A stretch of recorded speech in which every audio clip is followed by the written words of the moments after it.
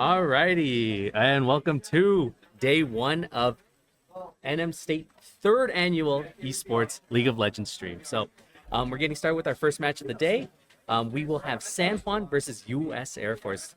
We're joined here by today me, Kevin Fan, and Evan Ludwig. all right. Are you excited for our first match of the game? Or first match of the day? I'm super excited. All right. It's looking like a good matchup. Yeah, no, definitely. I look forward to seeing all these teams. We'll see what kind of brand new tech we'll be seeing from a lot of these, especially these younger players coming from the high schools and whatnot. But of course, we have a bit more of a veteran team, seeing the Air Force and the San Juan College players, and so.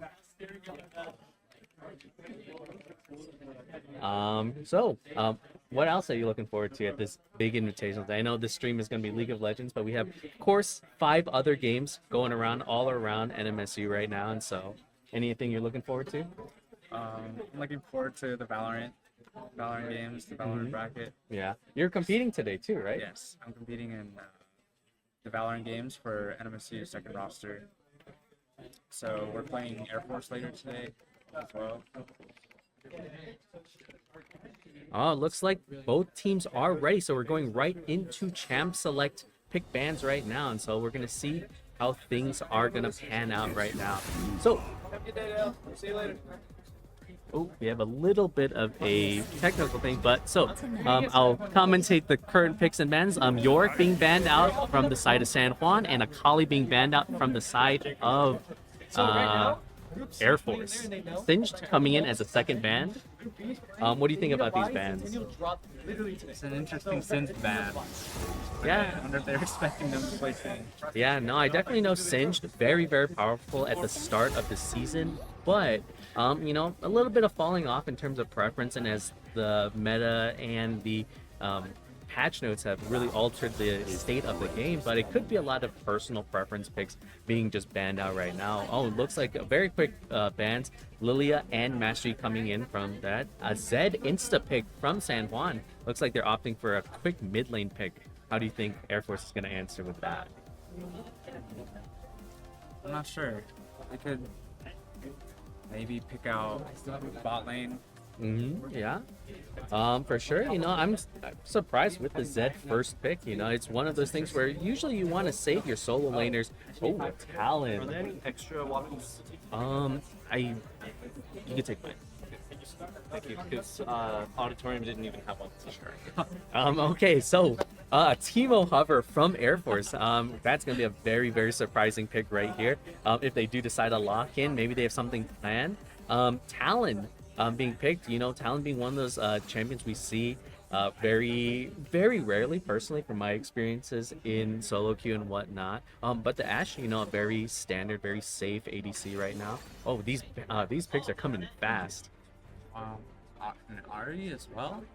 Yeah, no, Ari, I definitely think the Zed could potentially be... I've seen those very rare random Zed jungles, so it could be a flex spot. Ari definitely one of the best mid laners going on in the season right now, especially after the latest patch. Rumble locked in, very strong AP solo laner that I've seen in my experience. Dishes out a lot of damage, very safe in lane. And so we'll see second round bans. Shall I turn in my badge and rifle as well? Oh, a Caitlyn ban. Thoughts on that one? I think it's a good ban. Caitlyn is one of the worst characters to lane against. Yeah, no, especially that very long range. Almost impossible to get onto. You always have to commit a lot of resources just to get on top of that Caitlyn, or expect the Caitlyn to make a mistake. A Taric ban, pretty interesting. I haven't personally seen too many Tarics lately. Could be a personal preference ban, just trying to get rid of one of those comfort picks. A Xerath ban also. So, what do you think about some of these drafts right now? Interesting. So is Ashe going to be ADC? Yeah, Ashe probably definitely would be more ADC for sure. Oh, the Rek'Sai. Rek'Sai, very interesting spot, because the current meta, we've seen Rek'Sai being flexed top lane and jungle. Rek'Sai being a very strong bully in that top lane, going pure tank, with all that sustain built in and doing a ton of damage, especially with that E rework recently. Oh, but the Amumu pick, haven't seen that champion in a while too. But Amumu always been a very consistent type of jungler. Very good team fight, lots of AoE, especially good lockdown and when he engages in. And now, as teams do their swaps, we will have a 3-minute delay for their as for the spectator to catch up with. So what do you think of the draft so far on either side? Any favorite team comps that you like here, or anything you're digging? I really like the Gangplank pick, but the Air Force's comp is looking really strong there. Yeah, definitely. It looks like based on positioning and stuff, it looks like the Rek'Sai is going into that jungle spot, Rumble top, Talon mid, and so I definitely see that. Oh, and the Zed is going in the jungle, so that is something I haven't seen for a couple seasons. So what do you think about the Zed jungle? Have you any experiences playing it or playing against it? You know, back in the day, Zed jungle, he had an extremely fast clear, and so they might be able to capitalize off of that. And potentially look for an early gank or something. Yeah, the only thing I'm not 100% a fan of is probably San Juan's engage potential with the Amumu support, right? They're going to be relying very heavily on the Amumu support to really get in, right? Sivir running in, ulting, Amumu running at them, bandage tossing, ulting, locking them down. Because besides Ari's single target engage, Zed's lack of CC and engage, and GP's sort of linear movement, it's gonna be an interesting team fight for sure, seeing how these plays out, right? A lot of dive for sure on both sides. Ari's gonna be going in, chasing the backline. Zed's gonna be diving backline. Talon's gonna be counter jumping in. Rek'Sai can front to back, but at the same time, you know, her ulti very long range, especially if she's gotten a little bit of damage and he marks you and goes in. Yeah, the engage from Air Force is not. It's not looking so strong there. Yeah. I'm not sure what build Rek'Sai is gonna go for there. Yeah, and then it looks like we might be seeing an Ashe support over with a Swain as the main laner. Yeah. That's fine. I know the Imperial Mandate Ashe has been nerfed pretty hard over the last couple of seasons, especially how dominant it was. But it could be one of those comfort picks or something, or it could just simply be just positioning. They just are swapped in their positions, and it's a Swain support, right? Yeah. But yeah, no, I definitely agree with you on the idea that Air Force's engage is a little bit lacking, minus the Ashe arrow. The Swain pull, you know, sometimes they might hit, sometimes they might just whiff based on like the positioning of range and how the minions are positioned or in the lane. So we're definitely see it's going to be exciting to see how these matches play out. Anything else you want to add, and anything else, especially as we're about to load in another minute or so? Yeah, one more minute. It'll be interesting to see this bot lane. I think if they do opt for Swain going as main laner, it'll be sort of tough for them to deal with just the Sivir Yeah, as no, AD carry. I know from my personal experience that Swain, if he gets that 1-item, 2-item spike, especially gets that lead, it becomes almost impossible to really stop. You know, he becomes almost unkillable, and it becomes a very big problem. He's just surviving on, and you're just wasting all this DPS trying to burn him down while the rest of the team just goes into your backline and goes in. And it looks like very quick load in, and so we are going to pull up the scoreboard, objective timers. Alrighty, and so we are on the Summoner's Rift. So expecting any level 1 cheeses going on at all? They go for top, but it looks like 4 of them are hitting bottom from San Jose, and it looks like Air Force is trying to avoid any fighting early. Yeah. Do you have an Ari mod on? Do you have an Ari mod? 30 seconds. Oh, that's the new skin. I didn't even know that they had a skin. When Ari was running out of base, I legitimately thought that was a modded skin, but guess she turns human at the start of this. So it looks like there's a lot of visual updates in this game right now that we've been missing out on. And so very interesting positioning on both sides. It looks like they're both cross invading level 1.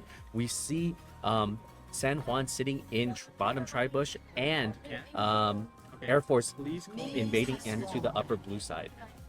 So we're gonna see if they are hoping to be able to catch their jungler, or if they're trying to see if the bot lane mistake comes through and they walk in. But looks like Air Force's bot lane playing very safe, sitting under turret right now, not showing much information. And so we'll see how things go. So it's a very exciting, very They are interesting. going for a late invade, but it is warded, whereas Air Force does not have a ward on their own blue.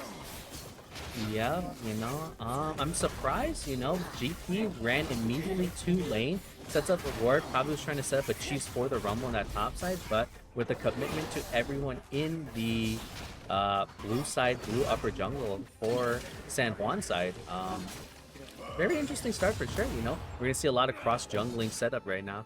Ooh, very good poke from the Barrows on GP.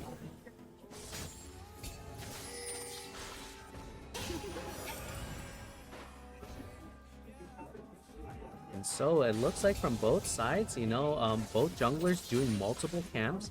And as they start to, we see Zed making his way back to his side of jungle. Very straightforward, a lot of just CSing on both sides, but Air Force getting the early push on the Sivir. Side taking all three enemy camps on the bottom blue side. Yeah. Whereas Zed only took the blue and the bronze. Ooh, a very quick, very heavy poke coming in. Heavy trade. Oh, and a flash comes out from GP. Oh, GP getting run down. Oh, Rek'Sai and coming in Rek'Sai from the there. tower dive. First blood. First blood great. goes to Air Force. Very, very powerful. We see that Rek'Sai tunnel coming over the wall. I know with the new rework with Skarner, I'm really looking forward to hopefully seeing a Skarner today. But, Rek'Sai showcasing the power of those tunnels in that early game. Perfectly for them with that Rek'Sai pick in the early jungle invade. Yeah, no, and of course, the lane back to the sort of expectation where Sivir is pushing out the lane. I'm very surprised that the Air Force managed to get such a fast push into the Sivir, and forcing them to CS under turret for that last wave and a half. But, everything besides that really exciting first blood kill early on, and that solo kill mid lane, everything's a little bit back to normal. Okay, Rek'Sai does manage to finish her up before the accidental reset. But right now, very straightforward lanes besides some of that early game fight. So And this Talon got solo kills mid. yeah, no, definitely one of those things where Talon.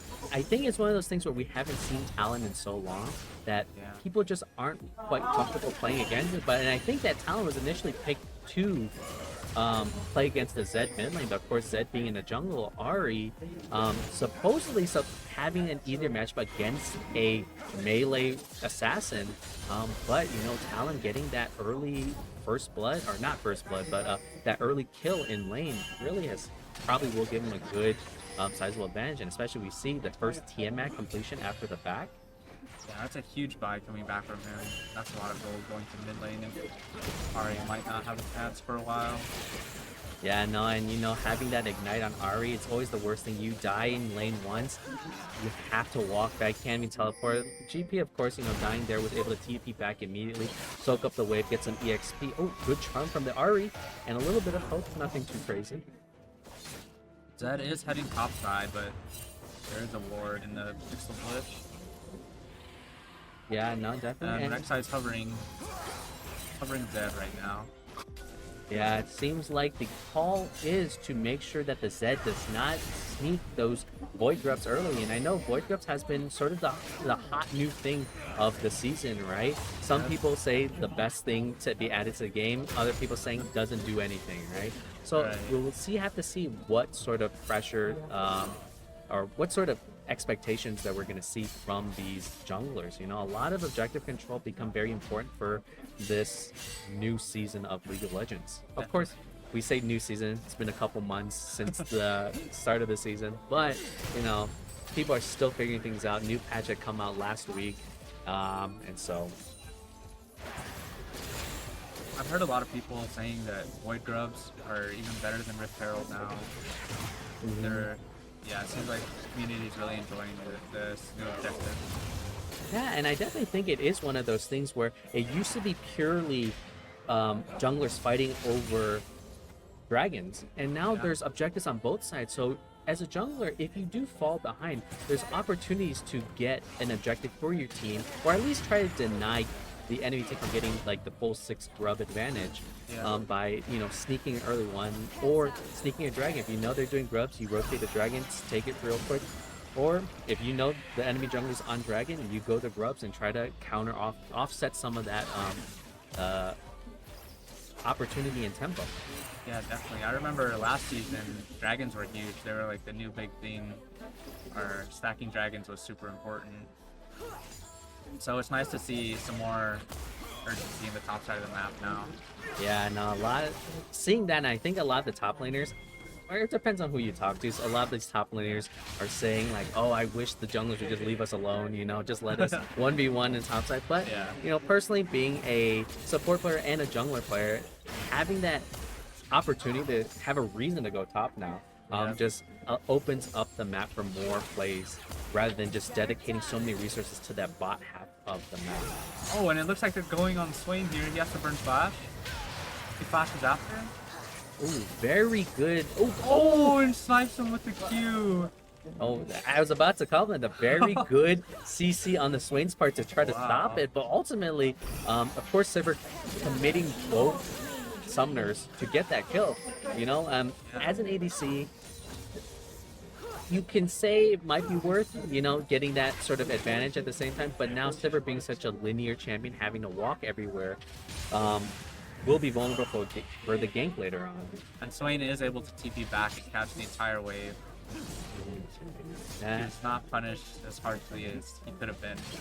Yeah, and so that's the thing, I've been seeing a lot of that carry position running teleport, and then the supports running that extra heal in that lane. So we see this sort of transition as like teams are starting to this GP just getting absolutely run down by the Rumble. Flash on both sides, they Flash and ignite. dive. Great outplay by the Rumble, just running down the Just runs him GP. down. And this is kind of what we were discussing a little bit ago, like these very linear type. Oh, that red buff almost stolen by the Swain.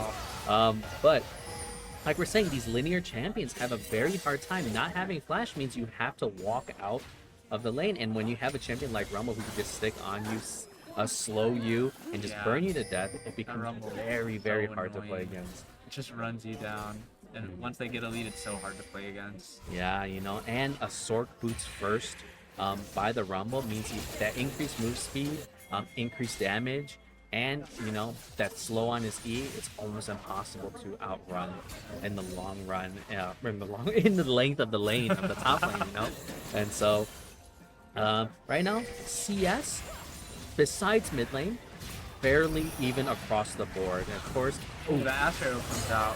The counter engage by Mumu. Oh, and Zed's there. Finish off Swain. And it looks like it's gonna be a double kill in bot lane. yeah, no, I was honestly surprised at that initial fight. I was a little bit worried because Mumu's still level 5, and then we have level 6s on both Swain and Ashe. But then Zed running in time, helping them out, making a 3v2, mopping up the kills here. And of course, trying to drag back a little bit of the income lead differential for the side of San Juan right now. Of course, reaching about the 10-minute mark, a good benchmark to see across the board, about a 1k difference. Not the end of the world, and we know a lot of that really comes from the mid lane CS and kill difference. And so Ari looks like hasn't really backed in a while, stuck on that, forget what the name of the item is. Lost Chapter. Yeah, and so trying to salvage a little bit of income on that first plate in mid lane. And so hopefully we can see that Ari try to claw back a little bit of that income, try to salvage the game a little bit there in that mid lane. Yeah, it looks like they are gonna have to play some bot lane. Sivir just comes back with lane with Static Shiv. Got their first full item, while Air Force has 2 items on their side. Ooh, that Ari getting absolutely annihilated. Wow. That damage was crazy there. She ults in and lost all her health instantly. Looks like they do catch the Zed. Oh, a little bit of poke from the bot side. Yeah, no, it seems like, you know, a little bit miscommunication or just not knowing the exact positioning of the laners. Oh, a little bit unfortunate that the minion ate the stun right there. That could have potentially have been a kill on the Zed right there because Sivir did clear out the minions very quickly and could have been taking a bunch of tower shots. But yeah, like we were saying with that mid fight, or that fight mid towards Grubs, a little bit miscommunication, you know, positioning wise. Oh, and looks like they do catch Swain out. Yeah, no, it seems like San Juan's only hope in this game is through their bot lane. They're doing absolutely phenomenally, keeping Swain down in kills, alright, but you know he's still keeping up in CS as a whole. But getting that a little bit advantage on the Sivir means she's going to be a great team fighter sooner than later.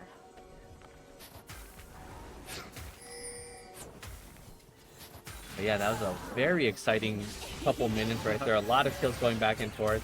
Of course, but you know that mid lane for San Juan struggling just a little bit to keep up with that Talon finishing the new Assassin's Hydra item right now, but Ari's still struggling to get her first item in place.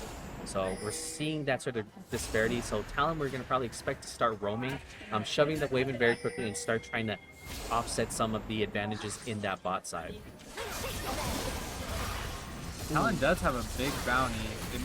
They're looking for something here. Mumu with the ult. It's not looking good. San Jose. San Juan. For San Juan.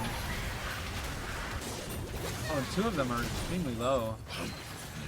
Doesn't look like their bot lane got there in time. Ooh, very finds close. another solo kill.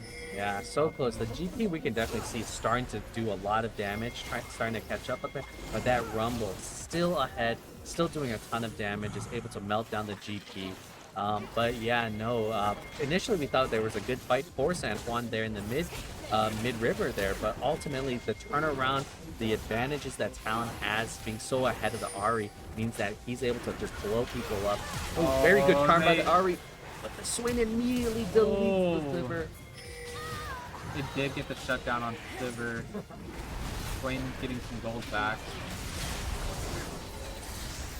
Just a little bit caught out, unfortunate from San Juan. You know, Air Force is moving very quickly around the map, able to respawn and rush right over the dragon. And it seems like just a little bit too spread out, a little bit too slow on the calls here. And it cost San Juan another kill, and especially getting the shutdown on the Sivir. Just unfortunately sending the gold over to the enemy side.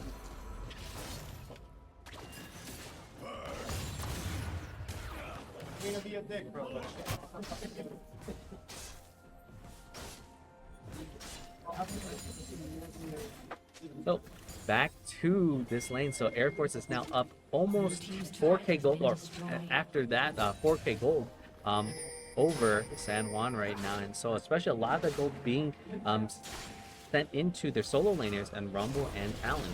And so we're going to really see that if San Juan can't front to back fight with the Amumu and having Sivir AoE with a traditional team fight, you know, it's going to be very difficult for San Juan to come back in this game right now.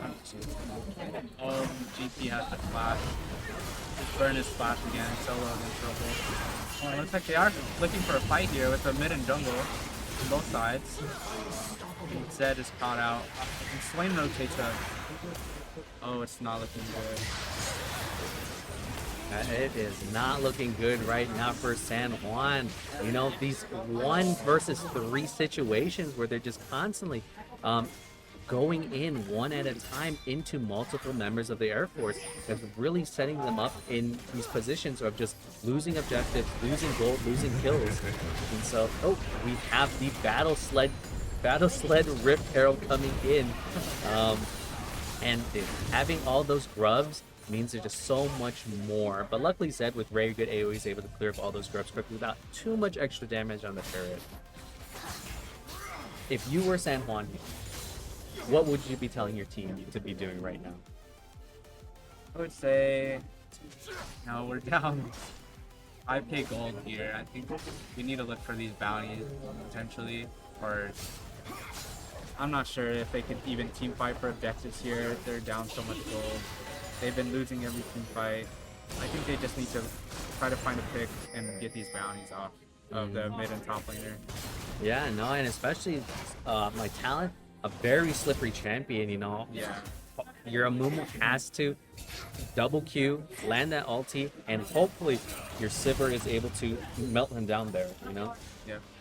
They need that damage from Sivir. She has to be there, and she hasn't been there in any of the fights so far. Yeah, no, you know, luckily, you know, the saving grace of Sivir is that her wave clear is one of the best for ADC, you know, and she's very self-reliant, you know, push the wave, fall back to safety, push the wave, fall back to safety, you know, a very safe type pick. And of course, with her spell shield, means she gets a single get out of jail free card, right? So, yeah, no, I'd be exactly in the same boat, you know, I'd be looking for, maybe it is time for us to join, group up, get a little bit of team fighting going, get that Sivir AoE. You know, if she's get her bouncing blades going through all the champions, right? You know, she could potentially start melting through a lot of these squisher champions. And we see, oh, another fight breaking out topside. Zed getting melted down really low. Oh, flashes over the wall. You know, oh, but GP leaving GP all by himself to just get melted down. And Ari caught up by the Talon as she's running desperate for her life. And Talon's able to close the game and finish off the kill here. Wow, they're looking for the 1v1 or 2v1 against Rumble in top, but Riverside reads it perfectly and was there to counter. Yeah, no, just unfortunate positioning and timing, but Zed's still very low. And see what he's trying to like force here. Okay, Mumu gets a knife done on the Rex side. Great ult, AoE ult. Oh, but when Zed immediately melted. Oh. Mumu gets the 1,000 gold shutdown. That was so unfortunate. You wish that gold went to the Sivir there instead, but you know, it happens sometimes, and you know, not the absolute worst, but 9 times out of 10 you really wish that gold went to that ADC instead. And so, yeah, no, the game's slowly slipping away. 6k gold lead for Air Force over San Juan. And so Air Force has just had full objective control because of the goal difference. It'll be very hard to come back from this for San Juan. yeah, but in a way, you know, if you're San Juan, you saw with that very brief skirmish up there, of course, although you lost 3 people in the process, we saw that Sivir was doing very good damage right now, right? There's no real tank coming out of Air Force right now, besides a single defensive boots around the front. Oh, are we getting jumped up by the Talon? Immediately melted down. The damage from the Talon. That is the worst feeling, you know? You're just locked out of this game. You are in a gray screen simulator right now. But, you know, like I was saying briefly right here, I wouldn't imagine someone would try to push the case on this one. Maybe a Zed with his mobility to try to get a field hit. Ooh, a little bit too late. Is able to get out. But Sivir does do quite a good amount of damage. If she's able to free fire with a Mumu body blocking bird, they could potentially start crawling back in this game very, very slowly. Yeah, I think even with one good play, they could be back in it, especially with Baron coming up here in 20 seconds-ish. Yeah, no, 5 seconds. You know, a lot of it is positioning, a lot of it is objective control and vision, but we could see on the mini-map that Air Force has San Juan's jungle lit up. There's not enough wards on the side of San Juan to, you know, help them make educated decisions on their macro plays, but Air Force knows exactly where San Juan players are and how they're rotating, and so they can make a lot of decisions based on where champions are showing up. And so Zed being spotted on a ward, you know, now people are making the call to go, you know, push him off of the jungle. Oh, Zed going in on the chase, is he able to get the knockup? As he slowly does Zed get out, Zed forced the ulti. And the counter ulti is perfect. Yeah, no, that was amazing timing by the Rex side, able to hold that ulti, wait for the Zed to reappear and pop the ulti and chase him down. Oh, this Talon does so much damage. Doesn't even have to commit his entire combo to get that kill. And so, yeah, no. On the side of San Juan, what do you do here? What can you do here? I'm not even sure if there's anything. I guess you just have to hope that Air Force makes some grave mistake here. They're able to capitalize off of it. Yeah, no, definitely. Like, you just have to hope that maybe Air Force throws for the next 15 minutes and you can try to crawl your way back, but it looks like Air Force is not going to be doing that, and they are playing very, very textbook, very clean, perfect map movements, perfect picks, and whatnot. Yeah, their vision control, their objective control, their team fighting was all great. Yeah, no, and so right now you're just hoping that Silver can keep the team in the game, and of course Silver being the most fed member on the team. He's caught out by Talon, he runs her down. Yeah, and even with that ward spotting the talent, it's not enough because him vaulting over these walls means he can gap close all that distance almost instantly. Oh, a little bit of chaos there by the Riverside finishing off the kill. And so right now it seems very, very dire. Oh, but the Zed, oh no, just using a shadow clone to escape a little bit. So Trying to hold on to this mid-tier 2 tower as long as they can. So hard with the bear. Already out. 20 minutes, 22 minutes. are we caught out? Oh, that Ash. Oh, and there's so much CC. We thought the engage would be a problem. Yeah, no, that Ash proving to be absolutely pivotal in just that tiny bit of slow that Ash provides was enough to slow down the Ari enough to get picked, and then the dive prepping on the turret. Air Force absolutely pops up, and Rumble does die though. On go, all that gold goes to GP, but with the respawn timers, I think that Air Force is able to just go for the end here. Yeah, they have 2 members coming up, but it's still 5 seconds out, and both towers are down. This is game. And there looks like that is our game. And there's our game 1. And so congratulations to Air Force winning the first stream game on today's match. So, any closing thoughts on today's game? What do you think? I think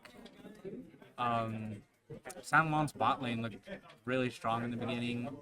I think they looked really promising if they had kept that and played towards bot side more. And Air Force just had a really strong appearance debut here overall. Yeah.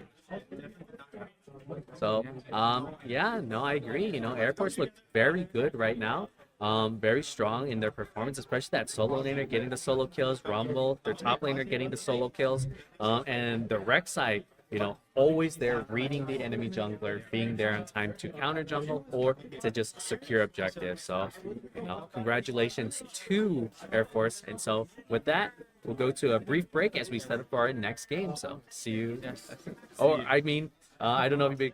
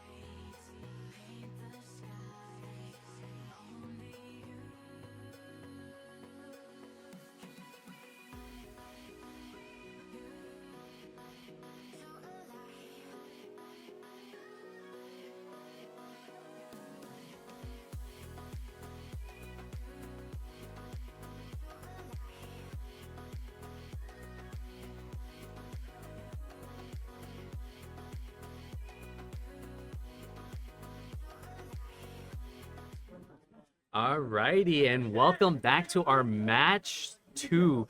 Of course, I don't know if we said earlier, but these games today will be best of ones. But today, for game 2, I'm joined with, Michaela, also known as Maka.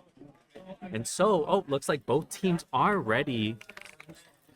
So Air Force, red side again, but this time they are playing UTEP, University of Texas in El Paso. And so, I know first game, Air Force had a very dominant performance against San Juan. So, anything you're looking forward to seeing today?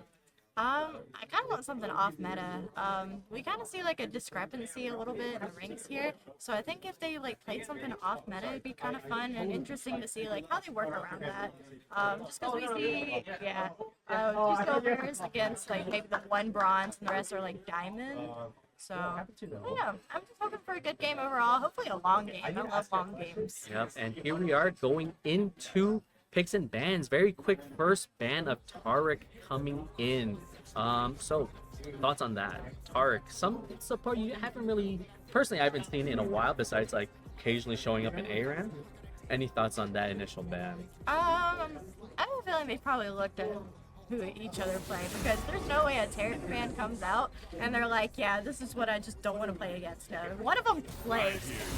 And that's Or why. it could be the ever lingering fear of getting clapped so hard by a Tarek that you just will never play it again, Similar for me, like Ziggs, I actually have a 0% win rate against Ziggs. That's me with Fizz. Yeah. I cannot stand Fizz whatsoever. Yeah, for me, I think it was starting from season 4 after and beyond, I've not won a game against the Ziggs.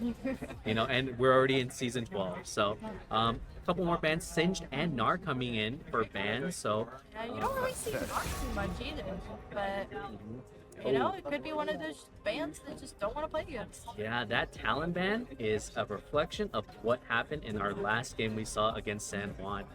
That Talon solo killed the Ari, level 2 or so, and then immediately went on to snowball the rest of the game and went on with 0 deaths. Oh wow, that's actually really impressive, especially for a tournament. I would not want to deal with that either. We see in the Rengar here. That's interesting. We don't see the cat very often either. Yeah, especially to eat a ban, right? So that must be definitely a targeted ban towards a jungler. Rengar, although a fairly solid jungler as a whole right now, especially with the new lethality rework from the start of the season. And so Rengar has always been a really, here comes the Ziggs pick, a Jinx pick on the side of UTEP. Very early on, relatively safe type of hyper carry. Of course, Ziggs locking in mid lane pick, shows that they are willing to allow UTEP to get the counter pick on their Ziggs, and so very confident to play from their mid lane. I mean, maybe they're like you. Maybe they have a 0% win rate with good stuff. We're seeing a Teemo, the little rat, coming in. Oh, not Teemo, Ash. Probably ADC, I'm guessing. Yeah. There's no real other place for her, except maybe support. Yeah, but... or you didn't see this last game, but Ash was actually the support, and something that we were surprised to see since Ash support had eaten a couple of nerfs over a couple seasons. Yeah. And so, but they're still very comfortable with it, but we saw the power of that Ash flow. I remember my first time ever coming to the Invitational. I was from NMT, and our jungler from NMT could only play Sejuani in the jungle. So I haven't seen her really since, to be honest. So Yeah. a Rakan, I do love Rakan. I think Rakan's always like a very safe, strong support, no matter like who's the ADC. Yeah, and I think Sejuani, like going back to the Sejuani pick, I personally have been maining Sejuani since maybe around season 6 or so, and I think Sejuani has always been a very solid jungler. Although her rework, in my opinion, have ruined her ulti, still one of those very fast engaged type junglers where, she comes Q charging over the wall, and then you eat that ulti point blank, you can't dodge, you can't react to it, and the rest of your team is slowed in the process. We did see a Aatrox ban and a Zed ban. Yeah, the Zed ban is pretty interesting. The last game we saw Zed in the jungle, and from the side of San Juan, of course, UTEP playing on that blue side currently. I'm curious to see why they banned that Zed. It could be, you know, a little bit of OP.GG research. Although the Ziggs was picked as a mid laner, I can't imagine, you know, doubling up on those bans would be that impactful unless that Ziggs is in that carry position in the bot lane, in that dual bot. Off topic, but what do you think of Syndra's new little icon? I am not personally a fan of it because either. I don't like change despite being a Kha'Zix main in the jungle. I don't like that Syndra change. It feels so angry Yeah, seeing that it. I just feel like all the other icons are so readable except for Syndra. Yeah, the change has been so you don't really get to see her identity anymore. Or it seems a little bit lost, you know. But of course, Yasuo getting banned on the side of UTEP. I keep wanting to say San Juan because I keep thinking it's a best of three, but they are best of ones today, and we will see best of threes in the semis, finals, losers finals, and grand finals. So where do you think Pantheon is going, huh? Pantheon is one of those flex positions. If you're real, I would imagine it being a mid laner, and Ziggs would be the ADC. But Pantheon being a mid laner or a potential flex, mid, top, even jungle. But Lilia being chosen for the jungle, Pantheon I definitely would say is one of those champions where if you pop off, you will pop off. You know. Well, we do see that Lux carry. I do not like going against Lux. And ooh. So I'm guessing Lux is gonna be mid, more top. Sejuani obviously jungle, things ADC. What do you think of Lux like as support nowadays? Lux as a support, I never respected it ever since I saw it the first time, you know, and I never liked it. I always thought it was just so cheesy, so dumb, especially when she starts building full AP. And it's like, why is this allowed in the first place? You know, me playing true support, building all these cheap items, I'm just broke all the time, and seeing a Lux just making all this money, you know, it feels bad. I don't mean to cut you off, but we see the Ashe support coming out again, actually, with Ziggs being the ADC instead of mid. Yeah, and of course the Dr. Mundo coming in top side. That top lane is going to be just a slog for sure between the two. You know, Mordekaiser probably won't be able to kill Mundo straight up, and Mundo probably not going to be able to kill the Mordekaiser straight up in that 1v1. It is definitely a battle of the tanks. We're seeing Lilia, Mundo, Mordekaiser, Sejuani, and then those like longer range such as Ziggs and Ashe. And we're seeing that Rakan's probably going to help Mordekaiser and Sejuani be able to run them down. Just to charm them back into Mord and Sejuani. So it might, I don't know. Who do you think's going to win? It is very interesting comms. I'm not 100% sold on either side. That's the thing, right? Yeah. On the side of UTEP, Jinx is going to be their main damage dealer. Mordekaiser, of course, can dish out a ton of damage, especially if he gets fed early on. But unless Lux gets consecutive kills and Rakan's not going to be doing a lot of damage, Sejuani's not going to be doing a lot of damage, and it seems like they're going to be relying very heavily on the Jinx to be doing a lot of that team fighting damage, right? But on the side of Air Force, we see Lilia potentially can do a lot of damage in team fights. Ziggs always a very consistent mage, and Pantheon being that sort of very, very aggressive bruiser type champion. So ultimately, you know, with this sort of thing, what do you like? Is there any which team comp do you like better? I would not want to play either one of against either one of them. I'm probably gonna lean towards the Dr. Muno and Lilia, just because I feel like Lilia is not utilized enough for her speed. Just like because her speed's kind of a tricky thing, just like Janna, like you have to play off it a certain way, and not a lot of people can. So I do definitely want to see how they play off of it, especially with that Ashe that's able to kind of slow them, and maybe Lilia's gonna be able to run circles around them. I'd prefer to be on the team of Dr. Mundo and Lilia personally. Yeah, for sure, you know. And so on the side of UTEP, I would be almost terrified to be that Jinx right now, you know, so much on your back, relying on it. And of course, you know, a lot of peel and a lot of support, a lot of very beefy front lines to keep the enemy team back, so which allows for a very good front to back. So I was about to say, Jinx doesn't necessarily have that range that a lot of the other ADCs do, and with the Dr. Mundo and Lilia in her face, I don't know if she's going to be able to do the damage and get the kills that she needs on like our longer range champions such as Ziggs and Ashe. So, like, the Kron might be able to help, but honestly, I'm not sure that Rakan's going to be able to get much off before being run down himself. Yeah, and I think Rakan probably is going to be in that position of just playing as a secondary peel for that Jinx. So, you know, a couple more seconds before we load in, 20 seconds or so. And so, who are you? What teams are you looking for to play today? Like, wait. In terms of watching them play, any particular team you're looking forward to see them? I want to watch myself play. Yeah.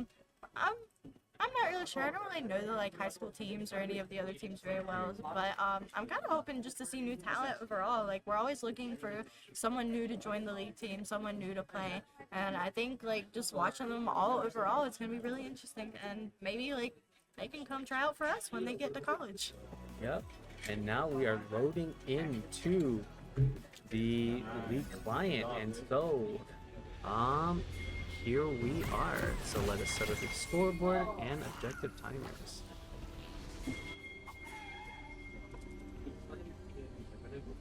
And so as we start in, oh, interesting, Rakan Wing out of out of the spawn, despite having the increased move speed of the starting of the game. So Can't even say anything. There's been so many times where I'm like, hey, you want to see a trick, and a flash in place. The first couple minutes, like, you know, like you're warming up, you're like touching your buttons, figuring out like what you want to do. And it's probably just one of those like either fat fingered or just like, haha, look what I can do. Yep. And so it looks like a very straightforward setup. We saw we missed that last game, but there was a double invade on both sides. One from Air Force into the top side of blue side jungle, and then from San Juan into the bottom side of red jungle. But looks like the normal 5-point setup. Of course, Jinx a little bit more in the further back position right now, but ultimately, you know, very safe, very standard start right now. You can tell that Jinx is already like figuring that she's gonna have to play safe against this other opposite team. Are not even worried about it. But you notice that they grouped back up around red buff. Yep. Buff a lot sooner than the top team did. Ooh, that was a ton of damage Yeah, from the it was. Pantheon from a single Q right there. Of course, Lux trading back, you know, with her Q and auto passive, and so that Mundo, I believe we're doing a ton of damage right there. Yeah, there's no trade back there. We can see Lux getting some more damage off on the Pantheon. Currently Pantheon's down just a bit more than she is. Oh, we're kind of even now actually. I think we spoke too soon. We can see that Sejuani's also clearing just a tiny bit faster than oh, never mind, they're even now. I spoke too soon. But we do see Ziggs already 3 CS up from Jinx, which your early CS is very important. Just trying to hit that level 2 before the other team did. We see a 10-5. Jinx is just not allowed to farm. Yeah, no, that Ziggs lane foot presence, you know, being able to AoE the wave down and jam the wave in, really forcing the Rakan and Jinx bot lane to fall back. Oh, unfortunate double binding onto minions. Lux takes the bad end of that trade, and she was unable to proc her passive there, so unfortunate. She did hit 3 before he did, but it kind of didn't matter just because like she was already getting her flash off. Oh, but here comes Sejuani ghosting in, chasing down the Pantheon. She knows no flash. She's able to get that first blood kill. Waiting up, Sejuani gets the first blood. It might be a trade here. She was able to avoid that. There is a flash. I don't think the flash was worth it there. No. Oh! From Kill shot. downtown, that little ball, the little bowling ball, that could. And so Lux, unfortunately, giving up that blood that could have been a 1-for-0 in favor of UTEP, but Right. Unfortunately, a 1-for-1 trade. Depending on who you're cheering for, 1-for-1 in favor of you, or 1-for-1 unfortunate, giving up that extra kill. And so, but that's Sejuani perfectly there at timing, to get that kill. Of course, Lilia was able to respond in time. We're seeing that they're somewhat even there up in the top lane. This is two champions that don't really use mana. They're both built on like, what do you call it, rage basically. Yeah, Similar. using their own health for Yeah. like as a resource, and so there's a lot of sustain on both sides. A lot of here comes the gank from Lilia top side. As they are appearing to run down and He did beautiful. flash. Ooh, They did push him back heavily. I'm a little disappointed to not try to see the skill shot from Lilia once again. Oh, I think she actually might be going for it. Oh, and we have a bug. Seems like the spectator bug is still there from this patch. We'll give it a couple seconds, see if it clears itself up. But we did see that Jinx is catching up back in CS. However, they are so far pushed up that I don't think it really matters right now. They had vision in the river. Lily is able to kind of run around a little bit more than Sejuani is just because of her speed. This is a lovely image of Lux. yeah. It happened when we were casting for NMSU game last time too.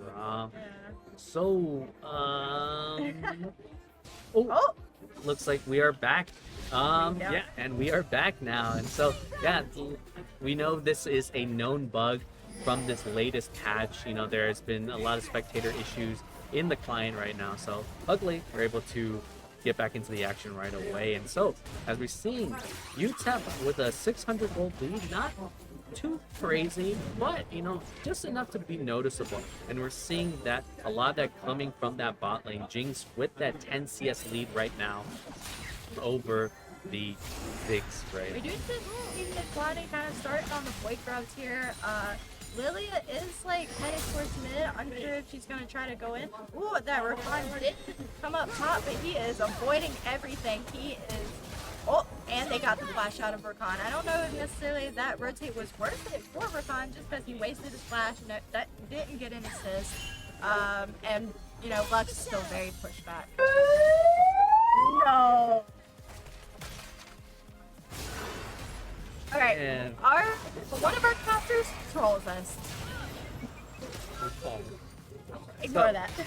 all right, and here comes a gank top lane right now. Mundo ghosting away right now with 3 people trying to send him, but they're unable to catch up to him. Sejuani's ghost on cooldown, and Rakan just not having the gap Well, we closure. do see Lux kind of rotating in. He is wasting the time. He might be able to get the kill off.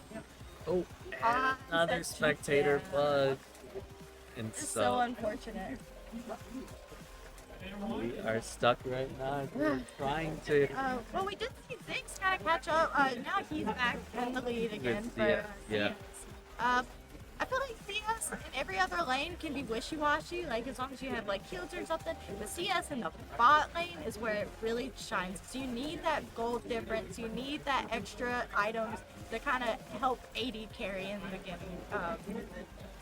Yeah, so as we wait for the spectator with this bug to clear up right now, have to see if we're able to secure this kill right now. So I'm so Lux, invested.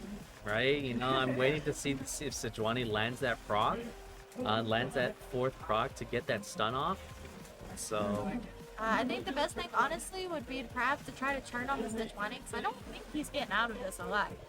But he can at least take the Sejuani out with him, continue to have Lilia gain that lead that she's already starting to show just a little bit. Kind of just putting her behind, wasted their time as well. Ward does have a little bit of a CS lead. I'd love to say more. yeah, no, unfortunately, this bug has been plaguing this current patch. And so, last time when we were forced to cast for our own NMSU during playoffs, we were running the exact same issues at the same time. And so, hopefully we can just have it cleared like it did a second ago. So How's your day doing? I am. It's exhausting, but I'm excited to be here right now. A Great. very fun day of games. You know, exciting to see everyone play in person against each other. So we are still stuck right now.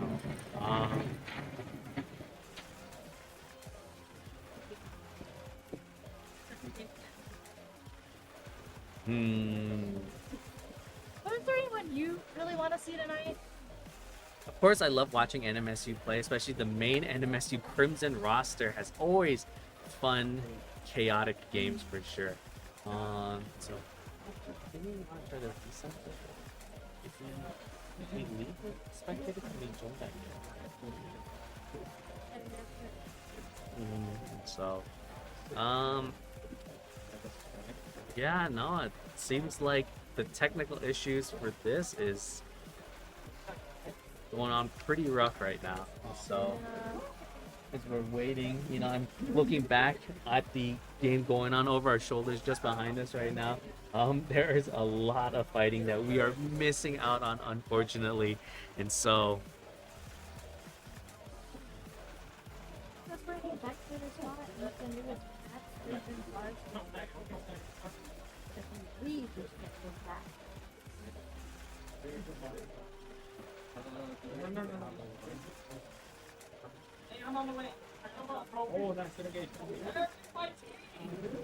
We do hear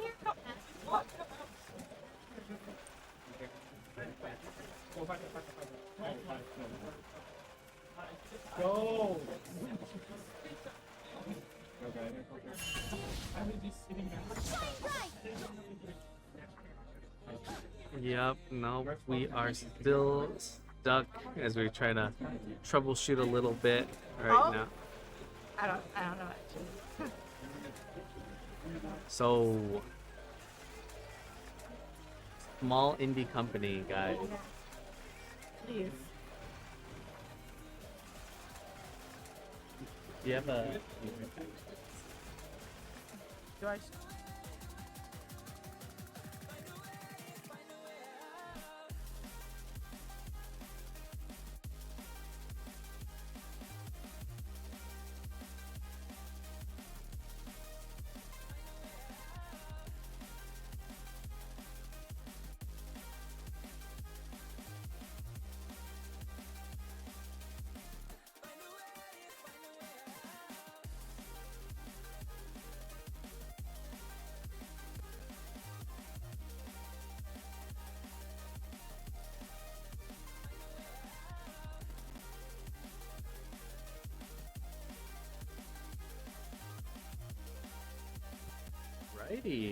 Alrighty, and looks like we are back in the action here. And so, as we boot up the fight, so here's the fight top lane, I think where we left off on initially, the initial ganks here. And so,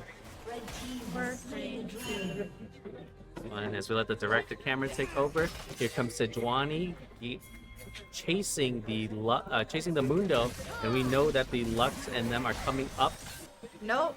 And It's frozen at the same exact spot. yeah, unfortunate. So Indie company, by the way. looks like we are running into this issue on the spectator side of the client. So sad that it's happening right now.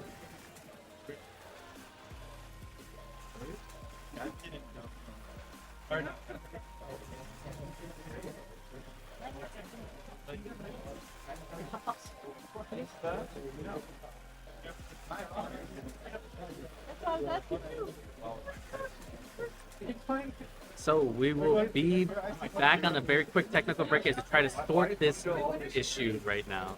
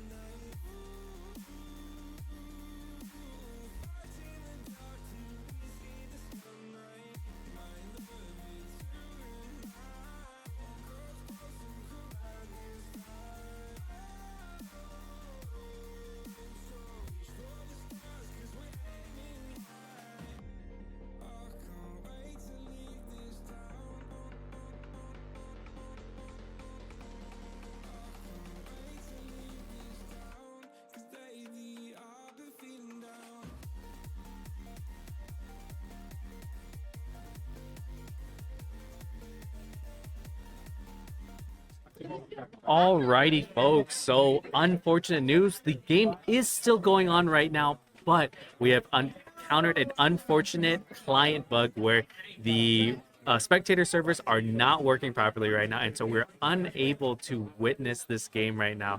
And so, we will keep you updated on further progress. So, hopefully, the next games we will not run into this issue like we did with our second match of the season. So, we will go on a brief break, and we'll let you know when we get back to our third game. And so thanks for tuning in. Thanks for keeping up with all the technical issues. Thank you, Michaela, for joining me on the stream. Unfortunately, we were unable to cast this. And so we have one of our main organizers here. We have Freezer.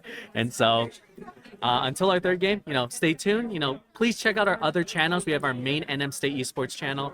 And we have our other ones, 3 through 5, I believe, are also streaming too. So if you want to watch Valorant, if you want to watch Rocket League, if you want to watch any of the Switch games, feel free to tune into those, and we'll be back shortly with Game 3. Also, check out the merch table and the ballroom. So, and all the other vendors. We do have other vendors up there as well. Especially the Geek Shack. Shout out the Geek Shack. Geek Shack. That's really hard to say. But yeah, otherwise, we'll see you back here soon. So.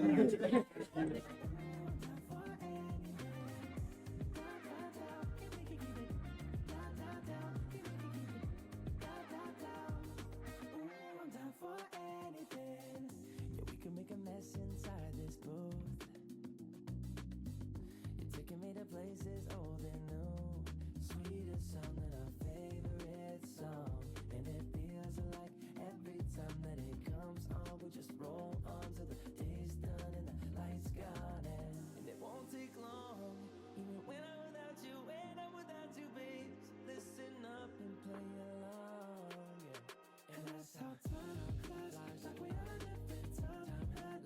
Tell me that you're here and feeling down for anything.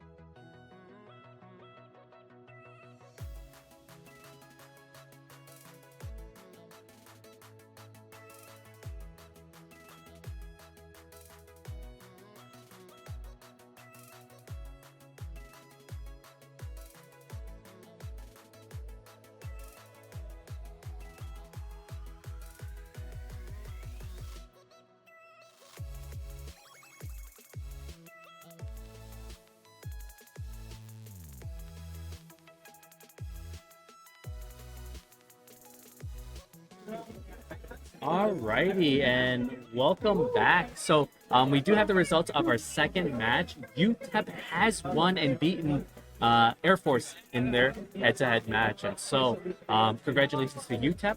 We will take a brief break as we set up for Game 3, and until then, stay tuned.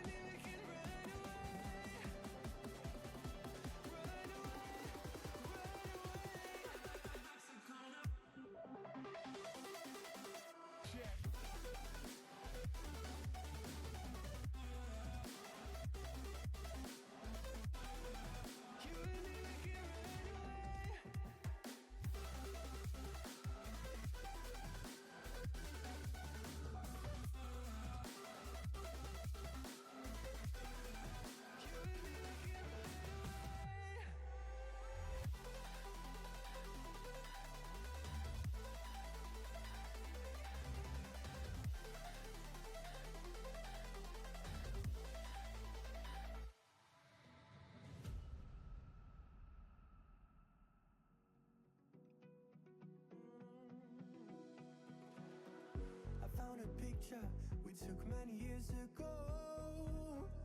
When I said to you we would never grow old. Messages I've saved that I never send, cause I don't know you, but I used to back then. I remember that I was drunk out my mind when we kissed for the first time. In the back of your car we passed out counting stars. Promised all these years we'd pack our things and disappear. I never thought I would see you here after all this time.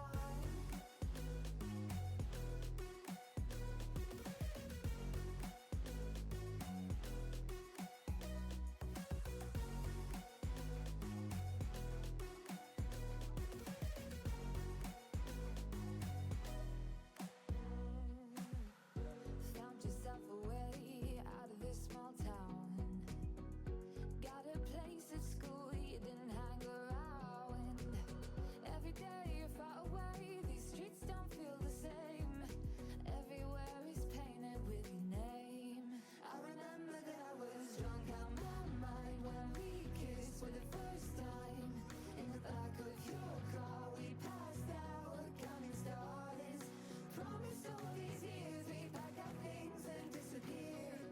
I never thought I would see you here after all this time.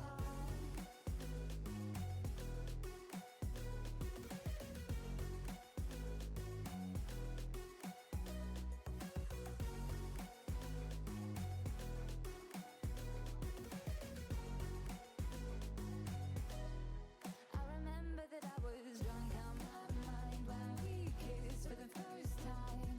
In the back of your car we passed out counting stars. Promised all these years we'd pack our things and disappear. I never thought I would see you here.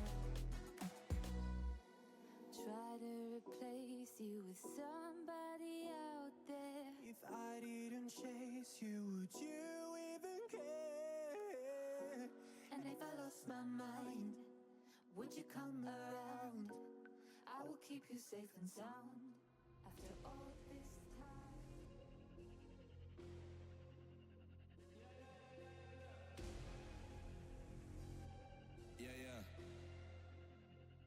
Yeah.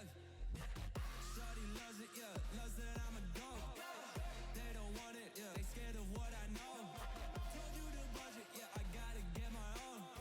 Shout out my bros, this right here deserves a toast, A lot of people back home on my back and they know. Trying to get on my line, cause the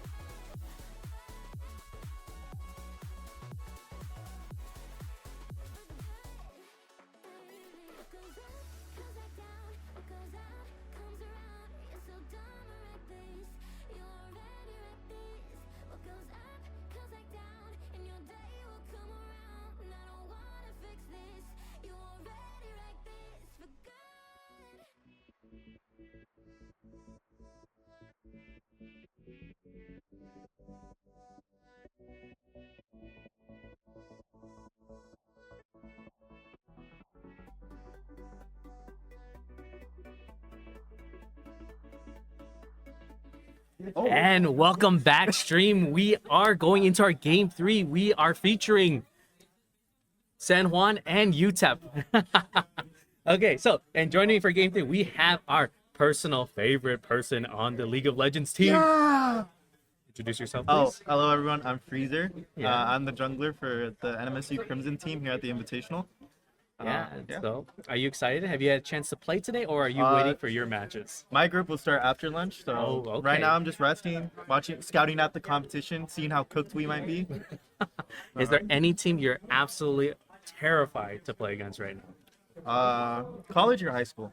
Any? I would say for high school, Gadsden. Gadsden's always been solid. They've gotten coaching from our previous NMSU variations. They've got, yeah. And so, and they have one of our old alumni as their head coach. So, you know, that's always a team to be scared of. As colleges, I would say probably our own NMSU team, the JV. We never know what they're gonna bring out. They might swap lanes. They might play a little silly chance. But overall, you know, they're solid players.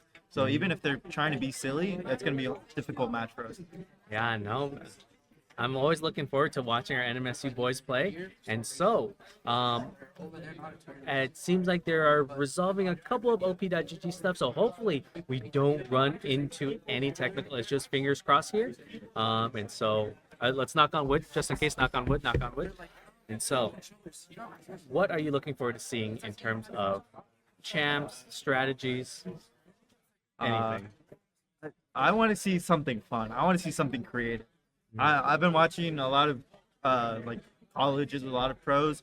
They run the same boring thing. I want to see something new and innovative. Bring back the Nautilus jungle. Okay. For one, let's try to see that. Nautilus jungle takes 4 minutes for first clear, but Exactly. sure, we'll get there. Yep. We'll get there. Well, we'll be behind and clear, but utility is all we need, right? Yes, exactly. Aside from that, maybe something. What the champ you haven't seen in a while, Kevin? In a while. But you're a little older, so that might, that varies from me and you. Probably haven't seen a solid rise in a while, I think. Yeah? Yeah. Ooh, I've never played against a Kled recently, especially a Kled, since starting college. Yeah. Maybe a Kled rise. The rise just goes behind us and the Kled just runs Goes into us. flying, Yeah. come flying in Mach 5 coming down top lane, and so you Maybe never know what's gonna happen. trying to see that new Skarner. Skarner would be not fun in to- jungle. Oh, not in the jungle. Yeah. Okay, Maybe a top lane because he's really tanky. So Yeah. Yeah. And so, and right now we are still waiting on teams to finish up their last minute OP.GG, research. Of course, every team gets a couple minutes to load in and do a little bit of coaching, get some ideas of team comps and whatnot ready. And so, pretty interesting, Yeah. Air Force showed a very dominant performance in their game 1. But then UTEP was able to take that game off of them in round 2. And so we'll see right now. UTEP being the 1-0 team right now, looking for their second win in a row. If they're able to, they'll be the first undefeated team in this group. What is this, Group D? I think this is group. A, B, C, D? No, Group this is A. D? D as in I think this is group A. because we're group D. Group Oh, of okay. death. We have a very stacked group. Yeah. We have Oregon Mountain, Okay. Gadsden, Yes. and yes. both NMSU teams in the same group. Okay. So it's a that little is- stacked. It'll be fun, but I might be cooked. Just fair warning. Any interesting strategies you want to tell us that you're looking forward to implementing, or is that all secret I'm right bringing. now? My professional debut of the Lee Sin is coming out. Oh, the professional Lee Sin. Yeah. I've heard rumors about this Lee You've Sin. seen the Lee Sin in the 10 You're minutes. right. Yeah, a little bit. Just a little sneak Just a peek little- of it, Let's say the Lee Sin is meant for. It looks the like enemy team. one of the teams are ready. We just need a confirmation from the second team. Oh. Looks like we have confirmations from both teams, and we are going to send it into Champ Select pick bands. So, first pick bands. Okay, Mordekaiser. first fan Mordekaiser. What do you think about that? I'm pretty sure UTEP was playing Mordekaiser earlier. So Yeah, Mordekaiser being that juggernaut type champion, does a lot of damage, almost unkillable, lives forever. shield, and especially since they've buffed, like recent buffs, he's kind of gone on under the radar. At one point, he was super broken. When the new item changes came out, when they got rid of mythics, I remember all AP bruisers, they were broken. Yeah. Yeah, like even Akali top made a big comeback, especially to counter the Jax. Yeah. I remember I played that a bit. That was fun. But now we're seeing Set first pick. Yeah, no, very confident top lane flex, or top lane, not even a flex. Well, Top lane, it could be. it could be a flex. There's a, But- they might the support might get a little silly. Right. Support Set is one of those things where, you walk into it, you walk into a max charge W on Set, Yeah. and you lose 2/3 of your health, true damage, for free. For free. Oh, And a then- cannon. A potential range top laner to fight the Set. Really good with his E, gives a lot of movement speed, able to space and kite against the Set's increased move speed as he's trying to run you down, as he's hopping down, running you down. All you can do, E away, that little electric rat, gone. Yeah. I think this cannon is going to be very crucial, especially in team fights, especially if you can get sneak behind you guys, or you could sneak in a ward, TP in, and then all of a sudden you just run around, and your whole team's stunned. They have a lot of lockdown just with this Sejuani cannon. And then Zed, he's meant to shred mid lane, right? Yeah. We're going to want to see this Zed roam out of mid lane, try to get a couple kills, maybe in bot, try to help out their jungle, but what you want to see out of Zed is dominant lane, just so he can roam around, get more kills, and you want to feed this guy. Because a good Zed is very annoying. Yeah, no, especially, when he hits that shadow, double Qs you, you lose 1/3 of your health from one ability. You're wondering what you're doing wrong in your life to be punished like this. These pick bans are coming in lightning quick. We're already got double ADCs banned on both sides. An MF coming in right now, and what do you think that's lasted? Oh, instant Zerath pick. Ban, and so very fast to pick. What do you think of the picks coming in from San Juan so far right now? I forgot which side was that. Blue side. Well, I've seen it. They don't have that much lockdown, that much CC. They have a Belbeth for lockup and charm, but aside from that, like there's no hard lockdown like a Nautilus or a Sejuani could provide you. So I think they're looking for just a pick and run away, because they don't want to take this long team fight. Yeah. Because right now the only durable thing I'm seeing is probably the Set. Even then, Set, if he doesn't land his W, he's kind of squishy. He's squishy until then. So if you could burst him before he gets it, ooh, a Blitzcrank. Blitzcrank, always a personal favorite champion of mine, but in my opinion, more recently, he's really turned into that feast or famine champion. If you're not landing those hooks, if you're not running the enemy team down, chasing them down, ulting everything, you just kind of end up being an over-glorified minion. Yeah, more than anything. I think on this side, San Juan is really going for these feast or famine champs. You have to get ahead of lane, or else I think they're gonna struggle through team fights, through like mid rounds, things like that. But I think over here on UTEP's side, they have a more solid comp, there's more synergy. The Zeri, Rakan, always a good bot. Sejuani always gonna be a solid jungler no matter what. Kennen, if he gets ahead, this Kennen's gonna be a real problem.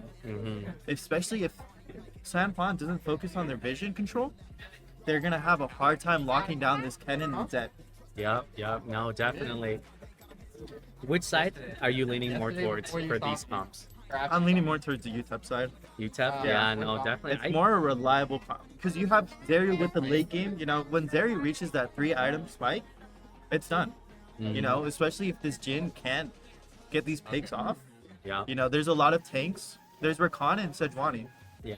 So it's gonna be a little harder for Jhin to be able to shred through these guys, especially since he's a lethality character. It's gonna be a little difficult.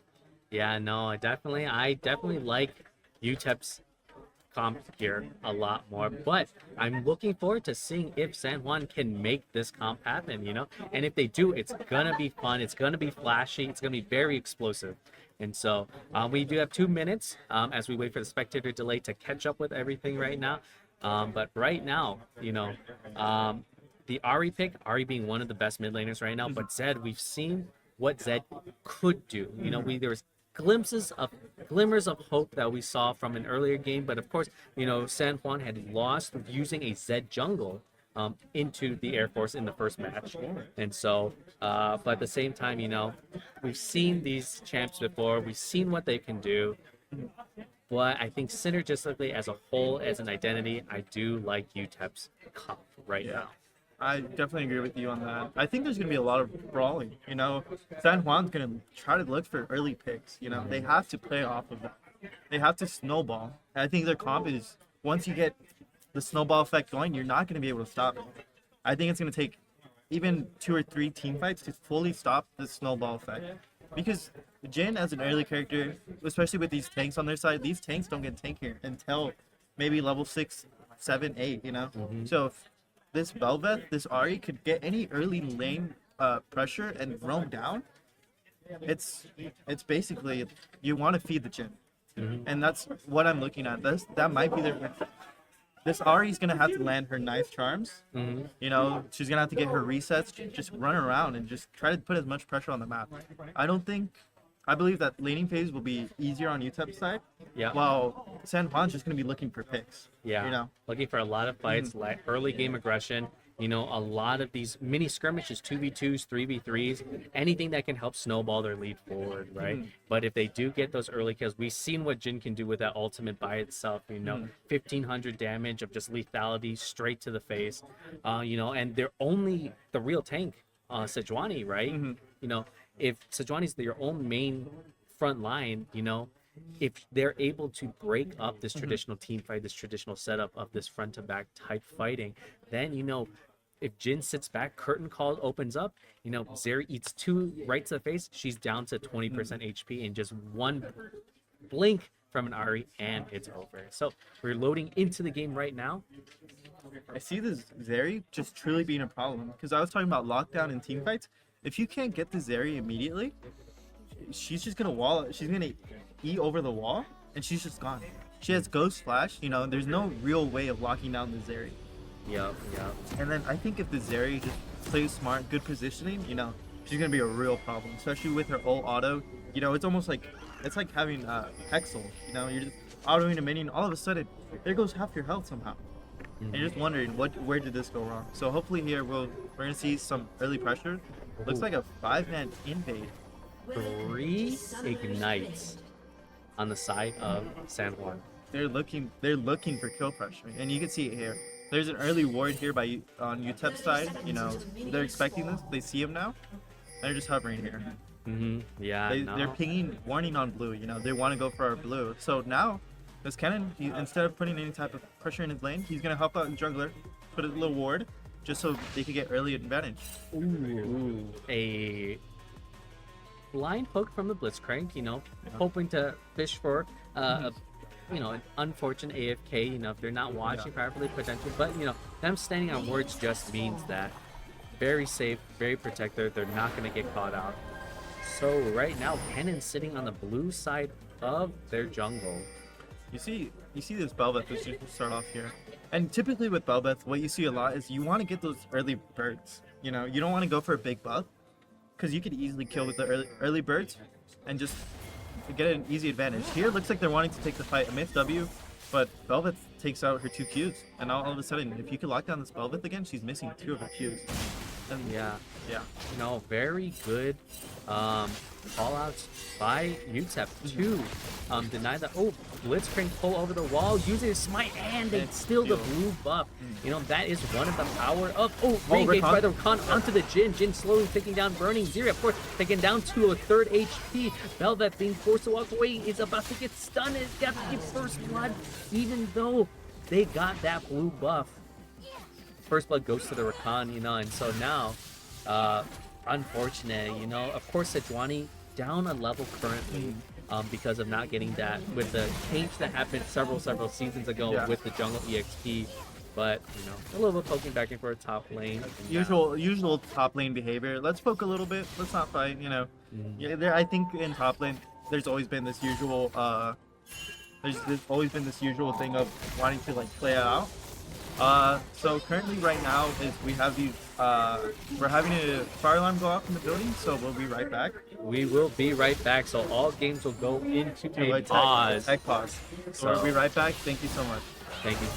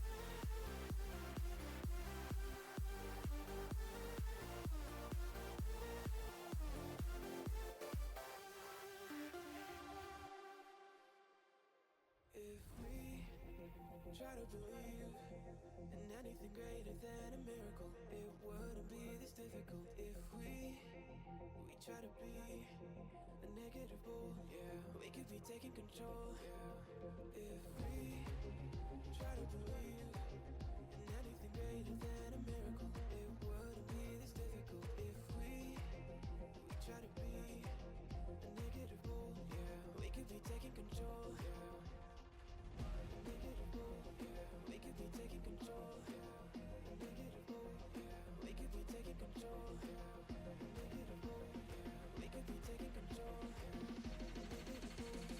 We could be taking control. We could be taking control.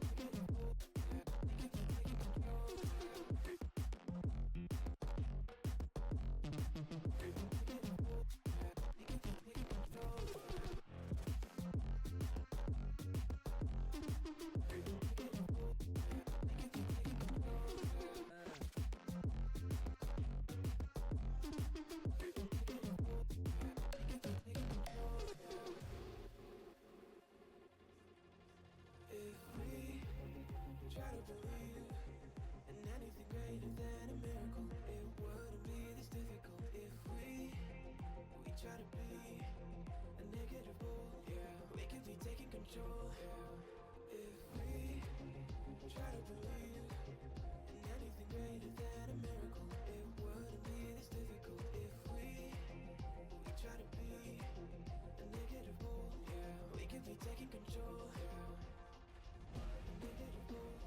We could be taking control. We could be taking control.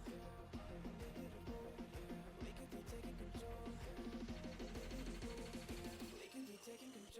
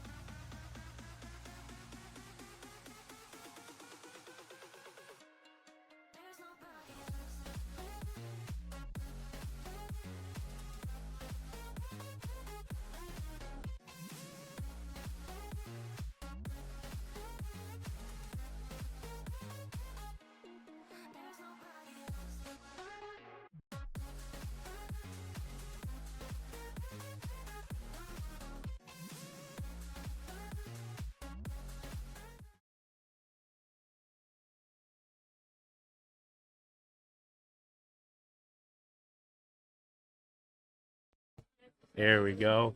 Alrighty, so welcome back to the post-lunch. Little recap. We did have some technical issues and a fire drill, and of course lunch. So we're back.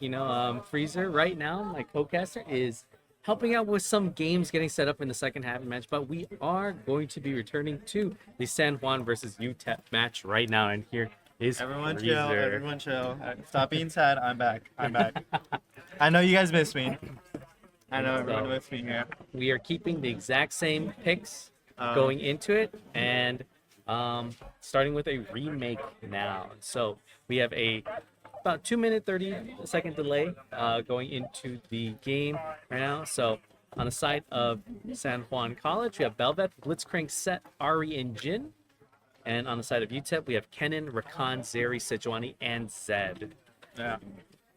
We talked about this earlier. A lot of luck, not enough lockdown. At least I think so for the Zeri. Overall, UTEP side is more. It feels more like a good comp. Like it makes sense. These picks, what they're trying to do and what they want to do, right? But also on San Juan's side, they know how they want to team fight. Yep. They want to pick off a squishy, or they want to pick off someone fast and then take their fight to an advantage. They don't want to go 5v5. They want to get either a 5v4 or just find maybe their jungler running around or their support trying to ward. They want to catch them off guard because this is more, I would say this is more like a assassin type comp, Or a skirmish comp, Yeah, right? They don't want full 5. Yeah. They want 2v2s, 3v3s, especially with a lot of the explosiveness of a Blitzcrank. You get pulled over the wall, all of a sudden you get immediately blown up, or Belvet, Ari, Jin, any combination of these really efficient, small skirmish type champions can really push advantages for the side of San Juan College. So, we're excited to see what'll happen, with the initial, and of course there's a remake, but the Blitzcrank, Belveth, Jin Cheese, where they stole the blue buff but ended up giving first blood back over. They gave first blood. They blew 2 flashes from what I remember and an ignite. So was it really worth that blue buff? Yeah, ultimately, and Belveth ultimately having to back and redo. But of course, Belveth did get the level advantage because of stealing the blue buff. And setting back the Sejuani just a little bit. But ultimately, not the end of the world. In my opinion, if you're playing Belveth and you want to go for, an early steal, you go for their birds.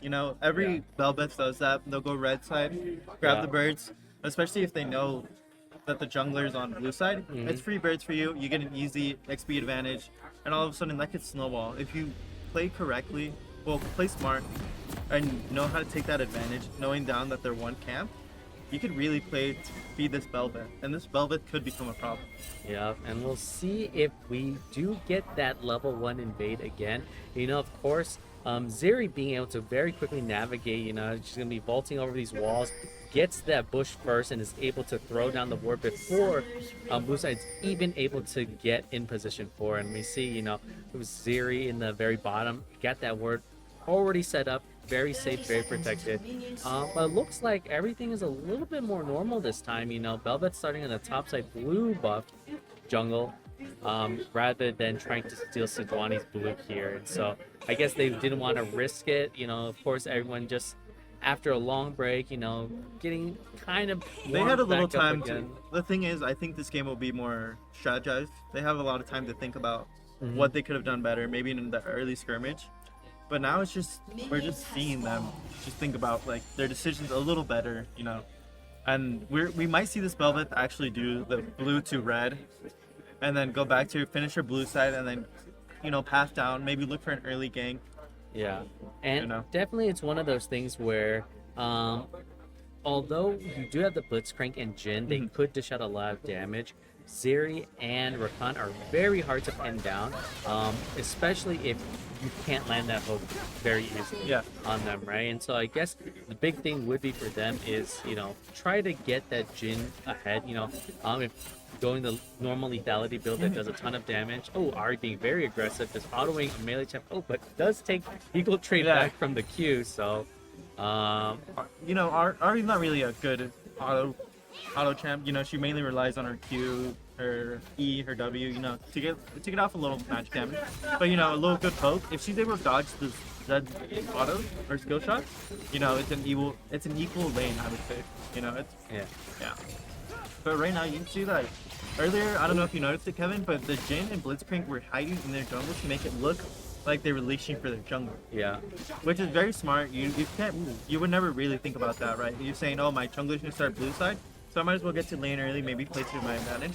But they're playing to, I would say in a sense, make sure that the other team doesn't know where their jungler's at. And you know, this Velvet didn't opt for the early birds on UTEP's side, which is weird to see. But you know, maybe she's just playing to play. Here, the charge Sejuani, and you know, Ari's able to get out, but there you don't really want to charge the Sejuani closer to you, because she wants to auto you to get her passive and then E freeze you, and then all of a sudden, you know, it doesn't come from that they outplayed you, it's you outplayed yourself.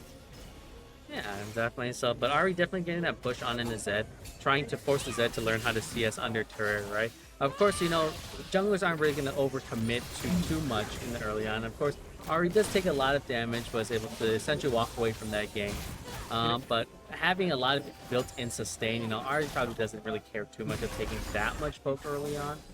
But of course, you know, after the wave partially crashed into the turret, oh, very good damage from the Zed. Oh, misses the auto to try to force a trade there, but you know, of course, Zed not having the actual, not running Ignite here. Yeah. He's running the full electrocute, so if you get the combo off, you know, that's a big hefty chunk of damage. Yeah. But you notice here, the Ari is not running electrocute. She's running parry or Comet, my bad. But usually you want to run Comet, you usually run that on like melee characters that need to get that range for that extra damage to keep the lane equal. So really here, I'm not sure what the Ari is trying to go for. Yeah, and so there's a little bit less. Oh, a gank top tapping. Oh, of course, Sejuani not fully committing to it. Of course, I know they don't really know where the Bel'Veth is right now. Of course, Bel'Veth is revealed on a ward mid lane.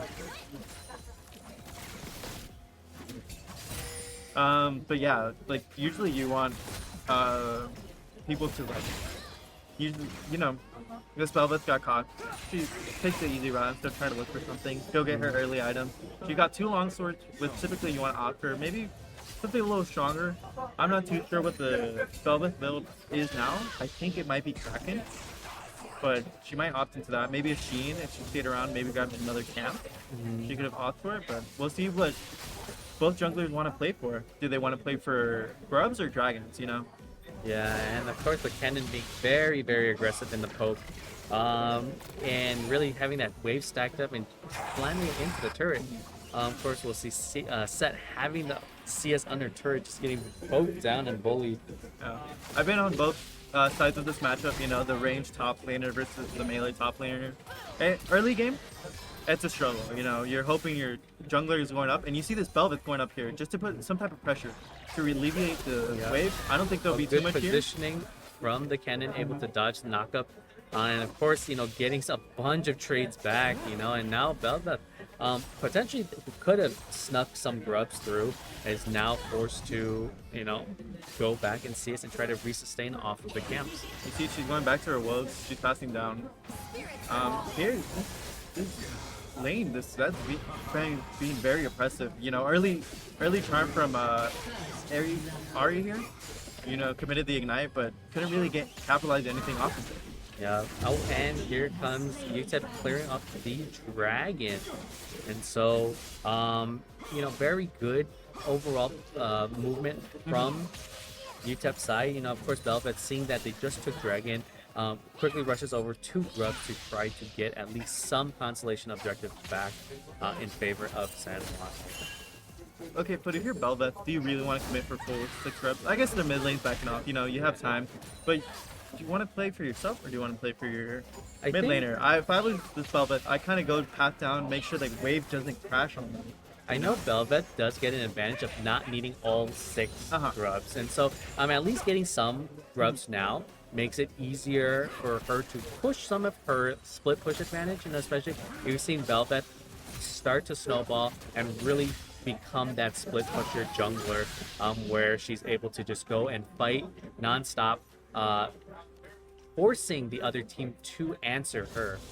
So, I know now typically you see junglers try to back off. If they don't want to fully commit to the grubs, they'll get one for the XP, and they'll make sure that the other team's not able to have it like them.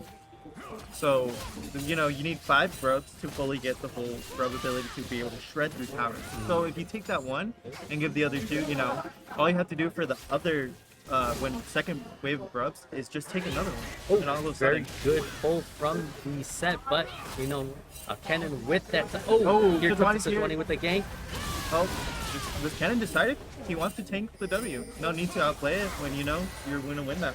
Yeah, no, and right now, here comes Zed going ulting in on R, forcing the R on her, but does so much damage, and the pop Ari barely survives, and that's the thing of going TP against it. You know, you trying to push it. I'm surprised that Zed actually would go a TP over the Ignite in this situation because he probably regrets it at this point, knowing that He could have killed. He could have killed over and over again.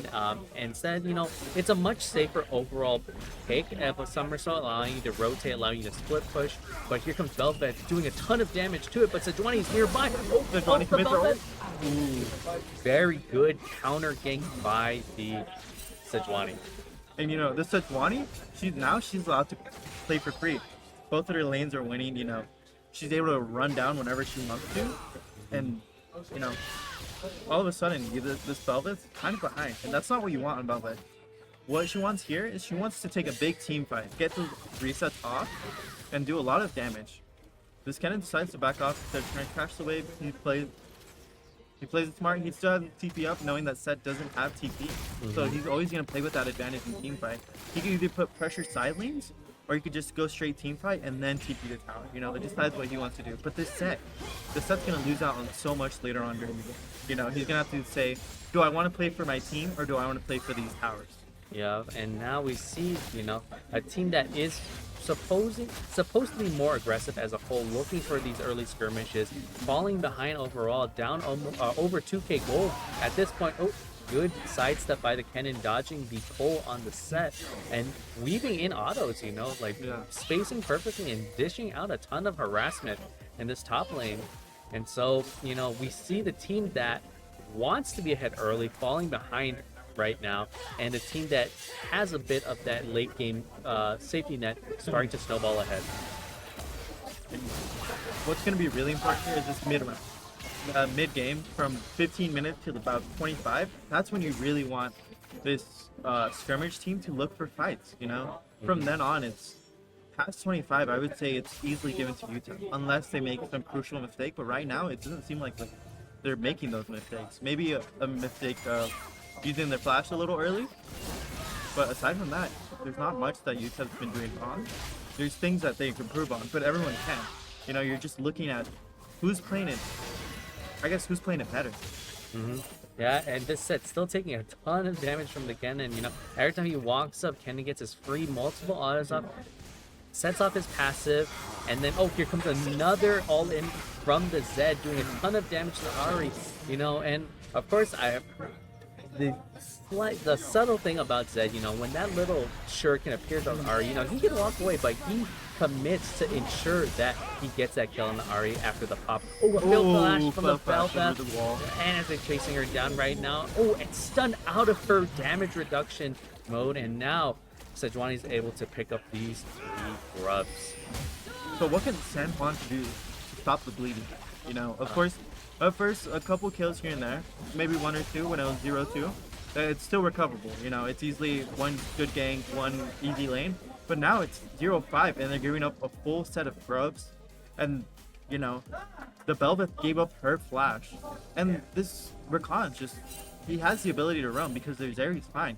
So I think this Velvet needs to start looking starts to look opportunities onto this area that was left alone when this Rakan started to go. Yeah, and the big thing is, UTEP's team comp minus the Sejuani is very squishy. after, for me, I would be calling for the Blitz to leave bot lane right now. And have the jungler play more towards that bot side, try to match the Rakan, try to move around the map, try to set up those picks, try to claw back any sort of advantages they can. Because the last thing what people expect is having a Blitzcrank show up top lane for the pull. Nice dodge by the Rakan, coming in from the Zeri, doing a ton of damage, popping her ulti. Blitz trying to block as much of the damage as he can to try to protect the Jhin. Ultimately, here comes Sejuani finding the Velvet in the middle of the river as they're going. Velvet forced to peel off of it, getting the passive activated. Unable to take advantage of the stun, but Zeri pulled out of position. But I don't know if you want that right now. Gap closure for the Zeri. She has even more cap close now. But nice a flash committed. up. Nice on the stun. Unfortunately, you're not able to stop there. Nice dodge. Nice dodge. Both flash committed. Flash. Yeah. But I don't know if that's super bad for either side. They both lost flash. They both lost ult, and now you're seeing this Jhin try to get whatever little damage he can onto these guys, just a little poke. And let's talk about that skirmish that happened there. Yeah, no, and it was one of those things where the Sejuani is pathing very, very well against the Velvet right now. Always trailing her, being there at the right time, right place, right time. And ultimately just being able to capitalize on the fights, leveraging the very strong laners and engages, and take advantage, because Blitzcrank had used his pull earlier a couple seconds ago, and so not having that initial pull to either kick things off or to displace some of the players. Here comes Zed all hitting the Ahri again. Preemptive flash to try to predict the ulti, but her ulti's not even available, and so of course Ahri does get immediately blown up. And so I think right now it's just good pathing from their jungler, putting pressure everywhere at once, but at the same time being able to blow flashes and not having to commit to the full fight. Yeah, and a lot of these fights were lost in the 1v1 situation where the jungler wasn't even needed. And so when you're in that kind of position and you're bleeding in these individual lanes, you need your jungler to help you try to offset these 1v1s into a 2v1 situation. But Velvet can't seem to shake the Sejuani. She's always there, the right place, right time, making it even 2v2s or 3v3s, and ultimately losing more and more advantage, or losing more and more of their window to try to snowball. I think right now overall, I think their whole lane phase, it's been lost just in lanes. They haven't really had a chance to fight on equal footing. We've seen what the set could do to this cannon. He was able to stop his ult with, or the cannon's ult with set ult. And if you could do that every fight, take the cannon out from your backline, or even then, if you could play front to back properly, I think there's a really good chance to be able to come back. And so Ahri forced to blow her ulti again defensively. Ahri has not been able to roam, not been able to use her mobility to her advantage at all to try to help the other lanes. And so right now we see Sett being bullied under his turret, and the first turret being about to go down very low. And it goes down first turret going to UTEP. And it is chasing right now. Yeah, Cannon's gap close with this early item.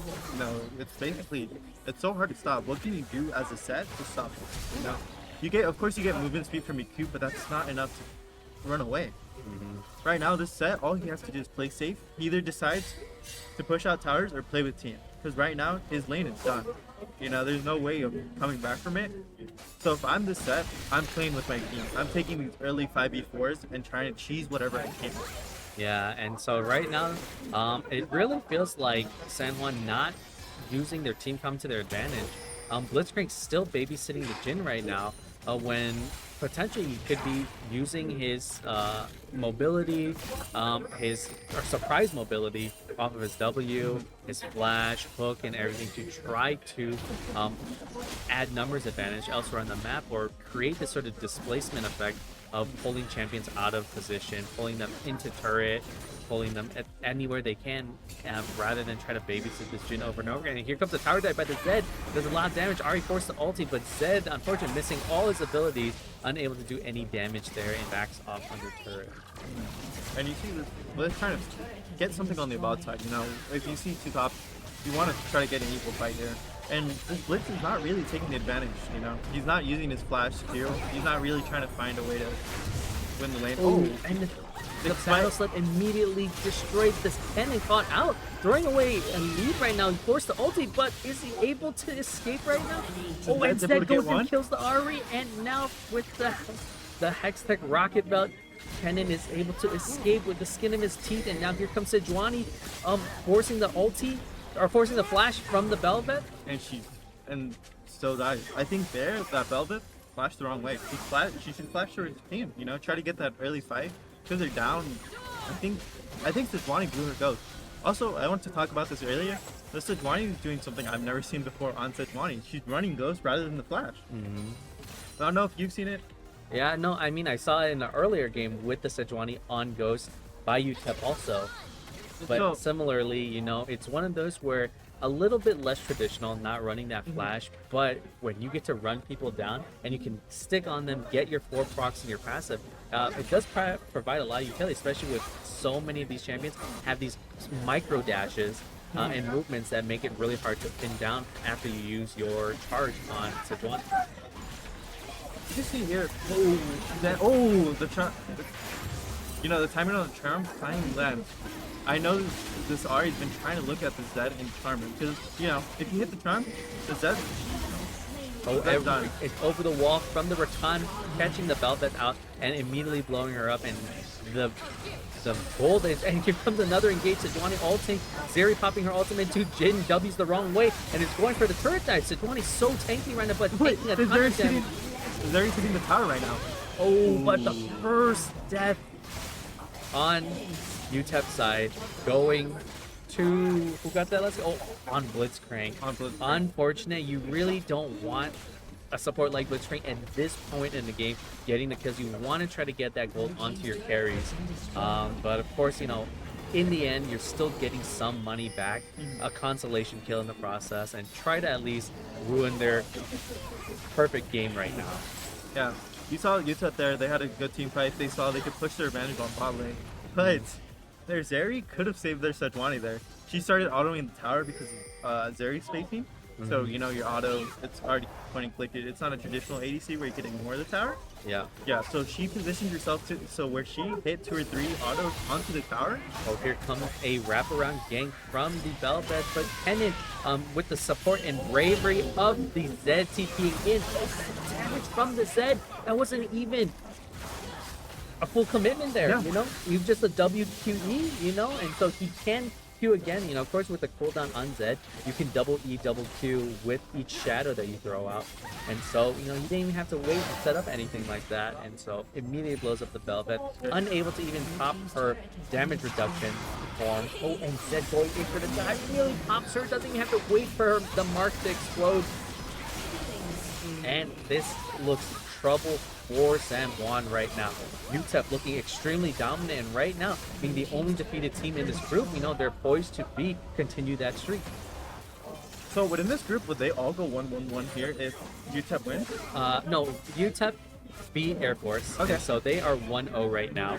And so if they win here, they'll be the only 2-0 team. Okay, they're looking to wrap up this group stage cleanly, you know, try to get a seed advantage in tomorrow's game. Yep. You know, and so, oh no, No. the worst feeling. You open up curtain call and the assassin walks up next to you. What can you do in that situation? And a very early Baron coming out of UTEP, you know, trying to secure the game early, end it really quick.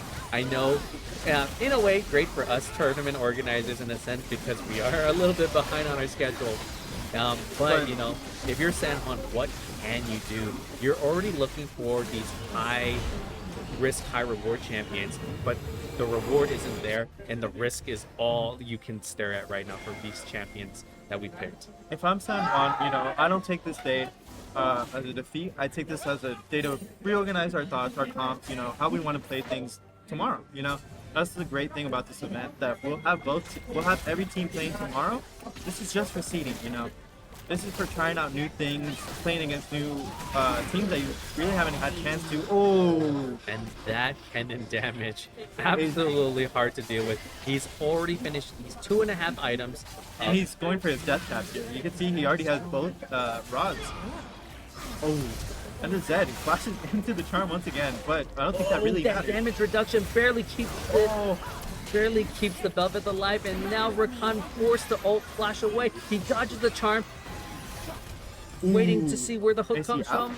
The hook. Oh, unfortunately, the Ari burn does kill. I think that was Malignant's burn, right? Yeah, Correct? the Malignants definitely got the Rakan there, you know, and so some of these kills coming back, and you can see that UTEP, you know, pushing a lot of their advantages, you know, throwing some of the gold back into the pockets of these champions. But at this point, when you're down a full item and a half, you know, does the extra 1,000 gold really make a difference now? Because you go from 1.5 items to versus against 3 items champions. And so Kennen diving in, ulting with the thing, gets the R-rate kill. And now it looks like, you know, at this point, it just looks like bullying. They're sitting inside San Juan's base and with absolutely low HP. Usually you would see champions and teams back off, reset, get another objective, and go to end. But now they're sitting there with 10% HP, 15% HPs, just pushing down Nexus turrets. Oh, the shutdown on the Jhin. A big shutdown coming out from Jhin. But does that really matter here? You know, all I'm looking here is they have to keep playing defense. They can't really do anything with this advantage. Oh, good flash onto the Blitzcrank. Oh, Blitzcrank goes down. Yeah, that's kind of looking over that. I think they're gonna look for a reset and just use it Baron buff to end. You know, if I'm UTEP here, I don't want to push this game any further. You don't want to give them a chance to come back. You want to show your dominance here. You want to show the other teams to be scared of you. Yeah. And you want to have a clean sweep here. Yeah, and I know a lot of people say like, oh, if you get the Nexus, that means these teams are able to farm more. But when you are down 2 Nexus at the 23-minute mark, that is so much effort just to keep your base clear of minions. You know, I'm sure you get an extra farm under your belt, extra gold, extra EXP. But man, just trying to keep your waves clear, you know that Nexus is going to take a little bit of tickle damage here and there whenever a super minion hits it every now and then, and it just makes defending harder and harder. And you know that UTEP is going to be knocking on your top lane Nexus, top lane turret and inhibitor. UTEP back, and I just saw a bunch of items. Yeah. You know, a bunch of gold in their pockets. You see this this Kennen's gonna be a real problem. He has full 3 items like he wasn't before, but now it's really an issue. So you can one-shot most of your team. Yeah. That's Sejuani's real tanky. You know, as a jungler, if you have 2 items, usually around this time, you know, you're on a good path. And because she has other components that are very valuable. And you know, right here, UTEP's looking to end. They want to take one last team fight just to end it all. Yeah, and we see a lot of the champions on 3.5 items, some even almost done with their 4th item, where UTEP is still trying to finish their first items, getting to their second, or sorry, San Juan finishing their first item. Some of them still Ari, barely on her 2nd item right now. And so you can see that the income is not there. They are struggling. And the explosiveness, here comes the ending fight. Everyone is immediately getting melted. There's no time to react to it. The consolation curtain call, and there is the game right there. UTEP very decisive, very, very solid, not losing a single turret in the process, and just push down for the victory. You know, very clean game from UTEP. They played smart. They didn't try to, I would say, overplay their hand. They played what they had, and they called it a day. You know, clean sweep for this day, 2-0 for ending the group stage with UTEP. Yeah, and now, you know, congratulations to UTEP, and so very good in their favor to have this 2-0. And of course, you know, in their group they did have a drop, so we normally would have an extra game seeing the Centennial, but since Centennial chose to drop their league team for this tournament, they're automatically given the bye, and so technically it would be a 3-0. Yeah, 3-0. But In terms of actual processing for seeding, and so I think we're going to be having the other groups play now. yes, we will be starting on different groups. We're gonna try to wrap up. I think Group D that's playing right now. Currently they're off stream, but we'll be starting the NMSU groups. Yeah, and that's And first- exciting. First match for everyone is NMSU versus NMSU. Oh, so it's going to be a team kill match, so Yeah. that's going to be exciting and really fun to watch, so I look forward to seeing that. Okay. Well, at least from my side, I have to go. I have to go warm up and hope I do good. Yeah. But So thank you for joining us on stream, and so we'll be back after a very short break. okay, thank you.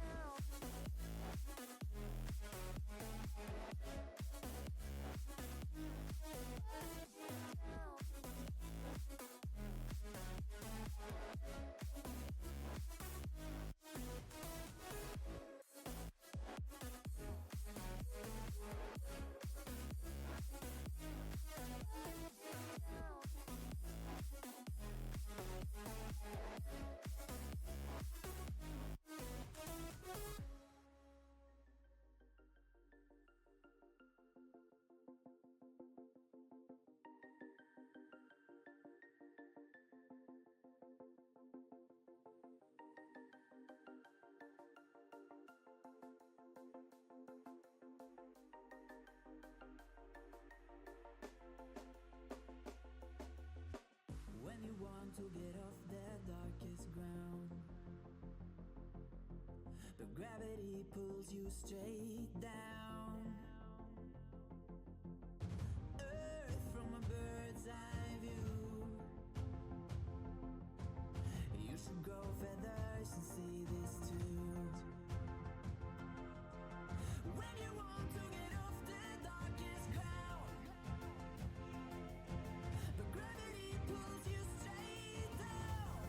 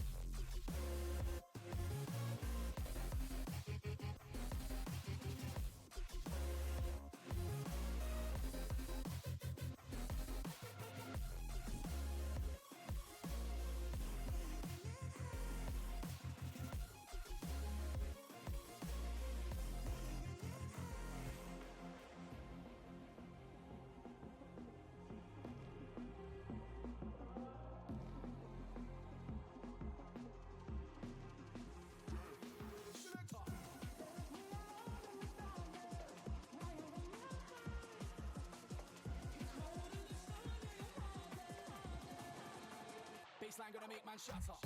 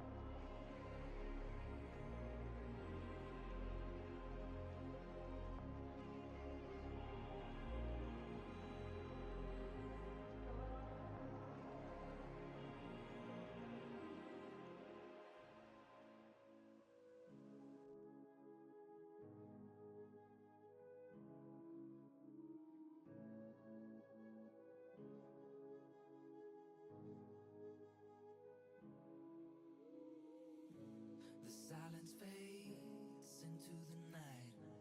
Coyotes sing at the moonlight. These open highways are calling our name, and now it's time for us to escape. Feel the wind touch our face. Let's take a spin to a foreign place. These open highways are calling our name, and now it's time for us to escape. Escape to a world we don't know. Escape into the great unknown. Escape to a world we don't know. Escape into the great unknown. Escape, let's escape. Let's escape. Let's escape.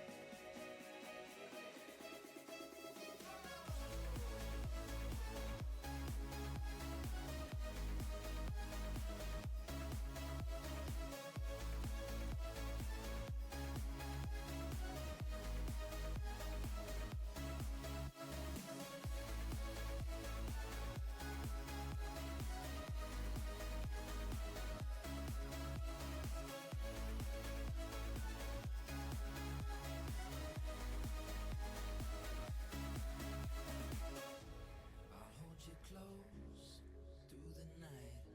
I won't let go until the sunrise. These open highways are calling our name, and now it's time for us to escape.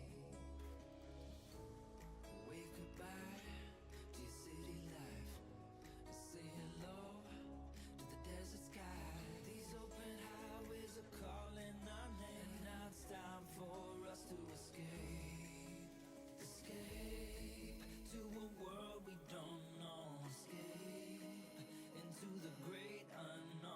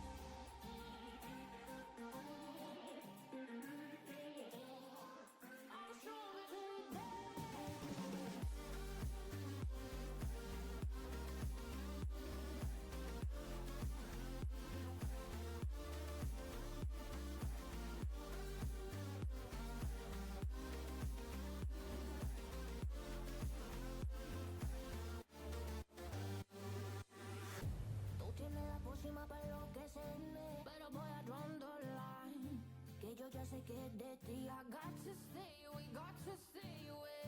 Sé que como un trofeo quieres tenerme, pero I don't need no one. Que yo ya sé que de ti. I got to stay away, got to stay away. No, no, no, no, baby, no, no, no, no, no setbacks.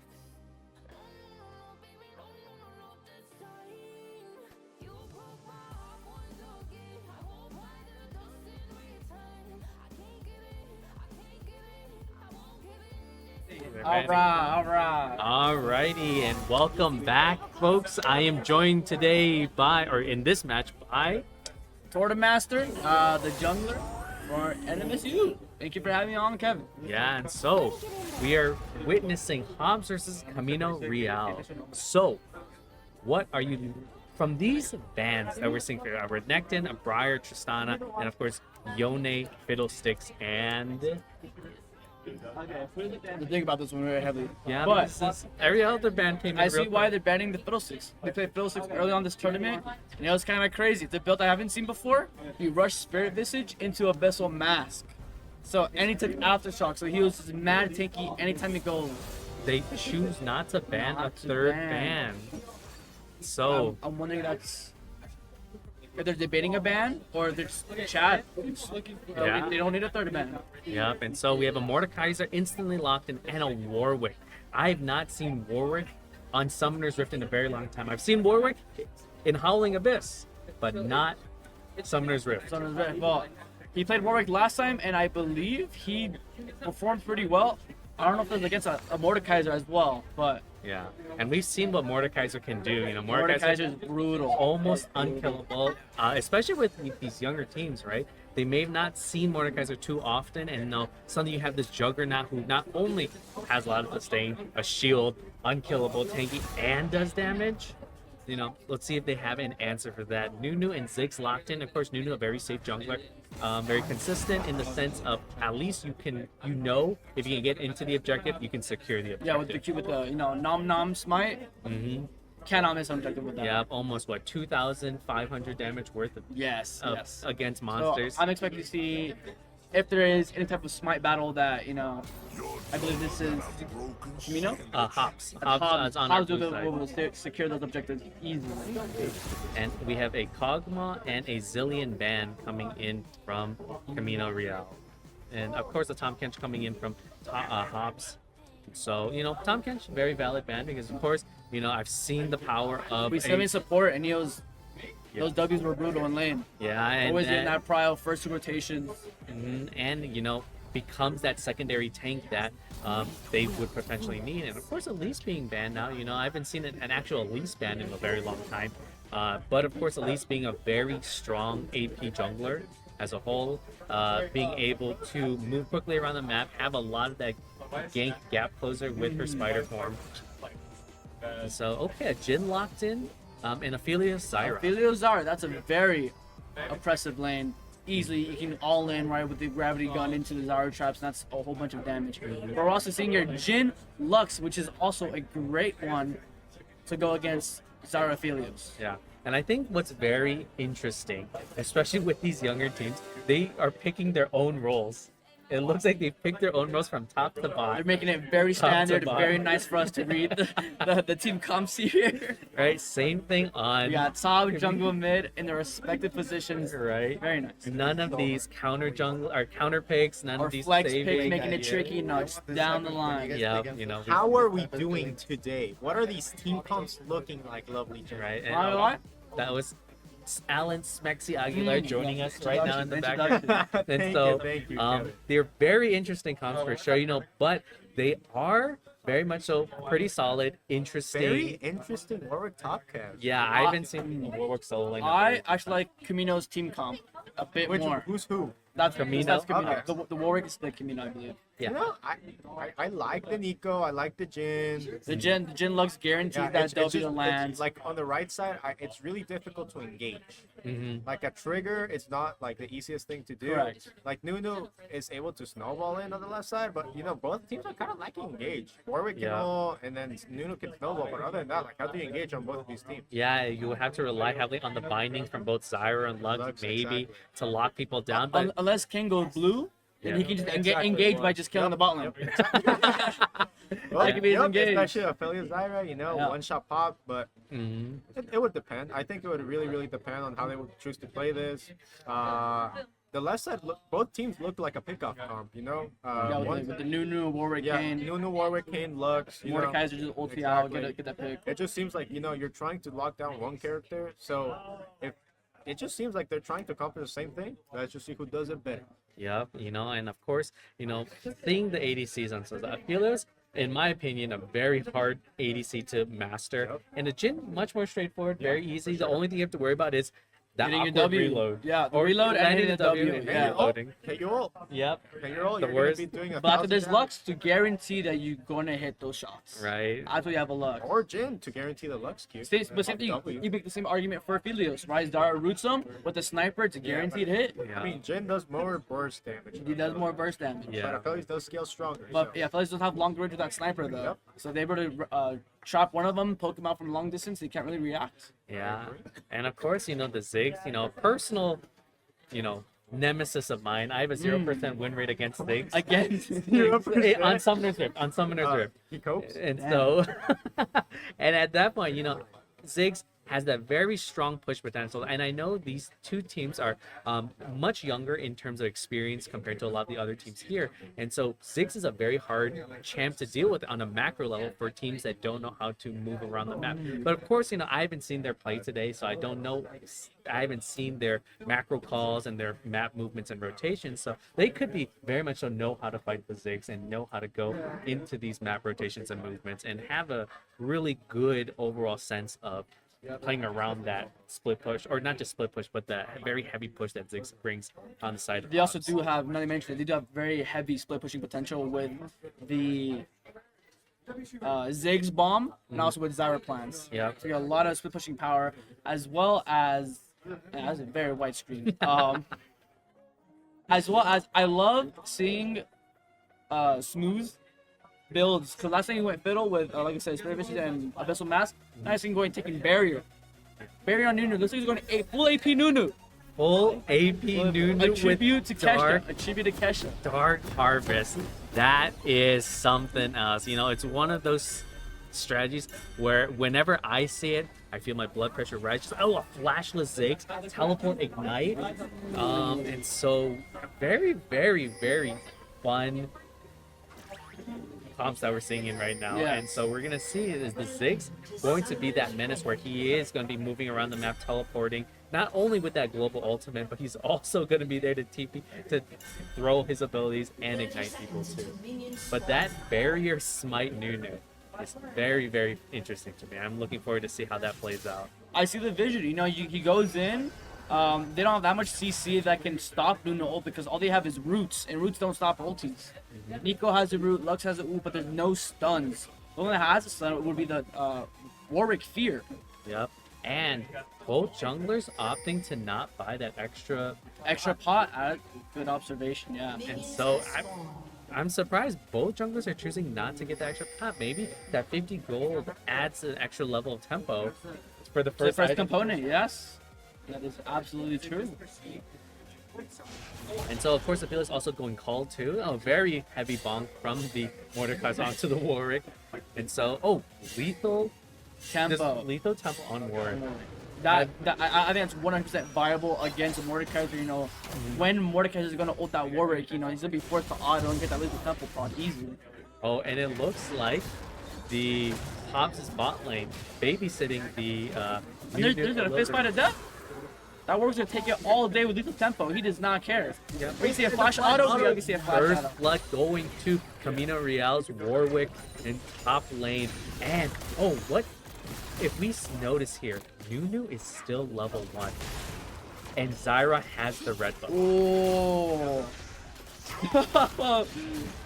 The plans have taken the red buff away from the Nunu. Now he's level 2. Right, and Warwick, dude, that AoE from Mordecai did a ton of damage to that Warwick as he tried to chase right there. And so, at the end of the day, it's not the end of the world for Nunu to lose the red buff. Of course it feels really bad as a jungler, but Nunu is starting to catch up to that Kayn.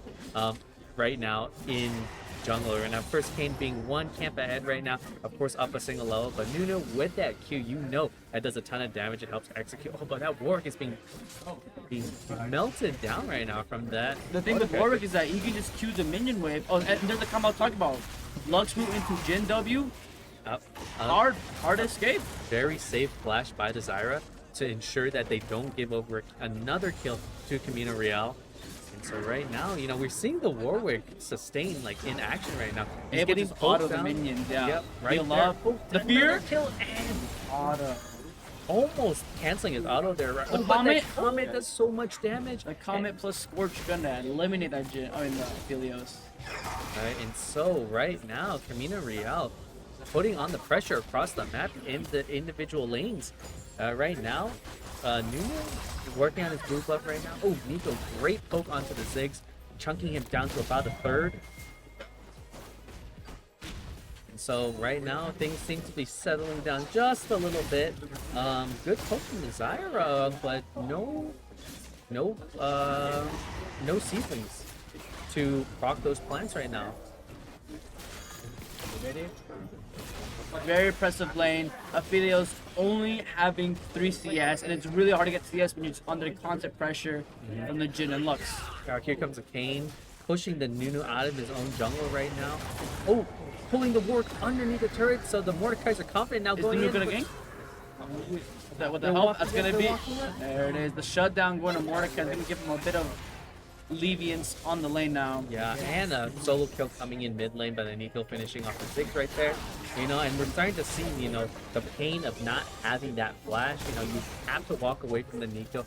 And of course, Nico is able to run people down very efficiently and land the final blow for that kill there. So what are you thinking right now? You're down 1.5k gold at 5 minutes. If you're Hobbs, what do you make? What calls are you making right now? It's Hobbs or that's Hobbs? Hobbs. I would say, you know, if I'm Nunu, I need to start ganking all the lanes. Trying to get every single one of them ahead, especially helping out that bot lane. They really need that pressure getting relieved off of them because, you know, it's such a pressive lane. You need someone else. You need another source to help you out in that. Yeah, no, definitely. Right now, Nuno working on his golems, and of course the Jin and Lux back.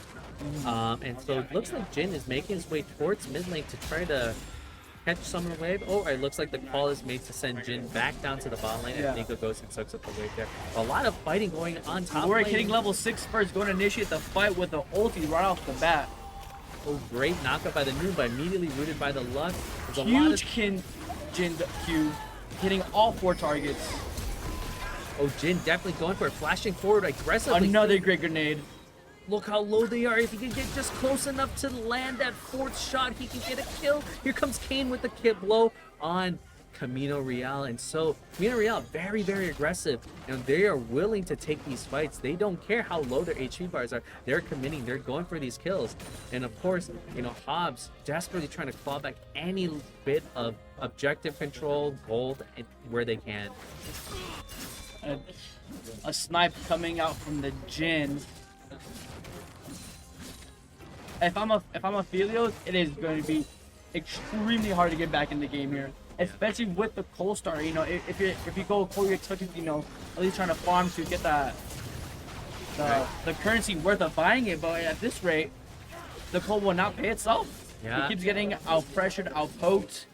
There's not much he can really do about it. He needs his team to help him out down the bottom. Yeah, right there, Lux getting caught by the Zyra, you know, potentially acting as a, oh, and the Kane finishes off the Zyra there.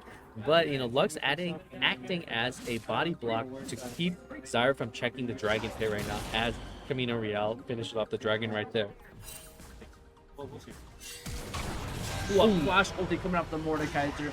Hits the E, hits W, he's in auto range. Now can he compete against the Warwick's lifesteal and Lethal Temple company? Right now, do work. Oh, with that huge burst heal right there. You know, of course, you know, oh, flashed to safety right there. Right now, you know, it's a very, very aggressive top lane. You know, Mordekaiser, despite being down, Oh, great ulti for Warwick, avoiding that E. Because the fear is off. Can he kill that? Great ulti. That's why he's flashed. Yeah. He was baiting him to walk up forward, thinking he had nothing left in his chamber, and hits him with the ulti. Yeah, and right there, Nunu with a gank bot lane, killing the Jin. What are your thoughts on the Zeal item start from Jin? Well, it looks like he's going for rapid fire first, I would assume, unless that's the Storm Razor. I'm not quite sure. Yeah, it could be the rapid fire. Most likely it would be the rapid fire cannon with the extra bonus to If he goes, auto attack. if he goes rapid fire, I can see how that works because now he's able to compete with Aphelios' sniper range now, and obviously since he's way ahead, he's only gonna take those trades. Nico with the full combo right there, unable to kill the Ziggs right now. Of course, you know, when you run the TP, oh, here comes the clone, gets a little bit of poke down, unable to land the root in the process. So, here comes a lot of damage from both sides. You know, both sides are willing to take these fights. Doesn't matter how low or how much advantage the other side is getting, they're willing to take these 1v1, 2v2 fights. And so right now, if we look at the gold lead, you know, if we ignore the kills, we can see that Camino Real has a very substantial CS lead over everyone also. And so a lot of it comes from their constant fighting and kills that they're getting, forcing the enemy laners to back. And of course, whenever you back, you lose waves, losing EXP, losing gold. So, what are you doing here? If you were IGLing right now, you know, what calls are you making right now for the individual? Do you play around the Mordekaiser, or do you still try to support your bot lane? That's a tough call. I think I would go for the Mordekaiser. He looks like he's gonna be the one that be able to carry a bit more slightly than the bot lane here. And so, Diggs with 1 HP. No, Otto's gonna take it. Here comes the Nunu. Procs barrier. Not gonna be enough for Warwick's claws. Warwick does so much damage. So here comes Kane coming in over the wall with a counter gank, turning it into a 2v1 situation. And of course, Warwick continues to extend his lead in that top side. Oh, here comes the curtain call. One shot. Miss the second one. Can he get Miss the third? Can he hit the fourth? Ooh, so close. Smooth moves by Aphelios there, dodging 3 of the 4. Oh, Zyra popping ulti. Clearing the way there, you know, buying a little bit of time, but of course, you know, both Jin and Lux low on mana right now. Lux is level 6. Is she gonna go for the snipe here? And she's looking for you. No, they're They're definitely low enough for this snipe to Aphelios. It's the E. It's E. Are they? Both of them are so low. Are they gonna line up? Oh, she's not going to. Oh, there it is. And it gets a Zyra. Okay, I saw the Kane with the Void Grub pop up. I thought she got both double kill there. But, you know, it's just Kane finishing off the Void Grub. Of course, Lux. Oh, takes extra. Going for the faster recall, you know, very unknown tech here. Right. Gets executed so no one gets the gold or experience. Just a quick recall to base. Oh, and here comes the Nunu. He's gonna commit for the kill. Oh, but Kane dodges that giant snowball. Here comes the Nunu ulti. The Nunu Kane dodges him. Going inside Nunu, dodging that huge ulti. Nunu gonna have enough damage though to kill the Kane. It's a huge shutdown. Nunu is snowballing away. Kane. Oh, it lands. Just as the name suggests, the Nunu was just not smooth enough to get out of the Lux's wrath. Or Nico's wrath. And so right now, the gold lead swinging further and further ahead for Camino Real. And so, right now, a lot of these, you know, solo kills, sure, but a lot of the junglers are getting involved everywhere. Yeah, and so that's what I'm liking. I'm liking seeing the Nunu being a lot more active now since the time she's actually going for attempts, which has moved to at least he's building up more, trying to claw back some like advantage here some and there. pressure in the game. Yeah, you know, because the worst thing to have is when if your jungler falls behind and stops helping the lanes, you know, you're not only not helping the number. Oh, here comes a Nunu gank top lane again, comes flying in with the snowball, knocks up, and so they start fighting in the bush. Warwick standing his ground firmly, doing a ton of damage and also sustaining. Mordekaiser pulls up into the shadow realm. Mordekaiser forced to fly. That's not what he wanted to do. You do not want to be in the cage with just Warwick himself. We're gonna have a Q up in a second. There's the life steal. Yeah, and oh, here comes Warwick flashing aggressive after the news. Is he able to add that extra attack? And he does finish up the kill. And looking at item-wise, you know, Warwick with Warwick, you're gonna need that anti-heal ASAP. You cannot compete against a Warwick with lethal tempo and Vor. Yep, and like I was saying, now Blue Cane, right? Blue Cane The is Blue on Cane, lane. yes. He is going to be doing a ton of damage to all the squishes on the team. The only champion he may not blow up immediately is probably the Mordekaiser, just because Mordekaiser just has an extra extension on life with that shield, with the innate tankiness of that champion, and so this is going to be a very difficult game for Hobbs to come back here right now. But very, very well done from the side of Camino Real, you know, controlling the game, taking these fights, and, you know, whenever someone does die, they are there to trade back quickly and take advantage of it. Oh, and just a one-shot coming down. Jin ulti not even needed a one-shot the Aphelios. Yep, oh, here comes Nunu bot side. Here comes, he lands on the Lux. Lux is fighting there for his life, but He has the ulti. Jin able to free fire We're over. gonna get one half HP of Jin. Nunu has barrier. Zyra right now fighting the Jin. And of course, Jin, accidentally autos the minion instead of the Zyra. Here comes the snowball. Nunu's coming in hot. Can he drift it? Here comes the turn. He comes the Jin. Just not enough. No. But is gonna walk away safely. May potentially even baiting the Jin back into battle. No. They're gonna walk away with their one kill and leave from that. Very, very exciting game that we're seeing here right now. Kills constantly back and forth. This Warwick is aggressive, and I love it. He is not letting Mordekaiser breathe for a second. Yeah. Constant fighting, almost double this, yes. Taking control of this lane completely. Yeah, of course, still giving him the respect, you know, not diving him under the turret, you know, forcing the Mordekaiser to come out, crashing each wave into the turret, having it reset towards the middle. And so whenever Mordekaiser does come out, he's able to abuse and pressure him off of it. So right now, it seems like, we see Kane counter jungling inside Nunu's jungle right now. And so Ward ulti coming out on the top side here, gonna get a little poke, I believe. Trying to get what he can. Do not get doped by the Warwick. A Warwick gonna heal that up instantly, hitting those minions. Kane realizing that his top and mid have pure pressure. Great play from the Nico there. yeah, Nico disguised as a minion right now. Pulling the Ziggs, you know, Ziggs overcommitting, trying to grab the last couple minions for CS, but ends up getting punished for it.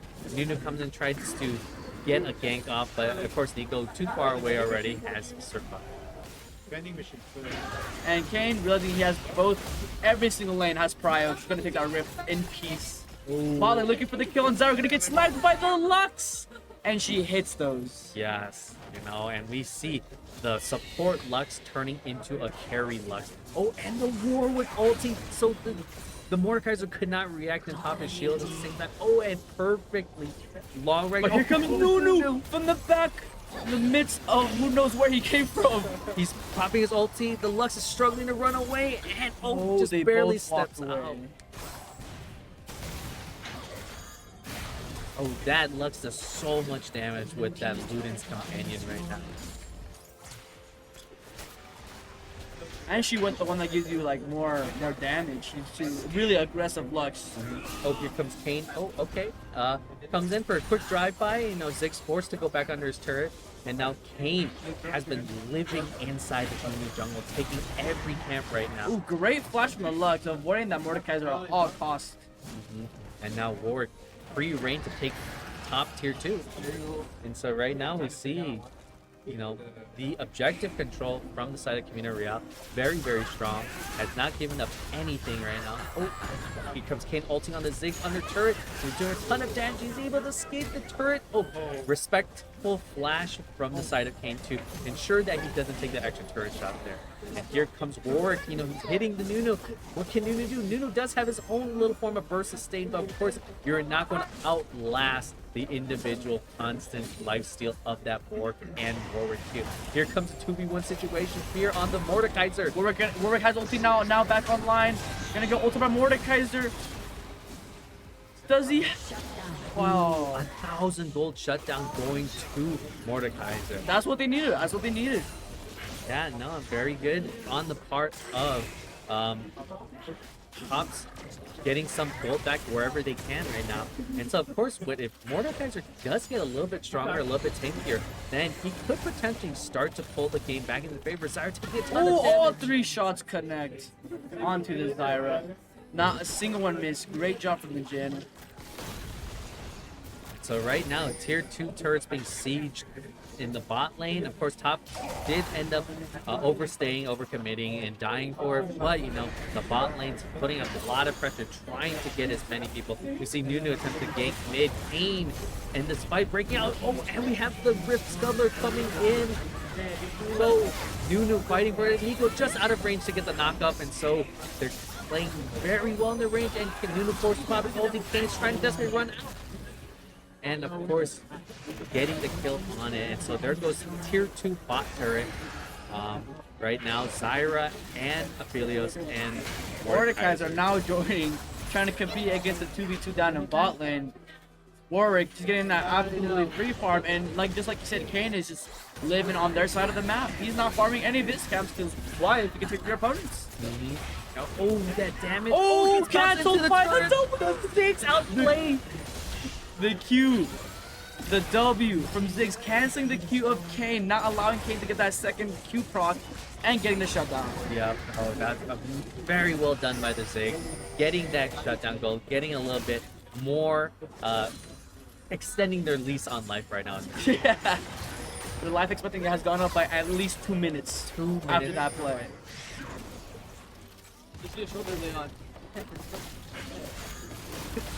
So right now, dude, this Lux is absolutely doing so much damage to their bot lane. They are not letting up. Inhib tower down at 19 minutes. You know, it's just gonna feel so bad having to deal with super minions this early in the game. Oh, Lux poke down to half, takes an extra little poke from the Jin W. And now they are sieging down that inhib. Right now, here comes Nunu coming from behind, starting his snowball. It's just Lux and Jin inside their base right now. They get a kill on the Zyra. Here comes the Nunu. Here comes Nunu! Gonna collide with that Lux, gonna get the kill. Can he chase the Jin? No, Jin takes the portal out to safety, leaving his poor companion behind. And, you know, sometimes the life of the support player, you have to give your life for the AD carry. And so right now, you know, Nico still having that 700 bounty, Jin 550 bounty, Warwick right now 1v2 situation, 1v3. Ziggs decides to get on fight instead of committing to him. Warwick's about to keep the entire brunt of the move. He still gets one. 4v1 and gets a kill. 14k gold down at 20 minutes. And the jungler at that, so now if they could go for Baron without any repercussions, the jungler is down. No smite. Yep, and Kane still counter jungling. Nunu has not had a camp in approximately 5 minutes at this point. And here comes Ziggs over, just extending into the lane, trying to get some CS. Gets ulted by the Kane, and the damage is so much. That single auto attack did almost 200. The thing was, Kevin, that was not an auto attack. That was purely a profane Hydra. Oh, what's that? That was profane hype? pure profane Hydra. Not even the auto would have done more. That's just the item. And that's why Glucan utilizes it so well, because as soon as they enter out of the ulti, you press the item, that's like 300 damage. Dang, that's insane. The lead on the side of Camino Real. So right now, it looks like the 3 of them are posturing around the Baron pit right now. Oh, the call is called up, and they're calling for the gank mid. Right now, Jin Zyra running away straight down to Aphelios. Aphelios immediately getting down. Great. I love that Kane did not use the W immediately. He waited till Jin flash to secure that W for the kill. Oh, Love but the Kane is experiencing firsthand the power of what Mordekaiser can do. That single bonk and taking him down to less than half right now. But of course, 1v3 in this situation, you don't have the survivability. You don't have all the tank stats yet. And so he's still very squishy of a champion. Here comes the Kane has ulti. damage. Dodges the Zyra Q with ulti. Gonna not get the kill on Zyra, but let's get the kill on is Nunu. able to save the Zyra from the Kane right now. And right now, it's so absolutely chaotic. Oh, I don't know how that R hit, but he got it. That was a really fast R react too. yeah. And so now they are pressuring that mid lane. The Void Grubs applying a lot of support on that siege right now. And so what can you do here? Such long range champions to have to fight against. and they do so much damage right now. And right now, the survivability of Warwick, they're just tanking, going under turret, fighting the Mordekaiser. At this point, there's no surviving. They do so much damage. And here goes the second inhib, or no, the first inhib. They're probably going to rotate back down to get those other 2 inhibs right now. And so the only one left is bot lane.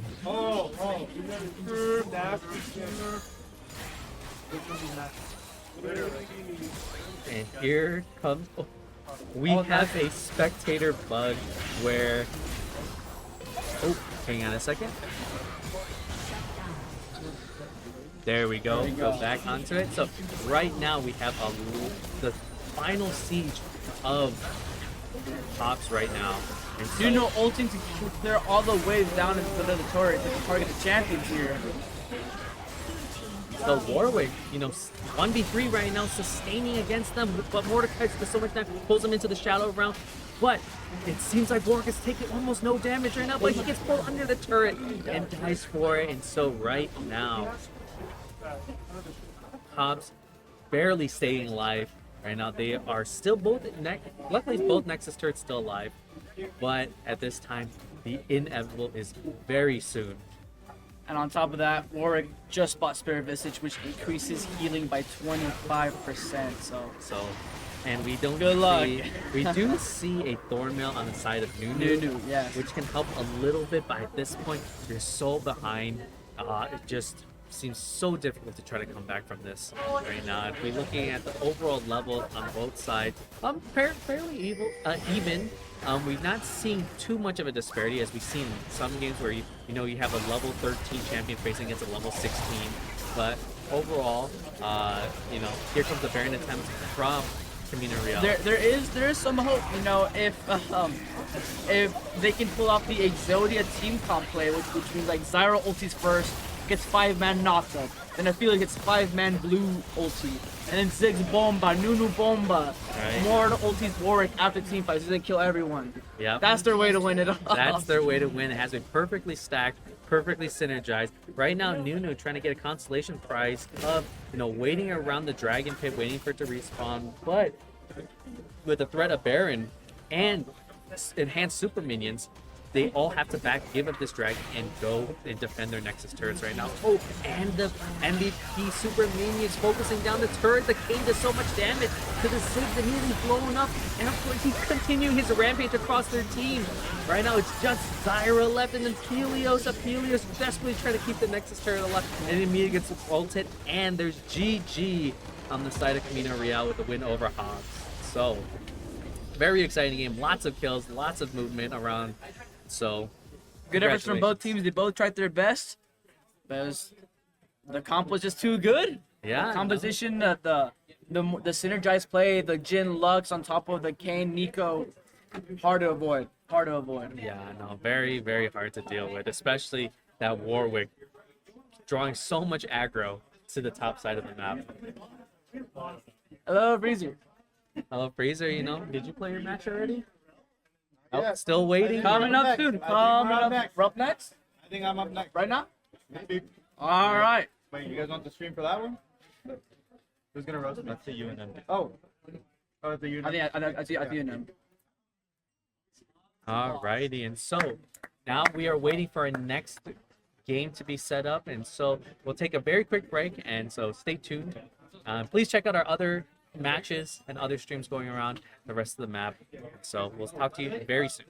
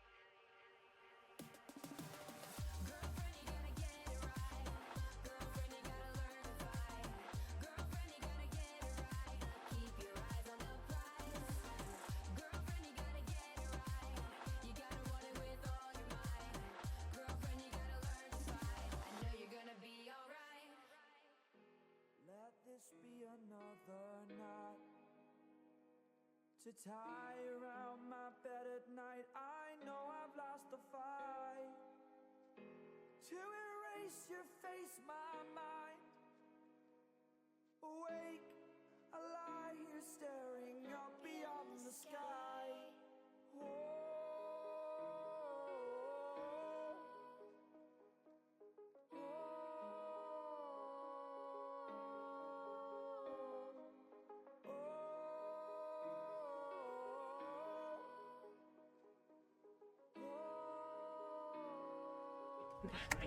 Alrighty. Good game. We got a good game. And we are back very quickly. We have a UNM versus Mesa Middle. UNM on blue side and Mesa Middle on red side. And so we have bans coming in on the side of UNM. We have an Annie first ban. Looks like I'm back on casting. We got Punk Man Jacob going over the bands here. Yep, and so we shall see. Right now we have a, I think this is the first college. Oh, actually no, we saw Air Force and YouTube. Okay, no, actually I lied. We had a bunch of college teams already, and so, but in this bracket, first time we're gonna see UNM play today on stream. Yes. And so Echo Band coming in from the side of Mesa Middle.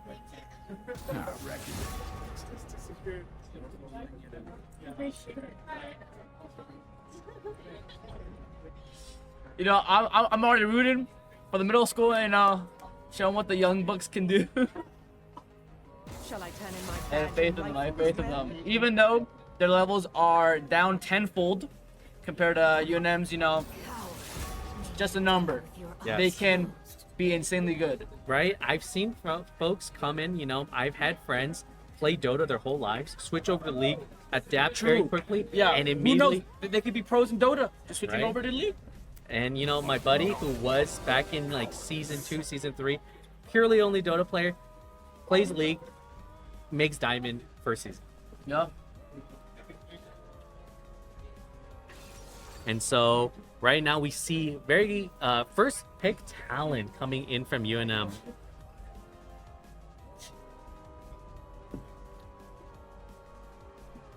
And so right now, what do you think of the talent first pick?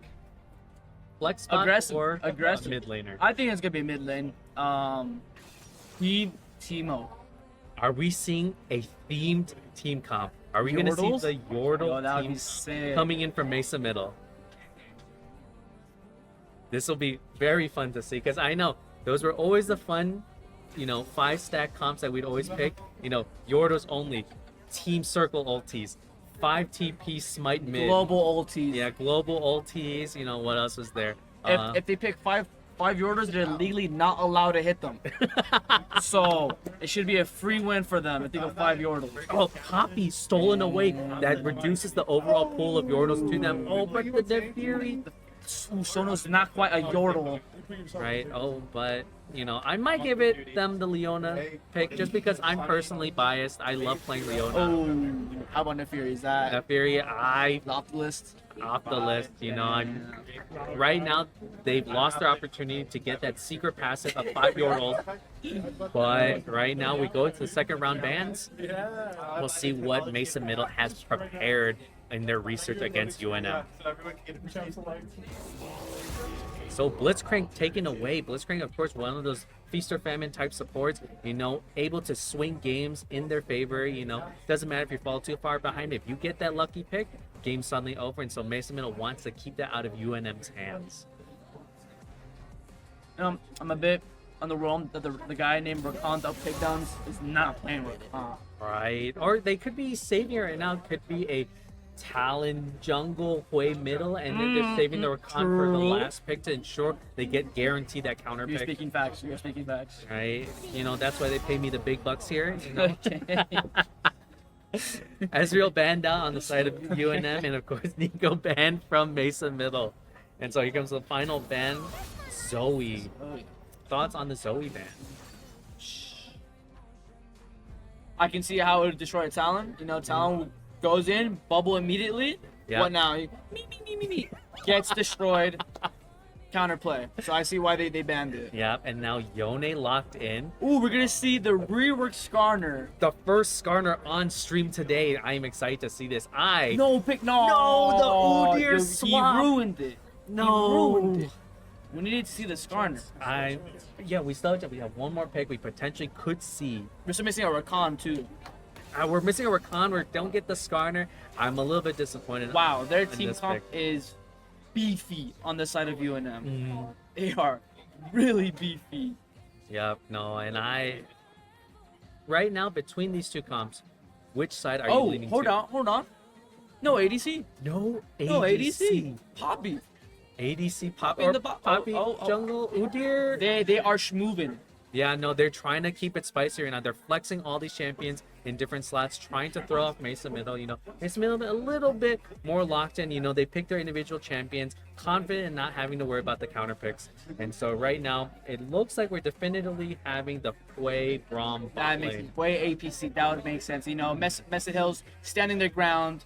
They don't care. They don't care about rotation. They're just gonna play their champ and do their best ability. Yeah, and so if this is the case, is that a Teemo jungle we're I doing today? believe that is a Teemo jungle. So right now we are going to wait. We have our 3-minute spectators delay, and so talk to me. What do you like about this right now? For either side. What I like to see from you and upcoming players is the metas they bring. First we saw tank fiddle. Now we're seeing Jinx support. Jinx. Jinx support. Haven't seen it. She's got a slow. She's got a CC. Facts. And she has poke potential. Right? And that's more than... Actually, no, Braum has a lot more... Or actually, Braum's CC is a slow, a knockup, and a But stun, not but a range. conditional. No range. Yeah. Jinx has that range over Braum. And so right now, the Yone, we've seen what Yone can do. The question is, can it translate against that very, very strong Braum? A lot of base damage is coming from Braum, and Pui right now a very strong pick overall.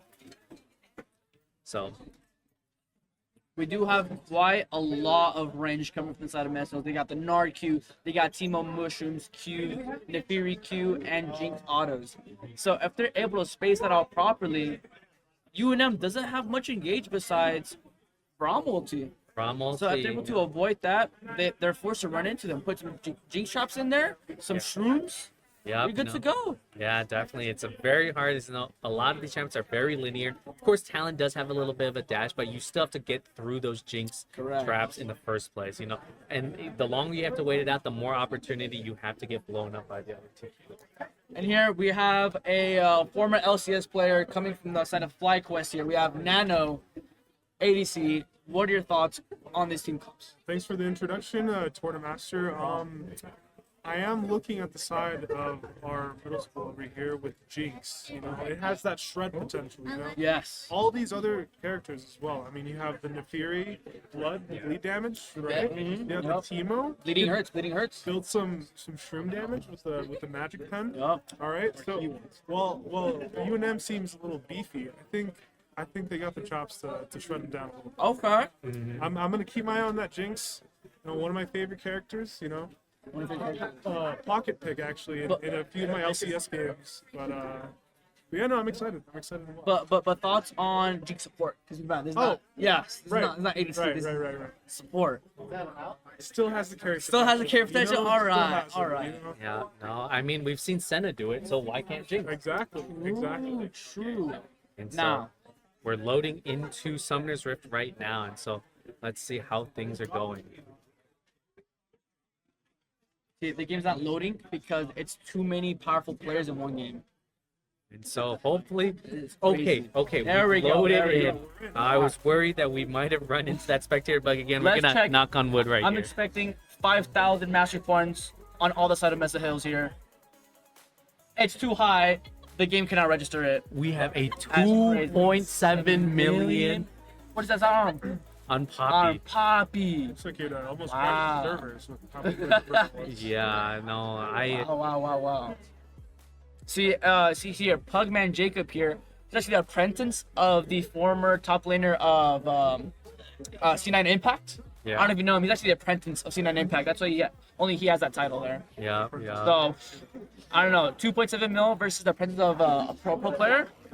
Multiple be tough. worlds It's gonna be appearances. multiple, yes. I think one. I think C9 Impact is a world champion. Where's So the being an world- apprentice of a C9 world champion is pretty high. Yeah, the No one flash. thing that I will say though that I've noticed is the synergy coming from Mesa Middle. No skins, whereas UNM could not decide on whether going skins or no skins. And so we do have a little bit of synergy, good communication, Yes, so a good I reflection agree. on that. That is important. I also would like to point out 3 of our guys over here on the side, on the red side, have the same summoner spells as Yeah. well.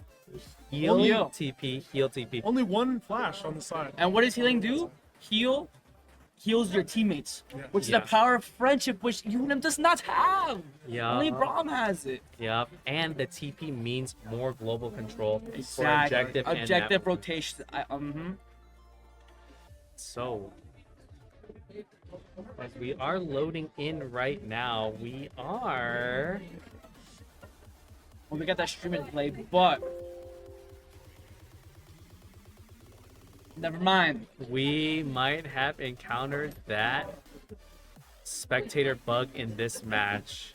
Hopefully, can we able to reconnect to this game? Yes, we can. We are a-okay. So hopefully, please knock on wood some more.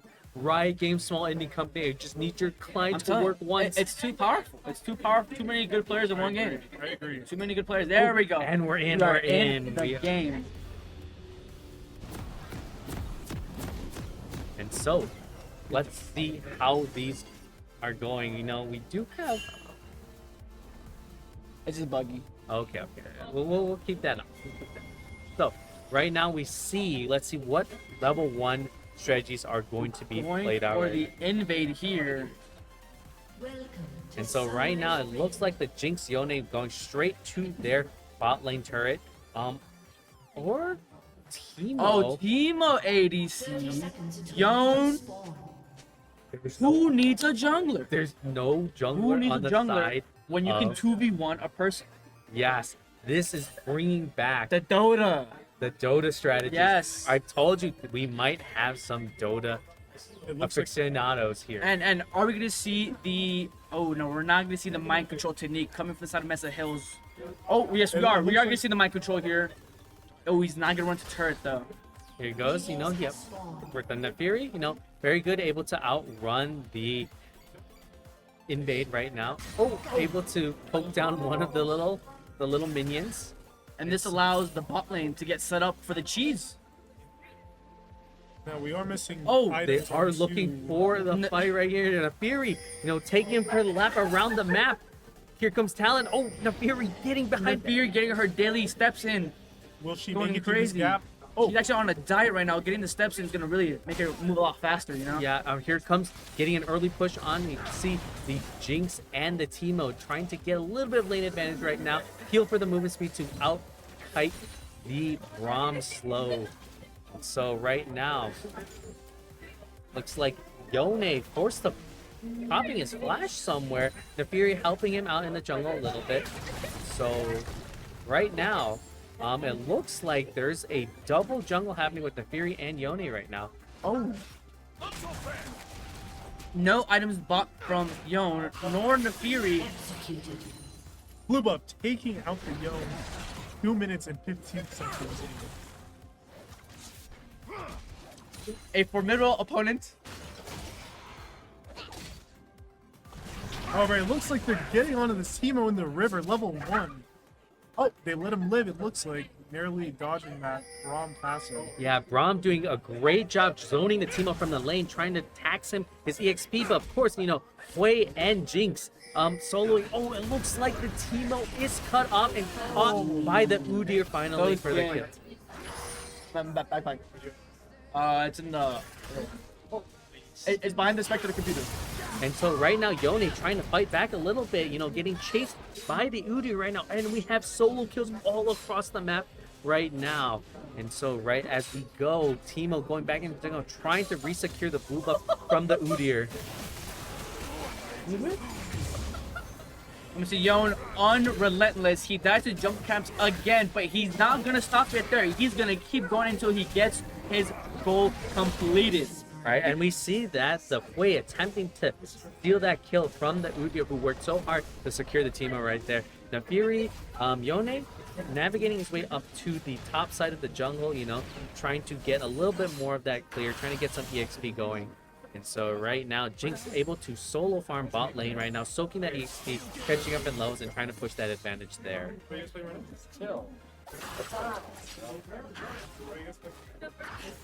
And here we see that the Yone, unfortunately, I believe has stopped. Oh, now we got a fire alarm. Yeah. Not what we wanted to see, but this allows Potential Mesa Hills for a remake. You know, they had a bad start, but with the remake, oh, we got 3 in the mid lane. So it's gonna be a right and fire alarm going on. So, if you want to hit the caster one. So we do have a fire alarm going off inside the building right now. So we are having to step up. A pause is set up on the game right now, and so we'll most likely have to do a remake at this point. So we'll catch you all in about 20 to 30 minutes whenever the fire truck gets here.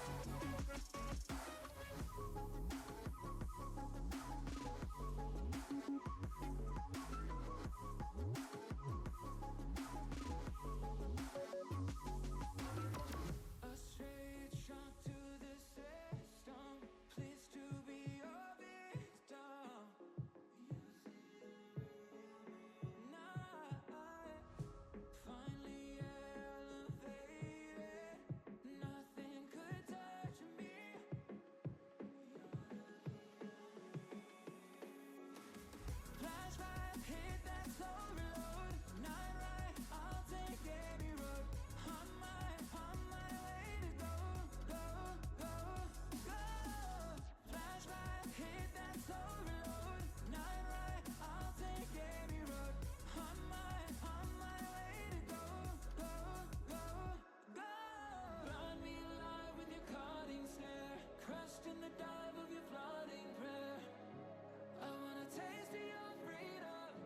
I wanna taste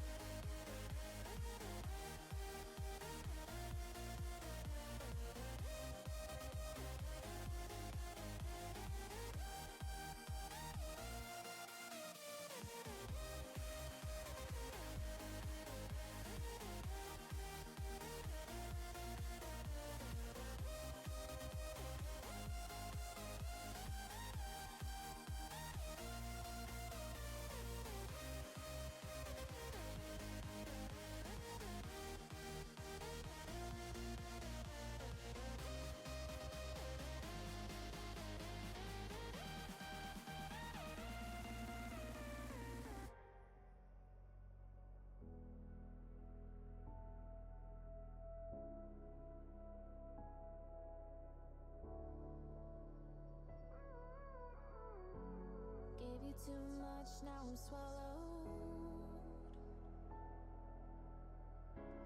Now I'm the fool while you're breaking rules. Dangerous path that I follow. Oh, go on, just do what you do. And it hurts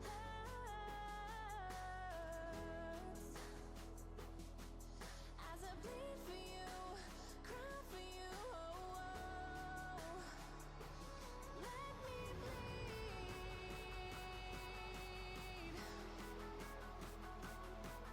as I bleed for you, cry for you. Oh, let me bleed. Let me bleed.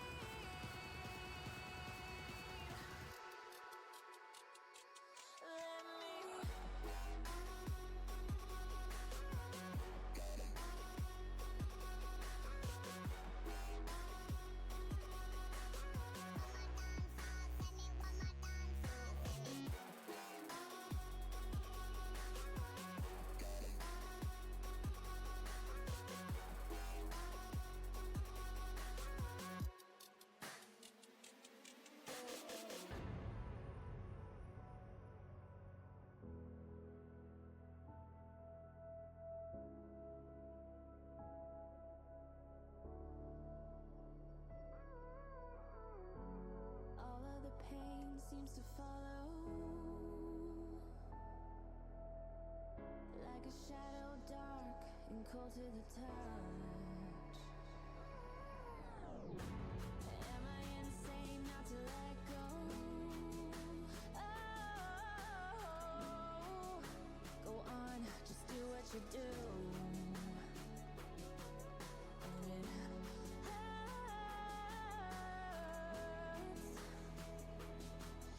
as I bleed for you, cry for you. Oh, let me bleed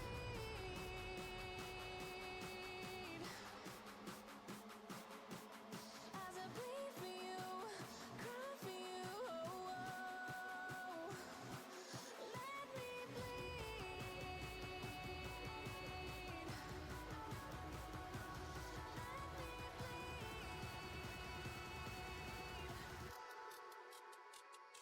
Let me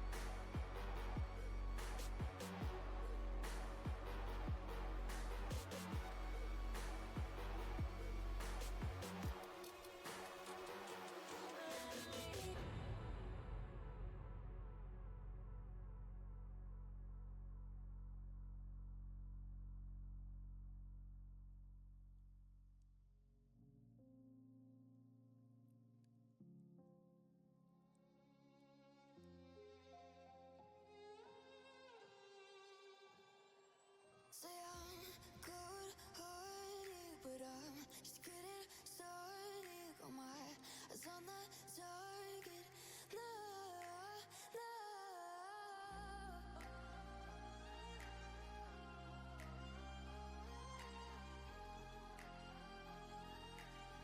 Till the battle's won, till kingdom come.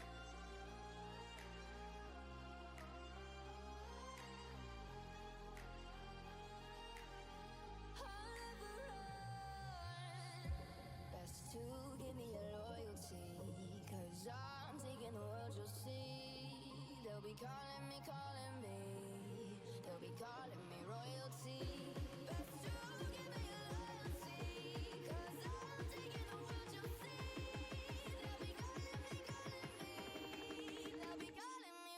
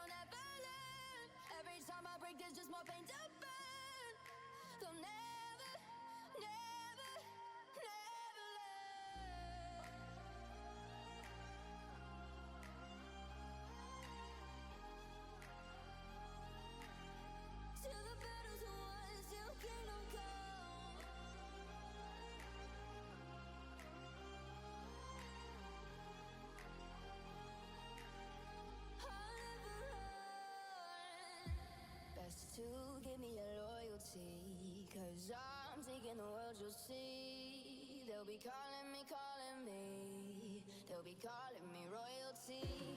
Let's do, give me your loyalty. Cause I'm taking the world, you'll see. They'll be calling me, calling me. They'll be calling me royalty.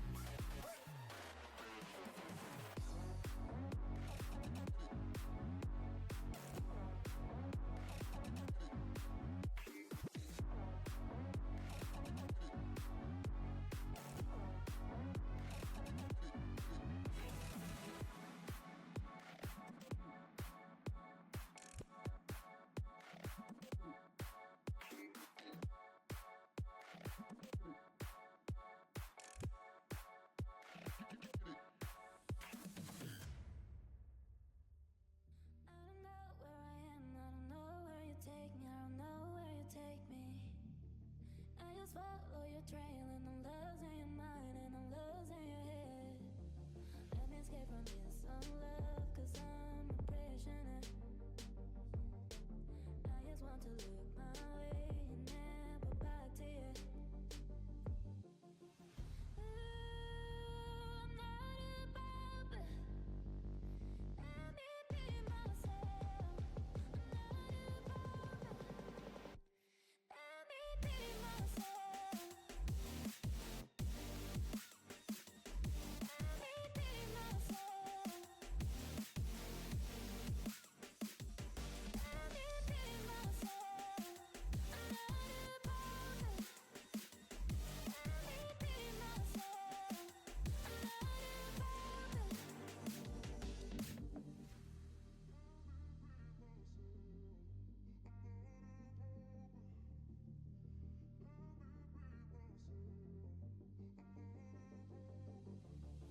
I'm not above. I don't know where I am, I don't know where you take me, I don't know where you take me. I just follow your trail and I'm losing your mind and I'm losing your head. Let me escape from this unlove, cause I'm a prisoner. I just want to look my way and never back to you. Ooh, I'm not above, let me be. Alrighty, and welcome back. We are back inside the room. You know, we have a couple seconds left on the pause timer, and we'll be jumping right back into the game. And so, what are your thoughts so far about what we've been seeing? Interesting strategies over on the red side. Blue side pulling up a fantastic lead, 13-0. Yeah, 13s right when before the fire alarm went off, and we saw, you know, very strong map movements. You know, keeping up with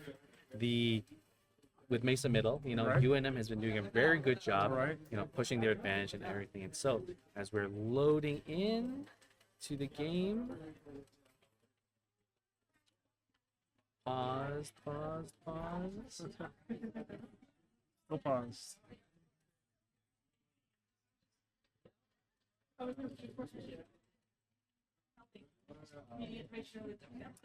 do you think red side can pull back from this? Red side, I would say, is very difficult because 13-0 at 6 minutes. There is an 8K gold lead in the favor of UNM right now. I'd say best bet is to, you know, try to see us, try to recoup, try to regain a lot of their overall gold from minions and farm. Right. Yeah. That's the most you can do when you're down that behind, right? You just gotta pull together what you can.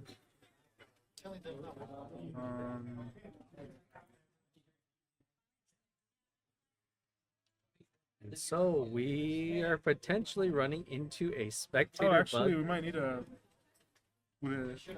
reload maybe. Well, I don't think we would have to.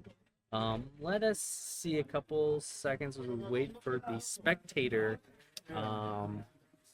client to try to get back into the game right now.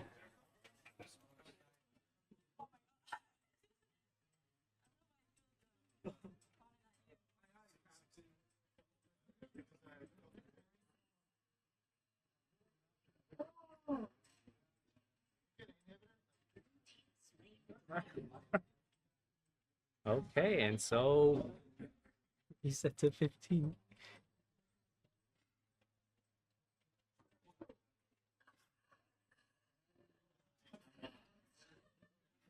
The pause is baked into the spectator. Right. Yeah, so we'll try to reset the spectator POV here.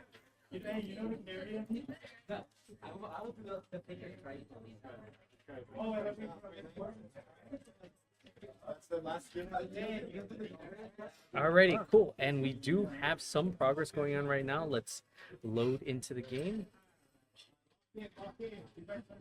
It seems like we're still paused. Yeah, we are running into a bug. Let's see if we can.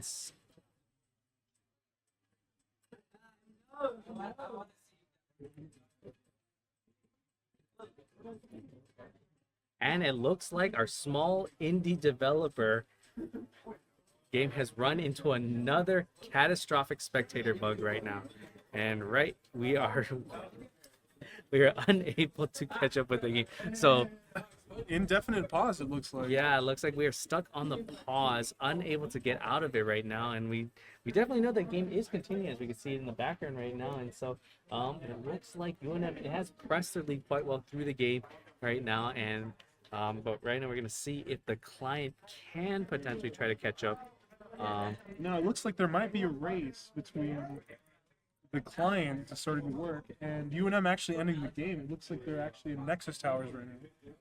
So right now, as we wait for this client to load back in, again, please write to your local senators. It's a great opportunity to become an active civic member of society. Yeah. Write to your senators. Write about the issues that we've been seeing in these video game developers. Small indie game. We could cut them some slack, but some of these kind of bugs have become a little bit problematic, especially from an esports standpoint, right? When you're trying to maintain, competitive integrity, it's hard to when the game doesn't work. Yeah, and so right now, we're just forced to sit back and wait, and it might seem like we are potentially moving on to our 5th game of the day instead of watching this one. So unfortunately, for us here, due to the issues that we've been seeing with the Riot client over these last couple weeks, we are unable to continue seeing this game right now. So, yeah, so on that note, thank you for casting with me. Yeah, of course. It was a pleasure. Thanks for having me on. Yeah, unfortunately, we did have that fire alarm happen again, second time today. And now we do potentially have to move on to our next game of the day. And I don't know the official matchup, but we'll keep you guys in tune. So thank you again for coming. Yeah, definitely a fun game. Props to both Mesa Metal and UNM for putting up a great game. Yeah. And well,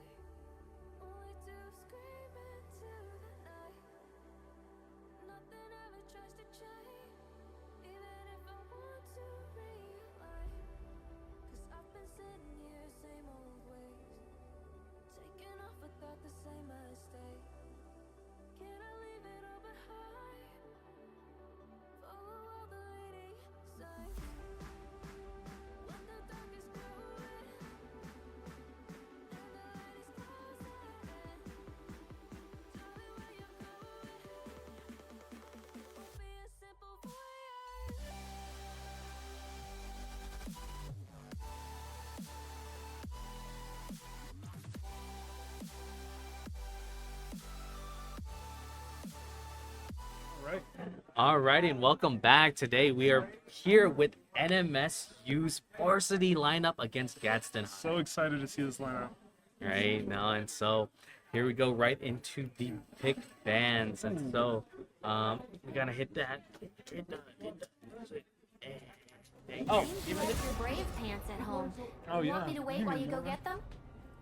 And so we have Kaisa coming in as a ban and Poppy getting banned. Ooh. I don't blame you. I'm quite A strong. client bug. Oh, We had a client bug with the middle school and It's like the UNM. Titanic. As you wish. Right. Oh. Jana band coming in and Poppy band. Looks like they're targeting NM State Varsity 80 carry. 2 ADC, 3 coming right. Yeah. out of Gadsden. And so, that targeted ban, it is smart. We know from NMSU's ADC has been a very strong player on their team, and really target banning really forces NMSU to dig a little bit deeper in their champion pool Right. to really get those games. And so if you're not really comfortable being forced to play in this situation can potentially lead to a lot of mistakes. I agree. They're really pushing you into a corner. We'll see what NM State will come out with the ADC pick. I'm very interested to see. Yeah, and so we have a Volley Bear first pick, potentially could be a jungler, could be a top Jungle laner. top. Okay. And so it looks like NMSU opting to pick their jungler too, and so we do have a Vi and Oriana. Looking for that wombo combo. Wow. So, I know Oriana and Vi both comfort picks for both the mid laner and the jungler right now. Okay. And so I guess they really they want to avoid getting banned out in the second phase potentially. So locking in these comfort picks to potentially have that nice control mage in mid and a potential very strong early game jungler. That'll be very exciting to see. Let's see what Gadsden have in store for us now. Ooh, Kindred locked in. Okay. And the Kindred is the response to the Vi. Yeah. What do you think of that matchup? Kindred has always been one of those I feel like has a very high skill ceiling to Right. get into, right? And so a lot of it is very dependent on the player's positioning. And if you can play kite circles around any melee champion, and you get to see the Vi charging up, winding up her Q. The only thing you can't really react to is Vi's ulti, right? She's just Yeah, it's unstoppable. point and click. Yeah. It'll get you. When a Nautilus locked in on the side of Gadsden High, and so that's a potentially takeaway from NMSU support. I've seen Nautilus being a common pick from the side of NMSU. Okay. Interesting. And They're saying no to that CC coming up from Nautilus and looking to lock in Olaf. Second ban phase starting now. yeah, and Olaf, one of those very brawly type top laners, looking for that solo 1v1 kill, not being reliant on the jungler, and this allows and opens up the jungler to go elsewhere besides top lane. Interesting. Excited to see that could be Volibear versus Olaf matchup. Yeah, both have very good sustain. Both pretty beefy champions, and both potentially do a lot of damage to one another. And so, ultimately, it comes down to does Olaf land those axes, and Volibear able to dodge the Volibear lightning strike with the shield and the massive AoE. Right. You're looking at a very potentially bloody top lane matchup. Yeah, and a Blitzcrank banned out too, so that means they might be looking to play an immobile ADC, and having that Blitzcrank and taking the Nautilus away, meaning that there's a couple less hook champions available to potentially pull that ADC out of position. Coming out with the Senna ban. Last ban coming out of Gadsden. And we have a Rakan. So 2 targeted, a lot of bans coming in towards that bot side from Gadsden. Right. They're looking to shut it right down. And they're saying, hey, we're going to pick what we pick, and we're going to see what you respond with. Yeah. And so, if you're an NMS, what do you do in this situation? Right? Your ADC got heavily targeted right now. 3 of his most comfortable champions taken away. Do you go for a safe pick, or do you go for still try to push the hyper carry here? Well, Well, looks like it's gonna be a mirror matchup, or You could do that in a tournament I draft. think it might be. Oh, you're right. It is a tournament draft. Could be a bug. Could be a bug. It could be a bug. So we have double Nautilus. Maybe we in. can confirm that. Can we get a confirmation that you could double pick It same looks champions? like we might be restarting the draft here. Actually. do? Fuck us.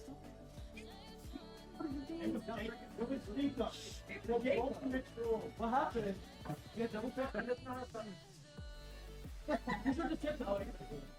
But wait, they had two Nautiluses in the game. All right, so there was a That'd've been slight awesome. remake in the lobby. We had a slight spelling issue coming in on the side of NMSU trying to lock in a champion. And so, as you saw here, double Nautilus picked. I didn't even think the client would even allow you to do something like that. Yeah, no, I don't think it'd fare well in a game to have two Nautiluses either. Right? I mean, I think it really comes down to who hooks second, right? Like, Right. If you hook first, you know, you open yourself up to be All of a sudden, counter-engaged. you don't have a hook. Yeah. You got nothing to defend yourself with. And so, could potentially lead to one of those, like, you know, that very stalematey bot lane, you know, if that Right. double Nautilus goes through. Right. No one wants to hook first. Everyone's just waiting for the engage. All right. I wanted to go back to your question, right? What can NM State's varsity ADC come up with, right? They target banned them. Now they're playing heavy engaged bot lane, right? Yeah. Looking to possibly have that prio on it. Yeah. So do you go safe, or do you let your other team kind of pick up the slack for you? Yeah, no. And so, personally, you know, I would hope that my ADC has more than 3 champions under its champion, Right. And so it looks like all the same bands coming through. We're going to be much quicker this time. But at the same time, you know, not having your 3 comfortable, you know, like, you can say you have a pretty deep champion pool, but really, how comfortable are you on all those champions, right? Comparatively to your mains. It's gonna be hard, but hopefully we can see NM State's response coming up soon after all these bans and picks come out.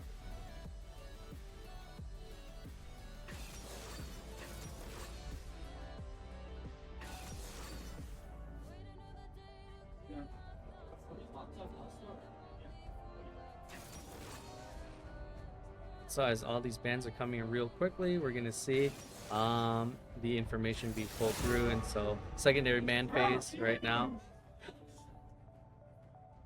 Okay. I think players are still trying to remember what the picks bans were, you know. Right. And so, okay, it looks like people are remembering properly all the proper picks and bans. I don't need more So enemies. finally, the last one was a Rakan. Yes. There it is. So here we are looking for NM State's response. See what they pick up in the bot lane. Hopefully not Nautilus. Yep. Oh. And an Alistar, of course. What are your feelings on Alistar? I'd say it's great if you want to be safe, right? Because, I mean, you can think of Alistar as engaging, right? But when you're against the Nautilus, you say, hey, you're not going to hook me, I'm going to push you away. Yeah. It's a great disengage and an excellent response from NM State. And here, an MF pick, cool, a very solid, of course, not as strong as she was early on during the season, but of course, you know, a still very solid pick, very good AoE, and especially with the Nas, you know, if he lands his depth charge and he ults through the team, you know, MF can just full center ulti, everyone's getting knocked up, everyone's getting bounced around, you can take a ton of damage. It looks like they have a great setup for that. And an Ari pick now too. Ari being one of the stronger mid lanes in this meta right now.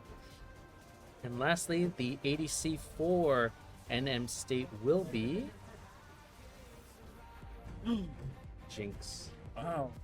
So it looks like they are opting for that pseudo hyper carry ADC right now. All right.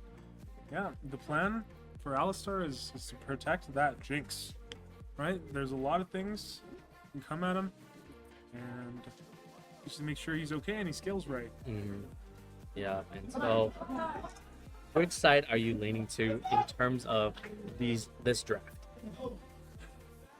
It's hard to say. Both drafts are actually looking really decent. I do like NM State's kind of sort of wombo combo in the jungle and mid lane. Looking at that Olaf to potential volatile top lane. Mm-hmm. But I am interested to see how Gatson has pushed our bot lane into a corner. Right, I'm excited to see how they respond to that, and I'm just looking forward to a great game. Mm-hmm. Yeah, no, and so we do have our 3-minute spectator delay going on, and so we are going to see, what do you think, playing with a lot of the NM State players, what do you think would be the most important thing that they need to focus to beat Gadsden? And of course, Gadsden being one of the consecutive state qualifying league teams in New Mexico. What do you think NM State has to do in order to, get that upper hand? See, with my experience, I think Gadsden is really looking to play more proactive. They're not really looking to scale, even though they do have great scalers. They're looking to establish control. They have a lot of objective control, I'd say, a lot of lane dominance, and I think NM State's job in this scenario is to try to play around, to try to find ways to counter that, to think before Gadsden acts. Yeah. So looking at their comp right here, I think they have a great shot at maybe getting to objectives before, maybe planning out different bushes, wards, deep in their jungle. Try to find out a couple of Gadsden's members, pick them off maybe before a fight. But, like I said, I'm looking forward to that wombo combo. And, objectives are going to certainly look spicy. Hopefully NM State can look to get Rift Heralds early. Yeah. Right? Get those grubs, right? Try their best to prevent that steamrolly comp that Gadsden is looking to play. Yeah, and especially, the Kindred, a lot of people say Kindred without her stacks doesn't really become a champion until that minimum 4 stacks, right? And so NM State really has to deny each one of those, whether it is that neutral scuttle or stopping the counter invade from the Kindred constantly. And so definitely there's going to have to be a lot of warding, a lot of that bush warding. And I know that's been something that they've been trying to work on more, keeping that jungle entrances, get vision on it and make sure they're not getting counter jungled and not just someone randomly sitting inside their bush and getting a cheese off, right? I completely agree, right? You want to be at the camp before Kindred is. That's her whole deal. And if you can do that, if you can deny these proactive plays that Gadsden looks like they're going to try to execute with their comp, I think NM has a great chance. Yep, and so there is our 3-minute timer, and so we are going to start loading in onto Summoner's Rift right now. And so let's see which is there we go. Looking like Gadsden also has that TP advantage, having one more in the top lane. Yep, the Ghost TP, Volibear not opting for that flash this time. Of course, with that Ghost, it allows you to really stick on and get your auto attacks off, get that chain lightning off, and get those extra heal off when you stack your mark.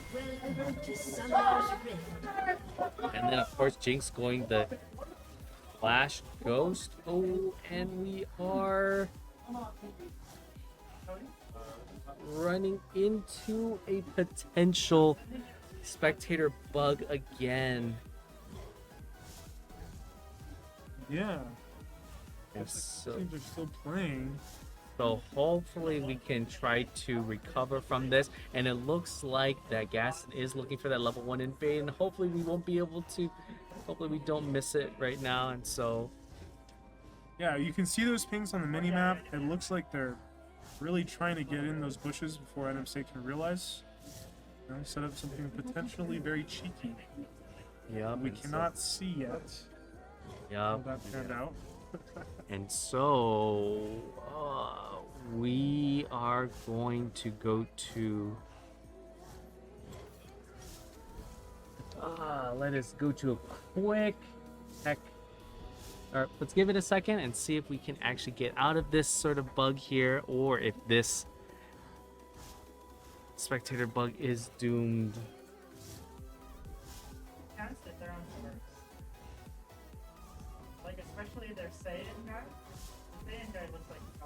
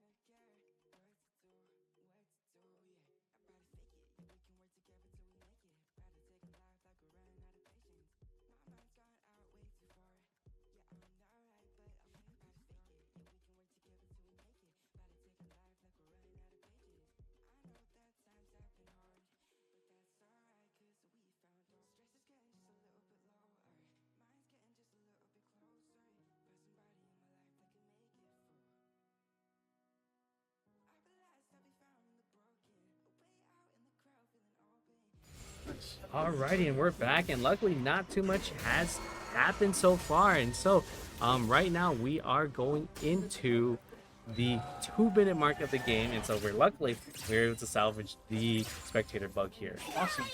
And it looks like nothing came out of Gadsden's invade. Yeah. Game's going as normally as it could. Yep, no summoners burned from either side, and so very safe overall. Looks like they were able to spot the invade coming from bot side. Now, I also wanted to point out mid lane also looks very interesting. You know, you have two mages, both really want to push that wave. Yep. Oh, a little bit straight coming back. Oh, and a counter and engage coming in from the Nautilus and the Kindred as they're poking down the Alistar. Of course, Alistar very tanky, taking a ton of damage though, but oh, and a nice little turret hit from the Oh no, and looks like we have not solved the spectator bug issue. We are potentially, maybe we'll give it a second to see if it unfreezes itself, but we are in that unfortunate situation right now.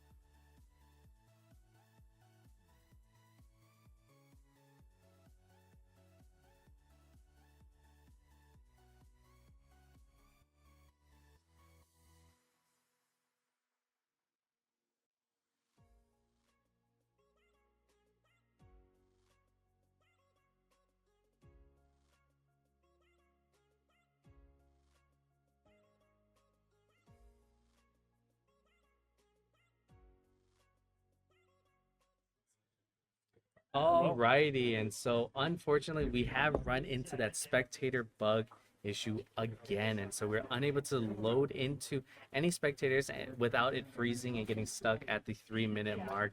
And so right now, we can only hope that NM State is, doing well, cheering for our own boys. And so until then, potentially we have one more streamable game today, and hopefully we can bring you guys some real League of Legends action rather than a be right back screen. So thank you for staying with us so far. But yeah, if we want to.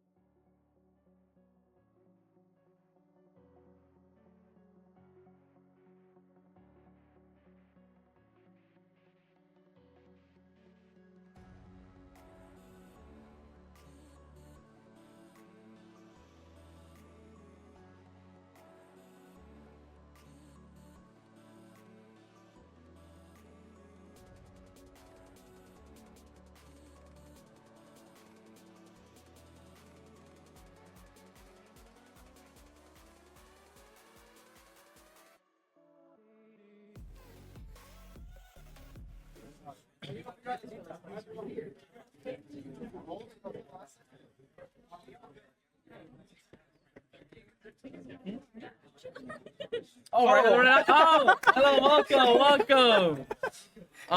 I'm Tournament Master back again, and I am with Tikito from UTEP, the Honey Badgers. So this game, it is going to be what team's up for? Oregon Mountain versus Gadsden. Yeah, Oregon on blue side, Gadsden on red side. Hopefully we get here quickly to the draft. So what do you prefer, blue or red side? Because I personally like red side. I prefer the top side of the map, whichever one that one is. I think it's red side. But it's blue, red side. Blue, red. Yeah. Yeah, red side. I prefer red side. Yeah, me too. I prefer red side. Just because they give me counter pick, you know? Oh, okay. I was thinking more of more easy access to the dragon pit. Yeah. And if you ever need a Baron, you can just hop over, take that little blast cone over, and start and fighting. you're set. I can see that. Oh, Wait, is it before? So far, honestly, teams look pretty balanced. I think a little. Well, there's like a one rank difference, but There's it one shouldn't unranked. matter. Yeah, there's one unranked. Who knows? Because also, like in team play, you play completely different than solo queue. Very true. You know? Yeah, rank is kind of like a ballpark area of your performance, not Yeah. exact. Asian Zhao ban, okay. So based off that ban, I'm guessing their jungler is very aggressive. Because Binzao ban? Yeah.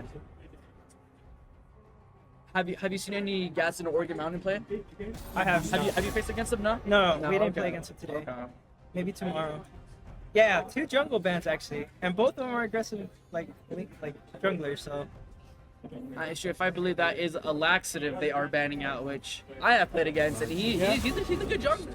He's a good jungler.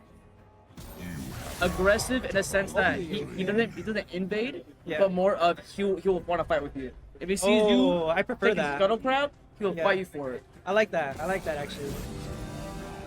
Especially being like your top and mid lane, like you rotated that. Yeah. You know? I'm trying to fight 24/7. I don't know if it's because it's fun. It's fun, Yeah, or it's fun. it's just like ego. You know, it's like I can take the 2v2. Like I think we got it, you know. But I don't know. I personally like it. Jhin, Nautilus. I guess I don't want to see those. First pick coming out. What is it gonna be? Hopefully not a dodge. We got an Aatrox, alright. Okay, I like it. Blind pick Aatrox. Blind pick Aatrox top. Many counters, but Aatrox is still in super good state.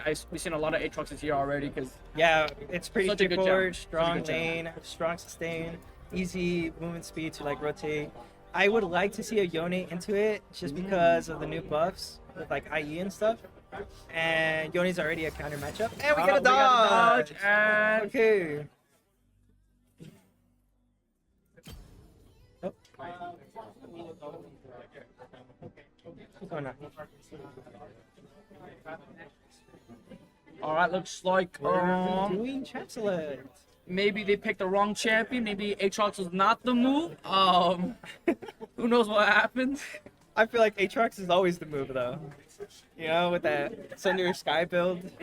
I don't know. You're tanky. It's pretty fun. Oh, no, yeah, no. What do you prioritize more, at least for you guys? Grubbies or dragons? I prefer prioritizing first dragon over grubs. First dragon over grubs, but I prefer second grubs over second dragon. I would agree, only because if you get the second grubs, you can still fight for the second dragon. Exactly. That's exactly why I go that. Okay.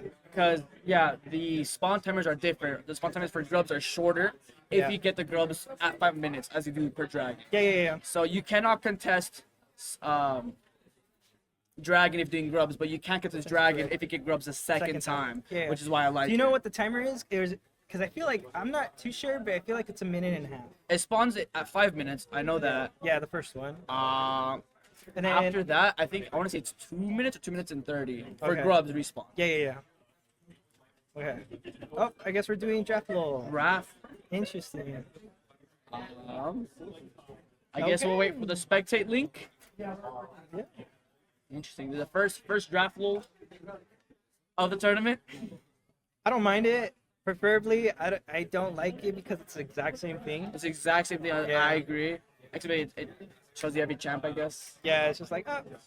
But I guess just so you don't make mistakes. They're doing, Champ select? Matt's doing draft lol. Yup. His reaction. You are. How do we spectate? We don't know. Once they send the spec link, I would assume. Man, We don't have a video first for it. I got no clue. we got Darlene for that. Yeah, let me. I guess she can't go home yet.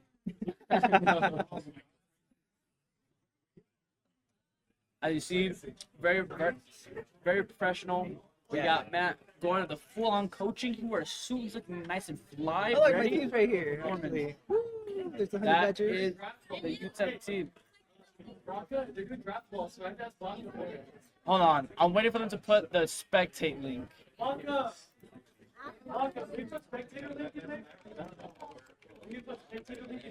Oh, I love this on the keyboard. Give it a go. Oh yeah. What you want to type answer? Just a habit. Alright. I like it.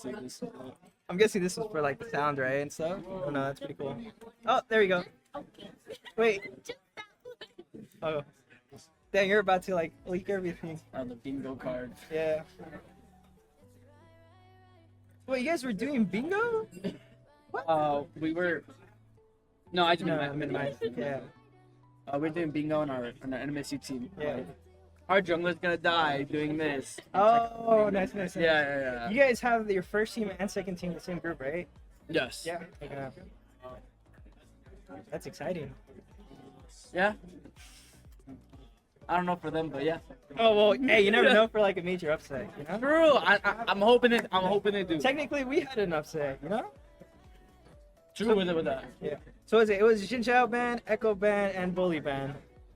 And then Amumu ban. Oh yeah. I hope they do the same band. Same Yeah, it had to be same bans. So now, I'm guessing Aatrox top lane again, unless it was a mistake. See.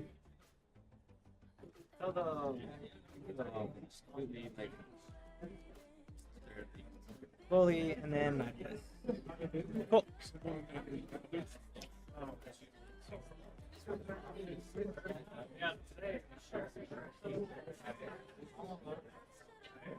Alright, let's see what the top laner was. If it was a mistake, or is it intentional?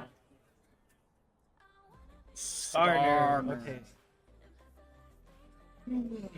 I don't know if that's legal or not to change, but I guess since it wasn't a full comp and it was first pick, I guess it's fine. Yeah. Yes. How do you feel about the new Skarner? Because personally, in my experience in solo queue, awful. As a champion, I think he's really weak, but I think in team play, he is so fun to play. Yeah. When I played him as jungle, I felt amazing just going through terrain. Ooh, I haven't tried in jungle. It's the easiest gank setups because there's a wall, nah. And he's going right behind him. Actually, played against him like as soon as he got released. I wanted to play him. Yeah.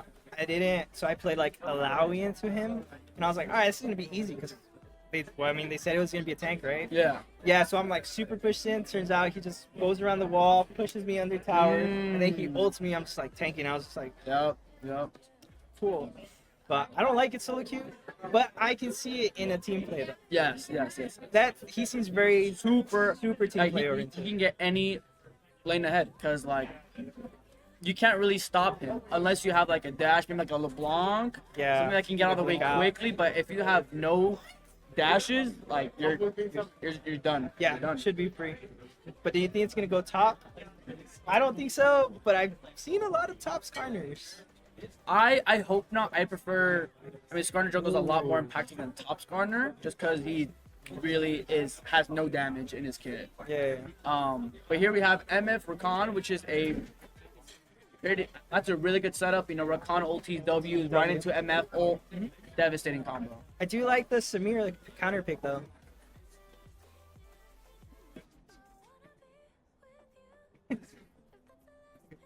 Ooh, Samir. I don't know how I like the Samir a lot, right? Because obviously the W counters the MF ult and all that, right? Yes. I don't know about the Samira just because she doesn't have the CC for Samira to follow up for that extra additional time. I agree, But I personally think it could be Samira, Seraphine mid. Yeah. It could be Seraphine mid. But if it is support, it's never bad to just have that ulti. Yeah. The ulti charm. Not even Samira that, does just the her- third do her full ability combo. heal is like insane. Also the heal. If it's support, I would prefer more of an engage, something like I said, more CC, knock up, something that she can chain with. So, that's a flex pick for sure. Then the Seraphine. Yes. I do like the Diana. So far they have a little wombo combo. They have Gets in another high. nice wombo combo there. Love it. Feels good. Let's see the bans. Oh, if I was Gatson, I would be not risking it, and I would be banning Rel for sure. Oh, yes. And also a good flex pick from Gatson as well. That could be Diana jungle or Diana Diana mid. mid, yeah. Diana mid. Keeping them on their toes. Yeah, both flex picks on third option. Banning a Fury, which makes me assume that they're going to play a mage mid. So I would assume that's Diana jungle if they're banning the Fury. Yeah. Trundle ban coming out. I guess they're scared of Trundle ulting the Skarner and just taking all the stats because he has really good base stats. And also, I feel like Trundle's very lane dominant, and you don't want to get behind in lane at least. Because then you just lose cryo for your grubs, those early grubs, depending on which one you prioritize first. Yeah. Yeah. Diego. Okay, it's going to be locked in. Okay, maybe it's Diana mid. I'm not too sure. Yeah, because they're banning Not too junglers. sure now. Maybe they're just respecting the flex pick. Maybe. They are not jumping to conclusions. Yeah. Honestly, if you're Oregon, are you happy you got 5 jungle bans? Like, does that show like where your strong side is? Or I didn't realize that there is 5 jungle bans. like that's a lot of respect to the jungler, right? Or are they doing it maybe like just to completely shut them down? Like, hey, this person maybe not like. Personally, if I was if I was playing jungle, and I tell my team ban 5 junglers, I would feel very confident in like playing super aggressive. I would hope so too. That's what I expect to see from, I assume not the Skarner jungle, but I really hope to see a really aggressive jungler because of those 5 bans. He's able to just go and dominate using Yeah. He has a counter pick for the entire team, and he has 5 bans, so I don't see a reason why he shouldn't pop off this game. Well, we have a Yoni, which is awesome. Yoni Mordekaiser matchup, it can go both ways. Early game, I feel like it's Yoni sided at least. Like the first 6 levels, of course. Once Mordekaiser gets his ulti, I think it's more favored. But I don't mind that matchup as a Yoni. Oh, it is going to be Skarner jungle. Yeah, okay. Interesting. Seraphine support too. Actually, It could be Hui support or Hui mid. yeah. I would assume it's Seraphine support though. I would assume so too. Yeah, I would assume so. Alright. I'm wondering, they have a lack of damage on Oregon side. Yeah. Early on. Samira doesn't do that much damage early on. Skarner does nothing. Garen, okay. Seraphine does nothing. Mordekaiser does a little bit early on damage with his passive AoE, and Hui does a little bit something. But on Gatson, everyone does massive damage early on. Yeah, you have the execute from Garen, the wombo combo for Misfortune, Rakan, Diana. Yone is as the engager too, so you have a lot to go off. A lot of setup potential. Win condition for Oregon. What do you think? I'm seeing more of a pickoff champ. They have 2 pickoffs: Skarner ult, Skarner E, and Mordekaiser ulti. Going back to the regular. Alright, hopefully we can get in the game. Should be super quick though. Yeah. Now we gotta wait Again, the whole draft thing mode again. again. Woo! We love draft mode. Yes. Always. I think we need to make a new rule where if we do draft mode, just do blind pick. I feel like they're gonna get 5 junglers banned. I don't know. That's just a gut feeling, you know. You used to. Maybe.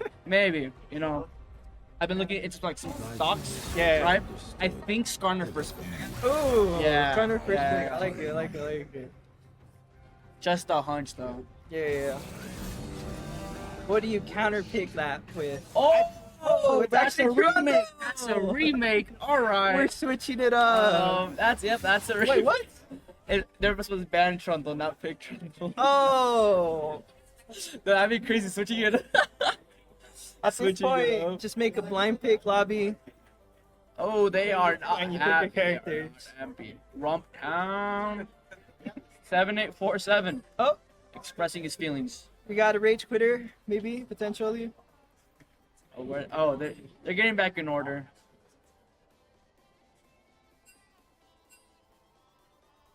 All right, cool. I wouldn't mind.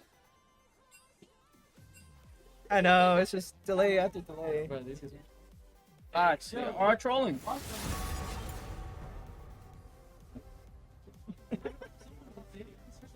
Not on your team. Not on your No. team. 3 remakes so far. Props to Three Lay. remakes. Yeah. Yeah, we are live. There's no camera, but Oh. yeah, turn back camera. There you go. There we go. Say hi. Oh, he's joining us. Just for a minute. Saying hi to parents. What are your thoughts on the comp? If you saw, Did you see? Yeah, I drafted the whole. oh, that's Oh. right. He did draft. I am- This is the genius of the Wombo Combo team comp that you were just talking about. What You was drafted a Wampo combo? what was the idea behind? What was it? Which one wasn't the Wombo combo? Who was it? After Yon, who picked up after Yon? It was Garen. Garen. It was Garen. Just to shut down that Mordekaiser. Just to kind of give ourselves another option. Front Just line, to if get anything. another option if our game plan is to go the way that we expect. It gives us another option of what we're looking at. Okay. Here we have. Whoa! And Maxi another joining us remake. as well. Another one. Can we go for 5? Can we go for 5? Where's DJ Khaled today? Oh, great. So we're gonna go fix Well, this. Oh don't deal my with that. goodness. You need to deal with that.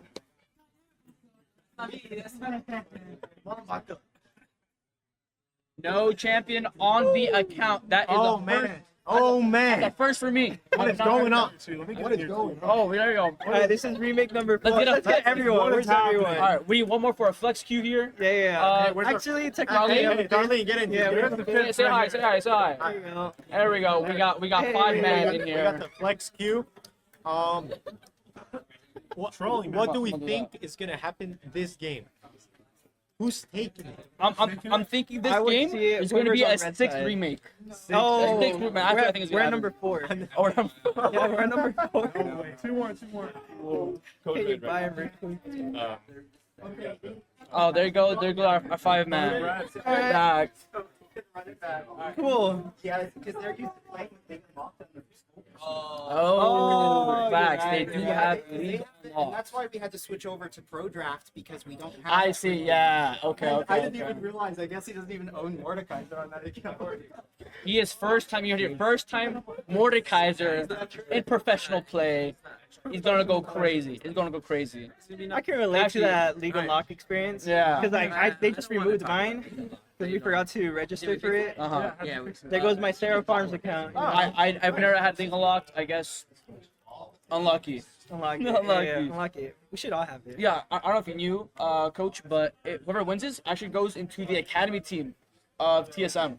Oh, Yep. you mean These are wait, draft. wait, isn't that in like Europe now? Oh, or no, they're Korea or China? They're LPL. Yeah, LPL. I thought they were. TSM's LPL? TSM's Yeah, LPL. yeah, they're LPL. No more NA? They haven't been NA for like a year and a half now, right? No way. What? Yeah, toxic work environment or something like that. So Oh, that's right. They made if Darius you, cry. if oh they did make him cry. Yeah. So if you guys win, where do you plan on staying in China? No, I've never been to China. Oh. Probably not like main part of China. All right, great. All right, so That conversation gets a little wild. yes. Okay, so no Mordekaiser, I'm assuming. No, they are playing Mordekaiser. Yeah, okay. I think they just bought on the account Mordekaiser. So we Oh. should be good to go now. There we go. There we Mordekaiser. go. Mordekaiser Phenomenal. game. Oh, you guys can't see. Oh, that's right. It's just There we go. So what was the question again?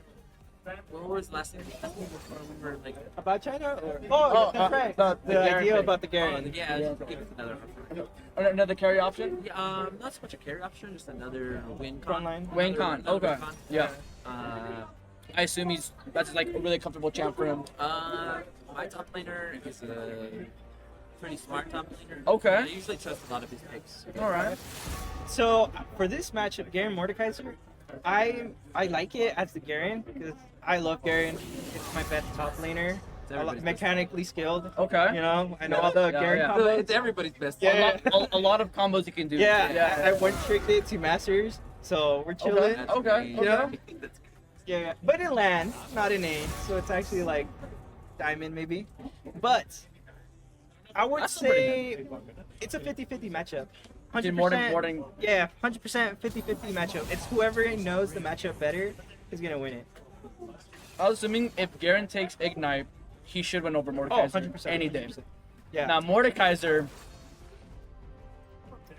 this might be something crazy, but I used to be a Mordekaiser one trick, but in the jungle, which is weird. But taking Phase Rush completely removes the counter that Garen has on Mordekaiser. Right? Because as Mordekaiser, you want to initiate first. You want to EQ auto, Phase Rush pop. And then Garen chases you, you run out. Yeah. Repeat 5 times, Garen's dead. Okay, I can see it. I've never tried it. It's very hard to pull. It's very hard to pull off because Garen, he can just flash Q and Yeah. there you go. Yeah. But yeah, no. I don't know if you knew this, but yeah, Garen Q actually cleanses any slows that are applied to him. So like, let's say you slow him, and then you Garen Q, it gets removed. I really found that out like last month. I thought that was a W. And it's supposed to be my best character, so. There you go, you learned something new. So, what I can envision here is they have a lot of engage. Dana, Yon, Rakan. Yeah. If Skarner plays this right, he ulties. He ulties all 3 as soon as they engage, and completely removes their engage. Yeah, you can see it. So, and that would be huge. Skarner to 3-man ult into Seraphine ult. They win. They instantly win. But Skarner has to predict which champ are they going to jump on so he can ult him. Yeah. Are we still talking about this? Yeah, go for it. Yes. I like to interject. I was talking about how your team can lose.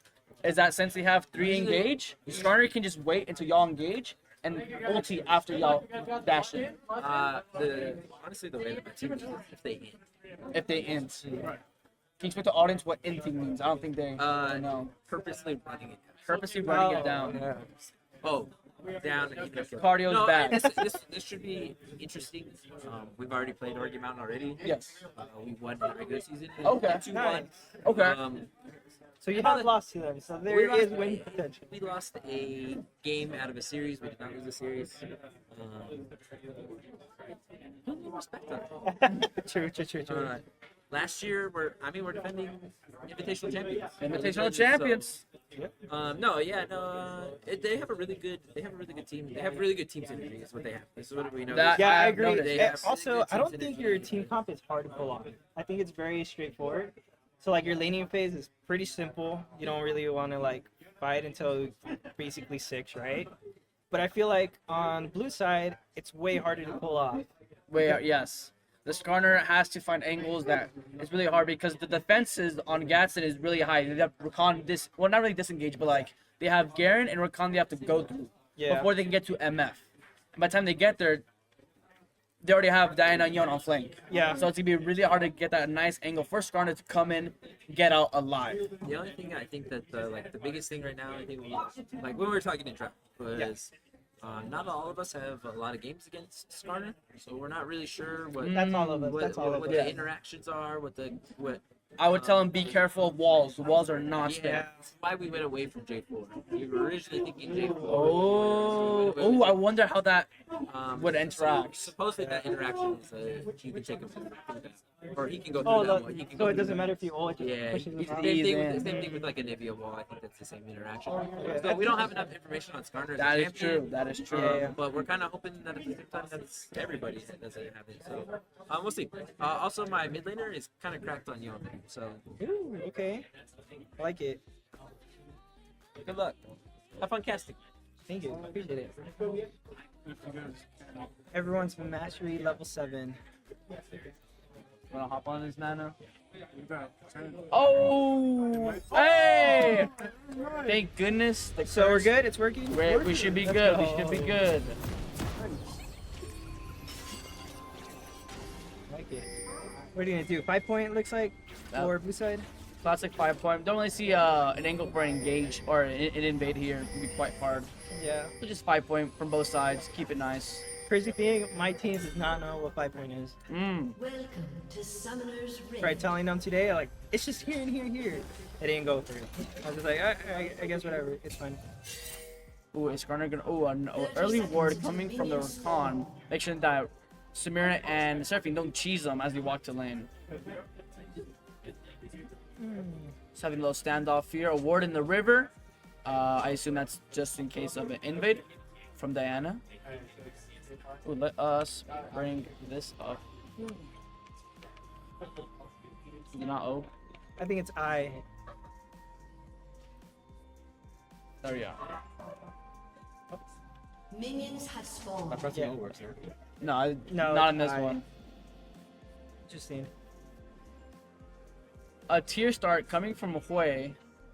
A pot bot from Skarner, but not in Diana. So Diana's gonna have that slight, very, very slight tempo lead. Not much major, but like I saw 20 seconds of a higher tempo than Skarner here. I personally don't think you need to take a pot in the jungle because there's just so much to say now. Yeah, especially if you're getting leashed. Yeah, A especially if pot, you're not leashed. Yeah. 100%. But Skarner jungle. Let's see how fast he clears. I know this is gonna be a first for me. Actually. When I was able to clear him, I did it, I believe, in 3 minutes and 28 seconds. Okay. So I don't know if that's fast or slow compared to other Skarners, but we're about to find out here. As long as it's done before 3:30, by the time It's a good Skull's jungler, done, correct? Fine. Yeah. You know. Yeah. I'm excited to see the way because I'm a big fan of that character. Skarner? No, the mid laner. Oh, wait, yeah. Yeah. I think that kit is very fun. Like the animations at least. Yeah, All that. like it's that, so yeah. Flashy. The purple and red colors are amazing. Yeah. Now here we have Garen with phase rush. So that means he's going to run down. Ooh, I wonder if he took the camps there. Oh, here comes the gank. Oh, almost got him to the wall. Throws gonna rock. chunk him out. Potentially Actually, a is flash that coming good? out. Not a flash gonna come out. Very Very good brave gank, that though. yo not to flash there. I respect. You take those games though, 100% of the time. You like it.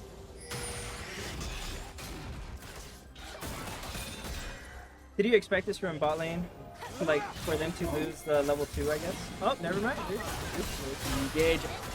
Rainbow from Alax. Alax going from the top of the camp straight into a bot that Oh, gank we is did over that. pushed. Pretty clean. Yeah. Great gank, great timing. Up in top lane, he's having some skirmishes. Skarner just going up for a nice full clear around here. Is he gonna freeze this? I 100% would have. Hope he does. Okay. Great poke coming from Hui, not allowing that Yon to breathe as he takes a CS. You have E. Yeah. What, an early flash coming down. Okay. Showing a lot of respect to the Yone. A lot of respect, yes. He's not going to lose that mid pressure. He's going to keep it on.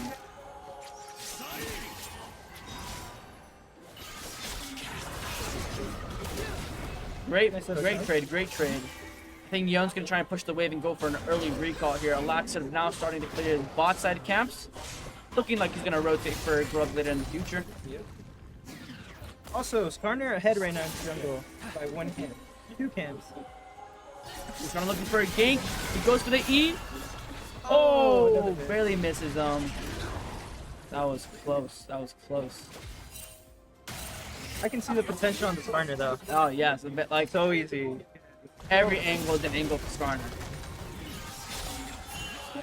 We're Skarner looking for potentially another gank bot. No, he's No, doing damn. Straight to golems. Actually, straight back. You think they're gonna prioritize the dragon or the grubbies? We have grubs coming up in 14 seconds. I believe Dana's gonna be able to clearly secure those. Yeah, this should be a trade. And not much action. Everyone farming their lane, doing their best. Samira up in farm, which is surprising as she has shorter range than Miss Fortune. Yeah, I was surprised that I guess red side is getting pushed in this heavy. I don't know, with all that poke from MF, I would expect them to maybe like put more pressure. But it is up against a Seraphim. Which is Yeah, I was about to say. it's basically a secondary. Yeah. Good chunk right there, though. Yeah, there we go. Diana Young rotating for the Grub. Skarner punches starting to start the Dragon here. Great call from him. You know, playing on the opposite side of where the enemy junglers, as he should. Yep. It's Ocean for first drag, so feels very nice to get it. That is very nice. A bit of a CS lead up in here with the top lane. Garen with 15 more CS. I like it. As you predicted, Garen's gonna probably dominate a bit early against the Mordekaiser. Wonder if he's going Q-Max or E. Both work fine. I think it's just preference, and at least in my opinion, right? Bot lane trying to rotate for the mid ganking, going to go unsuccessful.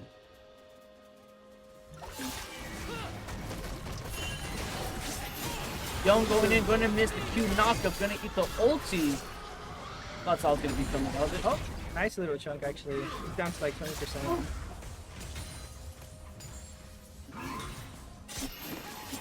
Diana counter jungling, invading the Skarner side. Skarner doesn't even realize he's gonna recall. Diana playing the movement on the map very well, but is still down in CS somehow. He will not falter. 7 for Garen. It is safe first Garen, which is very typical now.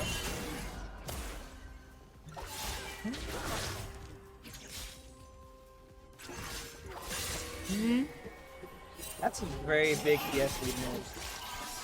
Yeah, 60 to 70, 73. I mean, even though the Yone is getting poked out a lot, he is securing that CS. Yeah. So it's not much of a...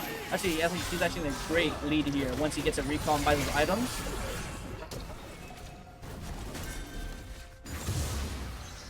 There we go. Let's see what he'll buy. I'm assuming his boots completely Berserker Greaves, right? Is that what it's called? Yeah, Berserker Greaves, yes. Yeah. Yep, there it is. Berserker Greaves and Vampiric Scepter. That is full build for Yone. Yeah. He is ready to go. Now. He is ready to go. With lethal tempo, so yeah, he's ready to kill. Garen also with Berserker Greaves. Okay. So I think now the Mordekaiser has the potential to win the trade just because of the boots. Well, he goes. Oh yeah, yeah. The boots. No, he them. The boots make Garen spin faster, no?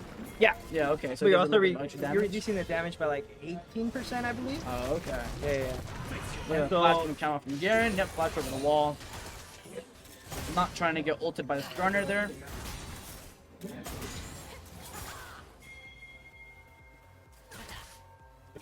Yone gonna come down for a bot gank, as well as maybe a Diana. This is gonna be a 4-man gank down in the bot lane. And Diana just hit 6-2 actually, so... Rakan flashes, Diana flashes. Oh! Unsuccessful, a bit unsynced. They should just push the minions in and then just go for the... Right, so Yonsu goes in, Diana goes in. I think about Samir. Ooh, wow, that's a very good great E coming from Tobuscus. Oh, completely avoiding the Yon ult. Just by ing away. W into the Seraphine E into Whale. Oh, great choke point that they used there. And just like that, mid lane is basically even. Yeah, yeah. Because what is it? One kill is 15 20, CS? yeah, 20 CS, yeah. Top lane, pretty straightforward. You're just waiting for the groups.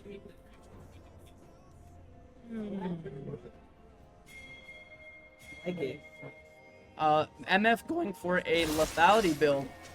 I believe that is Yomu's that she's going to build first. Yeah. Very nice. Right now there's a lot of damage. And they are quite squishy besides the Skarner and Mordekaiser. That's what you have Yone there for.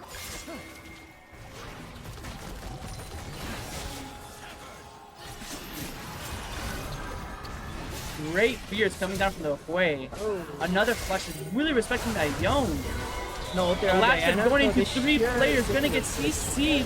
She could not move that entire time. That was 4 seconds of CC. Great CC chains coming out. I like it.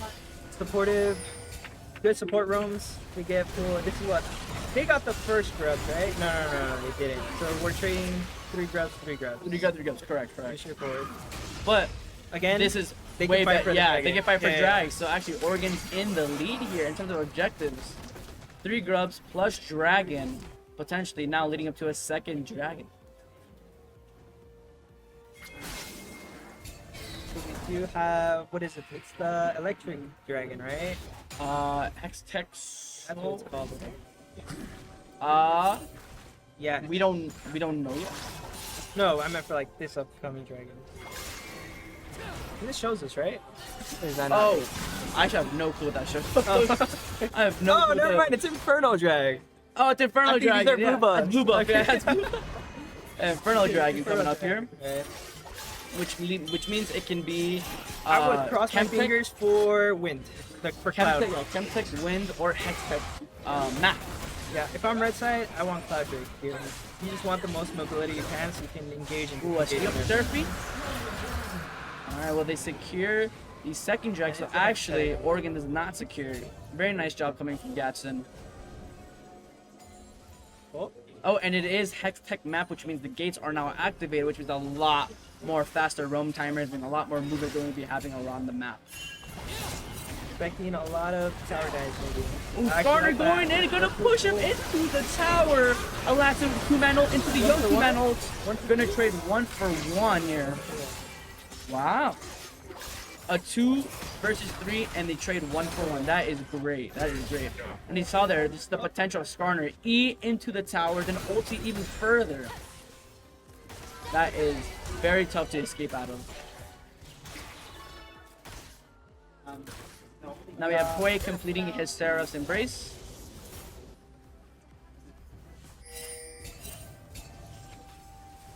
Where do you go if you're way here as your second item? I would go. Something bursty. Something like a burst them. Here comes Skarner coming in. Gonna pin against the wall somehow. Very nice angle coming from their Dom. Now we all. Damacy is gonna be stopped by the Mordekaiser ult. Super well played. We just walk up to the bench. Wow, Perfect. really perfect time for the Mordekaiser, saving the Skarner's life and securing a kill. Yeah, you never want to ult the Garen right away. You want to wait just before like he has no escape anymore. Yes. Just take the free kill. It just so happens he canceled ult too, so that was very really impressive there. We see the Two pinks plays coming in down. hot. A TP, but that was a really fast TP. Yeah, that was fun. A flash coming out. Seraphino is going to hit the Yone, but not going to escape the wrath of the Yone E. Tabasco, can he take the portal to escape? He does take the portal to escape. That's why a Hextech Soul is really a game changer in these games, man. It just gives you so much mobility. Yeah, but they're just for so many outplays, so many rotations that you don't even see coming. And stuff like that, where, you know, you're guaranteed a Samira kill, and then she's gone. Yeah. Gone like the wind. Instead of dying, you live. Love it. Yo now has completed a Bork.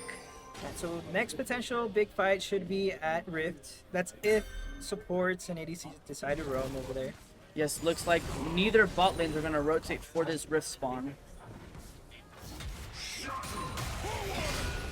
Top And 2 lane, plates for Garen. top lane will receive no ganks, you know, just gentlemen's top lane, just fight it out. Yeah, your usual. No help from others.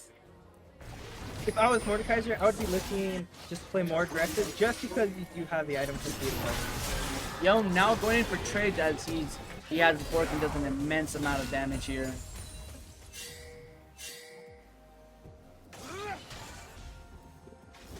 It is a 30 CS lead mid. A very strong Yone.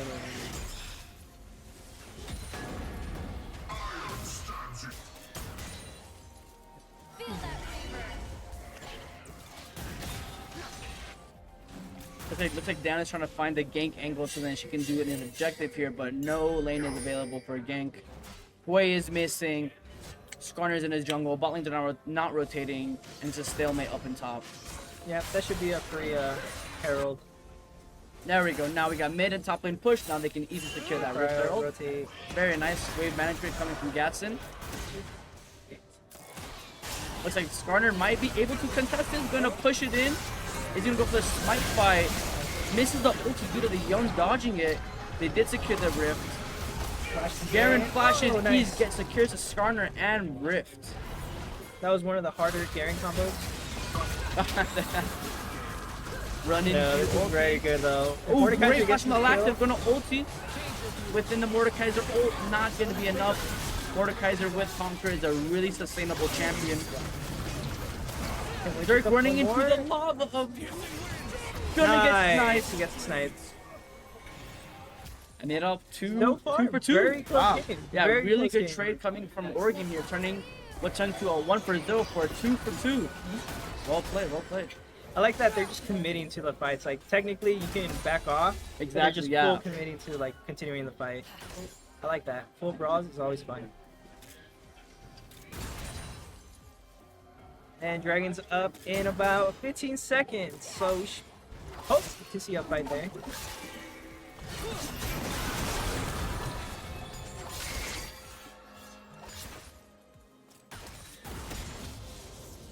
Pretty good so far. We have more TP for this Dragon potentially.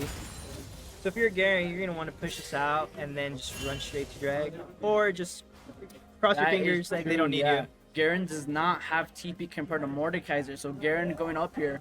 If Mordekaiser wants TP bot for fight for drag, Garen cannot match that, and that's gonna be a 4v5. A gank coming in from Skarner, gonna get a flash out from an MS. Great there, you know, into a two-man group, two-man stun. But they're all going to escape. Ooh, Skarner Ooh, ulti the going Skarner to miss. That channel time is devastatingly long. That was a nice cancel on the Misfortune ulti. Yeah, really, really great timing there. Garen thinking about rotating down the drag, but looks like he's gonna take that Just get scuttle trapped. trap. Yon going in, a flash from Tobus is gonna make Yon miss out ulti. Should still be there. Gets one, gets two. Potentially three here. Everyone's low though. Can Mordekaiser clean up? Dragon flash. Ooh, flash ulti from Mordekaiser. Gonna get the auto off way. Trying to appeal for the best of his ability. That's gonna be 3 or 1. Great trade coming from Gatson. I think they're hungry for more though. No, they're gonna push out the mid wave. Honestly, even though the wave's behind like 40 CS, he still has a lot of impact this game. Oh yeah, he is 3-1. He enforced this. He's still gonna have a lot of gold in the pocket. Yon now at the wit's end. That's gonna be huge against Boy and Mordekaiser. I think now he's able to 1v1 both of them with ease. Oh no, not the cannon. Fortunate, happened.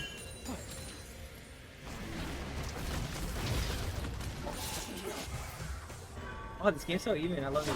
Oh, great. Oh, it's cancelled with Honda. Be good to know. A little back and forth. They're trying to fight for tutorial stance on the dragon here. Rift Herald let go in the mid lane. I assume they're going to go for that mid tower and secure drag at the same time. Ulti coming out max range. That is going to be... There's an break. That's going to be a goner. A steal? A steal coming from Seraphine. Steals the dragon. Gets a Very 3-man good Seraphine ulti. ult. But there's no damage. Skarner does 0 damage. He gets one though. Can he find more? Can he find more? Great steal from Seraphine. A missed smite coming from Gadsden. Oregon picks up drag. Wow, that's so close. Wow, that collector securing the kill on Diana. That is huge. Oh, nice Seraphine's flash. gonna be I like huge. that. That should be a dead Garen. Wow, great return on that. Great return on that. Very minor wins that they're getting ahead. Yeah. Now it's a 3K gold lead. Well, 2K gold lead. But What it's should- just yeah. little by little, they're just pulling out ahead. What should have been a free dragon or free tower turned to catastrophe for Gadsden here. Now, the gold difference is still around 2K, which is not much, but it's still in the lead of Gadsden here. So they still have the momentum going. But you have to remember, all the gold lead is on the Yone, which is That the is first true. thing that you want. Mid tower, now it's 3K gold lead.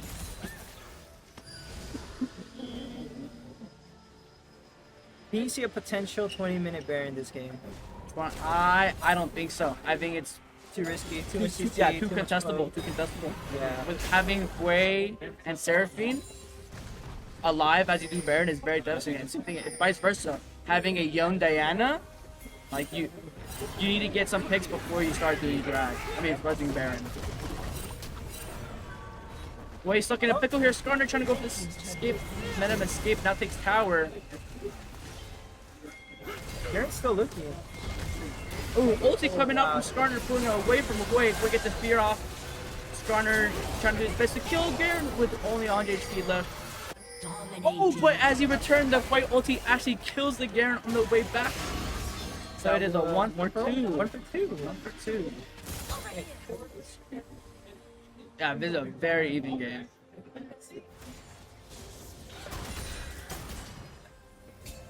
Attack speed build on Garen. I like it. No strike breaker. No strike breaker. He's going here. Pure attack speed, pure damage. I guess you don't need it in this game because they also want to be in front of you. So Yeah. it works out. Let me see how much healing it has done so far. Oh, I guess he just took the item. 33 shielding. 33 shielding. I just don't think it tells you. Borg tell you, Borg, yeah, 1,000. Yeah, oh, that's a lot. That's Actually, a lot. that's a lot. 300 already on Witsem. Just from, I believe that one fight or 2 fights. Yeah. That's a lot. Yone using that gold very efficiently so far. Look like he's building the Immortal Shield Bow, so when he goes in, he doesn't get outbursted, which is quite a nice addition. He could have gone for a lot of healthier options, as in like a Jack Show. I would have personally gone for the Jack Show. But going for more of a offensive, defensive item is pretty good.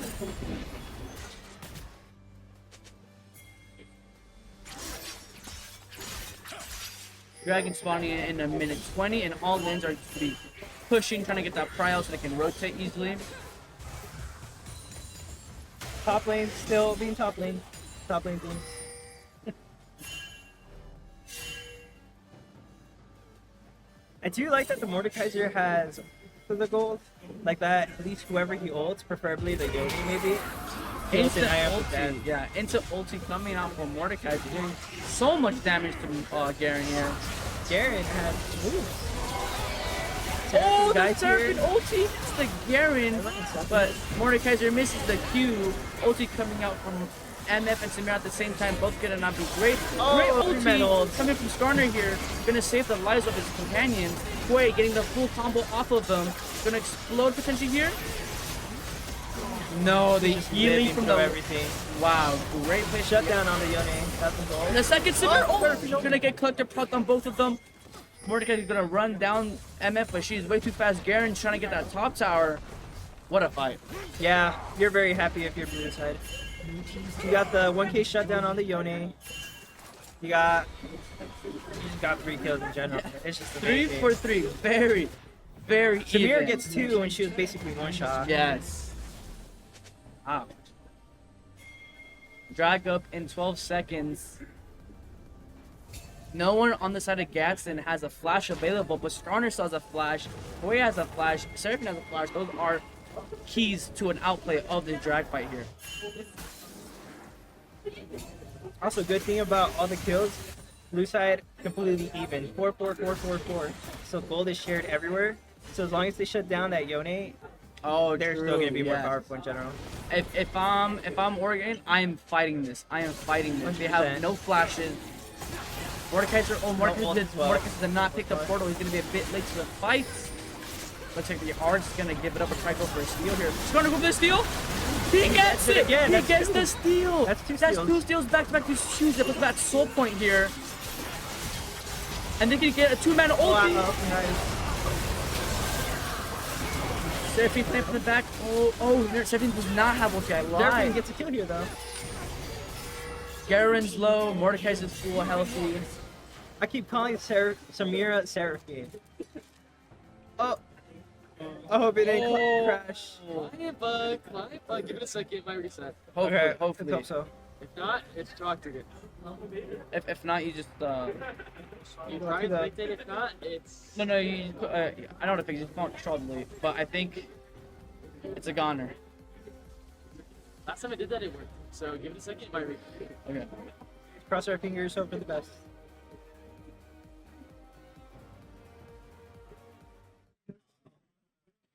back live. Woo! It's us. We're on camera again. I don't think so. Oh, Oh. no. Oh, I No, meant no. like video cam, like face Oh. cam. Yeah, no, that's not.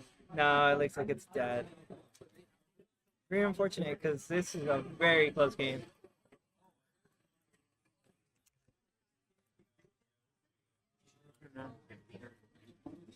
We'll try to resolve this issue as quick as possible. The task manager strategy. Oh, wait. Whose account was it? Was it your account? Sterling's. Where's that lead? I think it'll log out. Oh, yeah. Well, no. Oh, she's also right behind you. The either thing way. is, it has to like get out of everything. So you have to like read. Yeah. Yeah. Because like this should not be happening with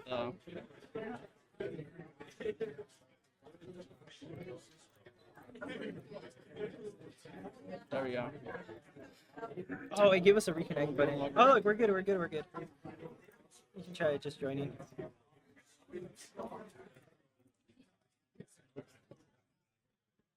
I really want to finish watching these. I know it's a This one's really very close good. game. It's a really close game.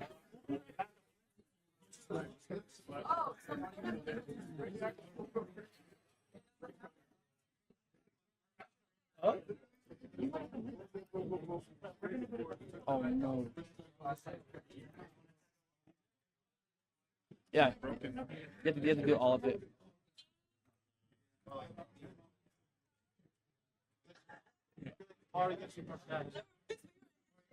Where's Arlene?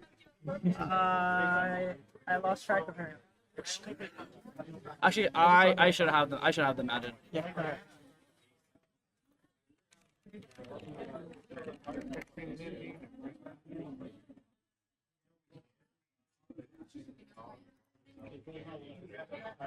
Come on. I really hope the game does not end when we enter I know. back. Missing like 3 minutes so far. Yeah.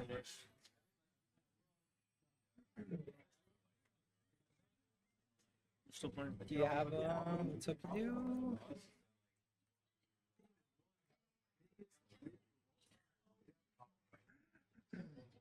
There we go. Okay. Alright, so we're back. I hope.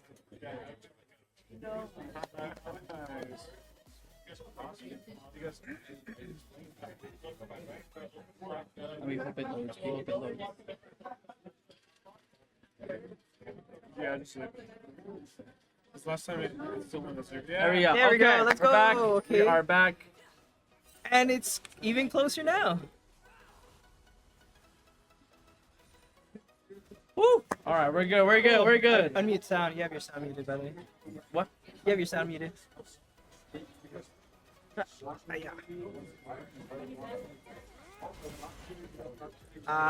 Which is the sound effects? I guess that should be good enough, right? I see. Yeah. Oh! No! No! No! Wait, hold on. Direct to camera. Direct to camera.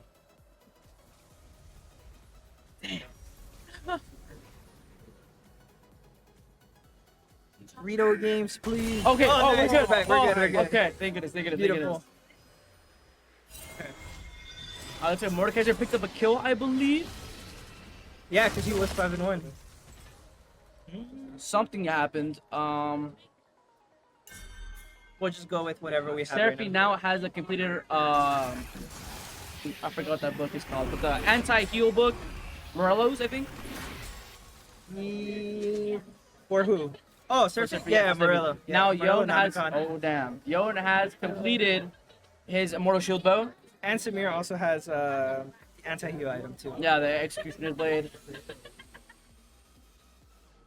I don't know why Riot doesn't like the Press servers. again. It's not very nice. A huge CS gap coming from Yon and Quay there though. An item and a Garen half ahead barn. too by like 50. Yeah. Both of them are very strong.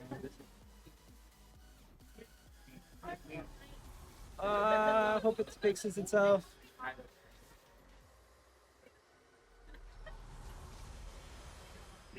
And there's gonna be a Baron fight here soon, which is sad to miss. Honestly, I think whoever gets the Baron just wins. Whoever gets Baron wins the game, and yeah, because they're both playing pretty well. Should I do it again? Should I let it wait? I have no clue, dude. I actually have no clue. I will give it one more try. Hold on. What if I scare? What if I'm like, oh, I'm gonna cancel out? And then go back in? And then go back in. Yeah, Like yeah, the fakie? No. No.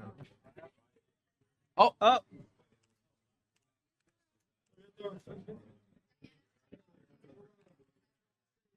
What if you pause it for like 5 seconds? We'll just Pause try it? Oh, everything, pause you it? know? Okay.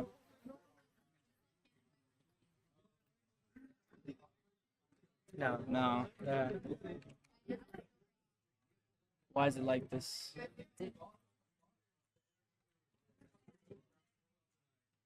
Video games, please.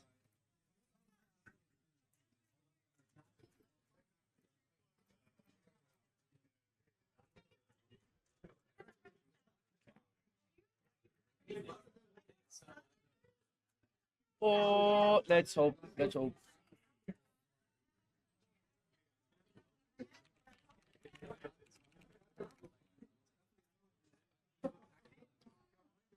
If it doesn't work out, slap some arcane. We're all watching episode 1. Yeah, I'm still waiting for Get season everyone 2. hooked. I Still know, waiting for it should season be out 2. this year. Like This year? Yeah, apparently it's like during winter. Oh. They're still playing. They're playing on the- Very close game. It's kind of hype. 7:30. Oh my god, it's crazy actually. You guys haven't played yet, right? No, we have not played any of our games. 3 games. Yeah. You're gonna be here till 10. I love. Yes. I love League of Legends. Positivity. Oh yeah. Okay. I'm not gonna press nothing. Yeah, I'm don't gonna do anything. Just keep it as is. Yeah. Look, why is it not live? We don't Why is it complain right not now. We accept it. We take it. Thank you, right? Just don't stop it. It's like a free trial. You'll get this amount of watch. No way. It's alright. It's alright. Rock throne. Rock mid. I like it. Very straightforward ability, you know? Throws rock. Throws rock, does damage. Yeah. I miss those. What if I pause it? Oh. Should I try or no?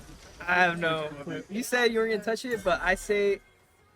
Cause it's gonna hit the limit. Okay, It's gonna so hit the limit. yeah, I would pause it. Screw it. Let's pause it. See if it grows. All right, let's. No. No. Okay, we just have to cross the fingers. It doesn't. Stop. Don't do it. No. It's Jover. Small indie company, dude. Small indie company. Wait, well, we can cast. Can you look at the game? Cast like live, like with the camera, like how you do football. You know, like over the radio. Just Yeah, cast what's going on. Low key, I would be down. Can you give us like? Give him live I wish we could like POVs, bring you the know? mic Just live over. POVs. Bring the mic over. That's it. We can't. Yeah, no, good luck. If I were you, I'd just chalk it. Hold on. Let's see if I can show the viewers what's happening.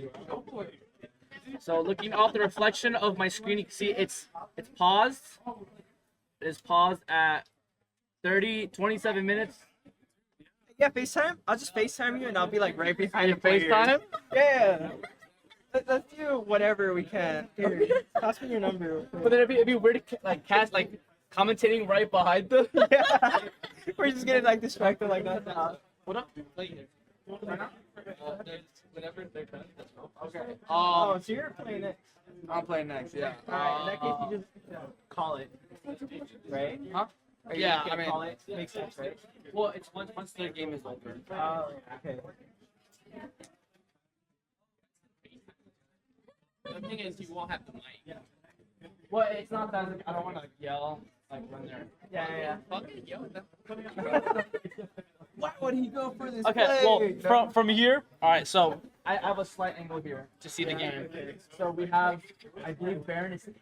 Seraphine's going mid. Yeah, Seraphine's going mid. Throws Q. Oh, I don't know if you want to get a nice off that, but go back to Do you that. have your phone on Discord? I do. Just get a video call. Yeah, but Oh, there you go. The thing is like, I don't get like. He doesn't want to be like right behind him. Yeah. Makes sense. So I guess can we move the mic or no? Okay. Okay. Well, you got hexexual. Is that no Oregon? Oregon that got hexexual. We'll say it was a third steal. A third steal coming from Garner. Shooting by. You have a lot of hook potential coming from Surfing. Is Baron alive?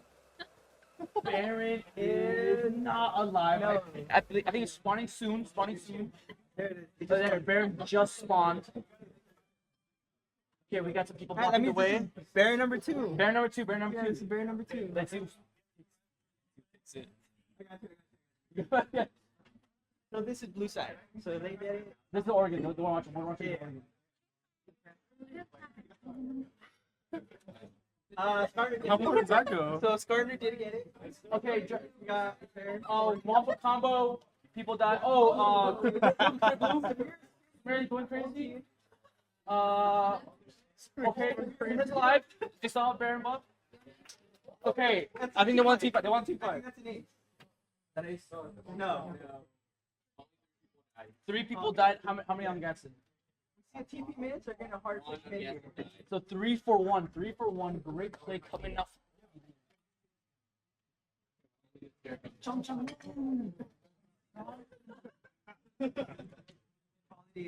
Quality stream right here. I think Oregon. I think Oregon winning that. Okay, they're on the base. They are pushing the exterior tower of the base. Tier 3 tower. With the help of the void grubs that they got early on in the game, they're able to put a bit of a factor. Wait, did the thing die? Yeah, it's nice. We call them grubbies. Honestly, they're gonna back off. No one died. No one got over the. You can just put it there now. Oh, I see. All should be sitting on like 1K gold. I thought you said you were gonna put me on my neck, and I was like, GA for. I think you bought a red pot. Samir bought a red pot. Okay, it's called. Thank you. What do you call it? Do you call it steel plates?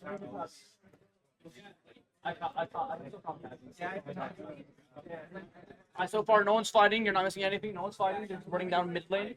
They're pushing with Baron buff here. Oh, I just realized I can't leave because someone's using my mouse.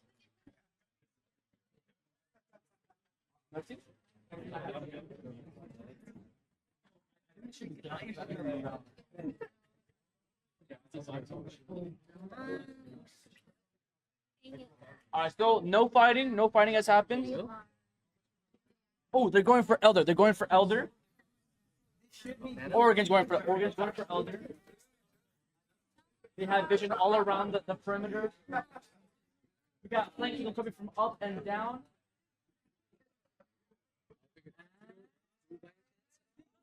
Oh, he got it stolen. Gatlin steals the Elder with ulti. That means if they wipe here, it should be over. This should be over, but it looks like Oregon still is in the lead. I see a triple kill, quad kill coming. Pentakill! The Pentakill from Samira, even though they got Elder stolen. It's game. That's it. Over. She was like, Pentakill. It was crazy. Also, you know, like you guys. Oh, true. The Aggies. Never mind. They're not ending. They are. They take a walk down to bot lane. I don't know how they're not ending, but You just want to give going down bot lane. Samir's going for like max kill. Goodbye, Leon.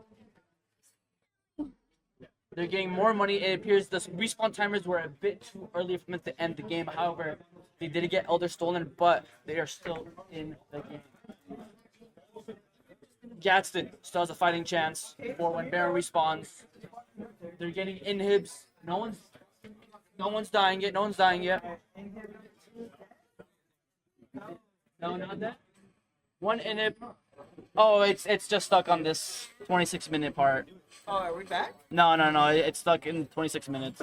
Like, Oh yeah. it just stops. Yeah.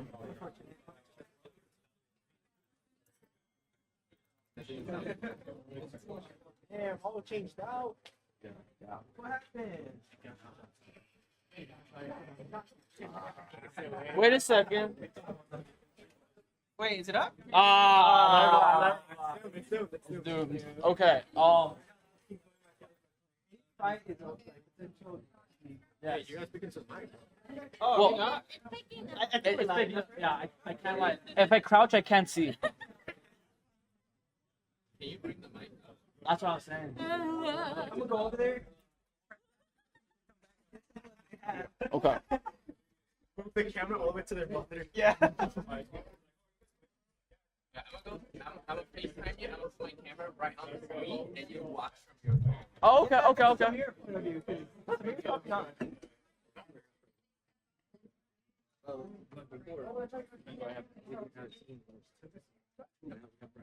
No. You have Snap? I don't have your Snap. Instagram. You do? Liar. Yeah, I You're the want. one that I added and did not add me back. Oh. These are just allegations. Fake. All right, here we go. Oh, we got FaceTime? Yeah. Alright. FaceTime. We're good to go. How to make it full screen? I believe just rotate it. Hold this down. I just made it work. Turn on camera. Oh, That's worse. Okay. Anyway, all right. Okay, they're going for. Oh, hold on. They're doing Baron number 3. Yeah, they're going for bear number 3. Yeah. That's fine. Hey, Hey, appreciate it. Thank you. Orchid Mountain. I got a free mouse. It's Go. Orchid Mountain going for the 3rd Baron here. Going to be uncontested, it appears. So, yep, that's going to go down fairly easily. 2 inhibs are down though, right? So 2 inhibs are down. Garen is split pushing bot lane. Siege, spin to win. Should be over. Looks like they're going to run it down mid without the new Baron buff. They just run it down mid. I guess the new Skarner's just that OP now. I guess so. I guess the pick potential was there. Unfortunately, we cannot see the items that the enemy team has. We just see what Samira's looking at. And a hand. They, on the side of Oregon, they have absolutely no vision anywhere on the map. So there could be a really good flank angle coming from Gadsden here, potentially ending the game. I would be if I was the unit. I would be looking for that off angle. You're the one with all the gold. Yeah, you have Might to. as You well have start to flank if you're Gadsden. Yeah, You can you no need to longer be fight the hero. 5v5 no more when you're that far behind. Okay, so we're rotating top. The classic zoom didn't work. Looks like they're gonna start pushing top lane, as that is the only place they have not gotten an inhib at.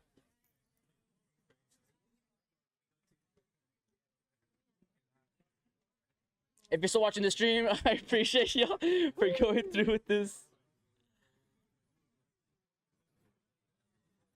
All right, Yon protecting the tier 2 tower on the top lane. Skarner going to go in and get a stun. Seraphine MF ult hits all of them. Proximir's GA. Koi ulti gonna hit. Oh, the Crypt Blue going on. Here's heals Samir to full, and that is going to be GG. Wow, I didn't know Crypt Show Bloom. him the end screen. Show him the explosion. Where's the camera? It's right there. I didn't know Crypt Bloom was that OP. And Nexus explodes. Almost. There you go. You see, they're at the Nexus there. Oh, someone dies. I don't know how, but the Nexus have that. And it's over! It's over. All right. That was what, Oregon, right? Congrats to Oregon Mountain winning over Gadsden. Really Honestly, well played on both sides. I didn't expect it to win, and their counter engages were crazy insane. Yeah, so very impressive. The team comp that Gadsden had, they're looking very promising from the start, but Oregon play with independent. Very clean. Getting those dragons, which is really the game winner there. Yeah. Garner taking 2 of those really accelerated the game at the pace, and they could not Also, scale all fast those enough. way ultis that he landed were like insane. And it was like multiple 3-man. Yeah, It was crazy. Really well Came played in from very Way. clutch. Really well played from everyone Yeah. on both teams. Really close game. I think if they kept playing games, Yeah. I think it's 50-50. Yeah, honestly. Really close game. It was very 50-50. Very close game. But all right, well that's it for me. All right. I think you're up next. I'm right? gonna play now finally. Yeah. Let's all right, go. we'll see you guys tomorrow. We'll play you guys tomorrow.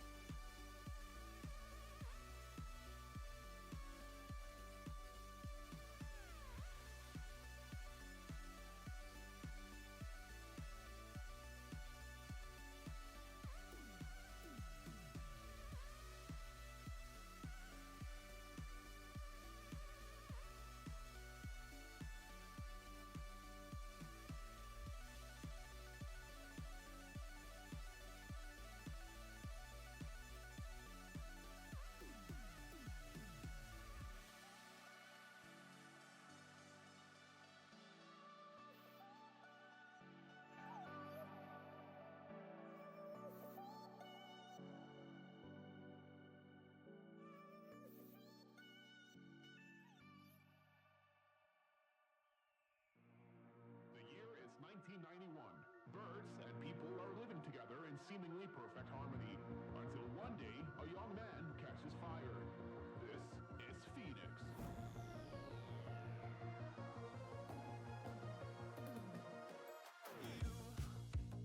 You've been knocked down and got up again.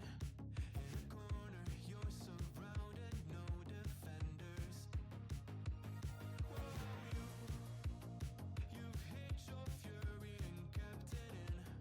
But it's time now, you ignite and turn to embers.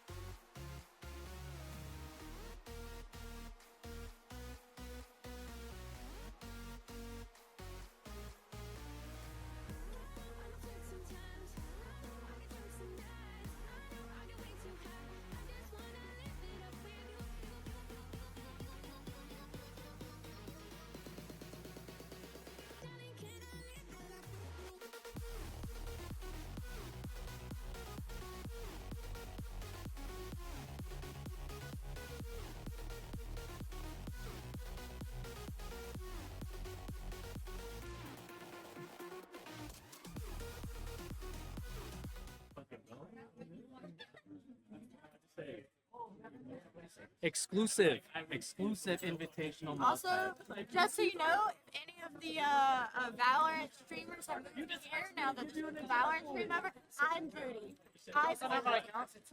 Nice, you did. Not really, I am Booty. But whoever was asking who Booty was, I'm the Cypher. I was the best game I've ever played in my whole life. I'm not a good player. Please forgive me. But it's okay. I mean, you had fun, right? No, I didn't have fun? actually really did really good. Like, it's kind of unfortunate for them. Yeah.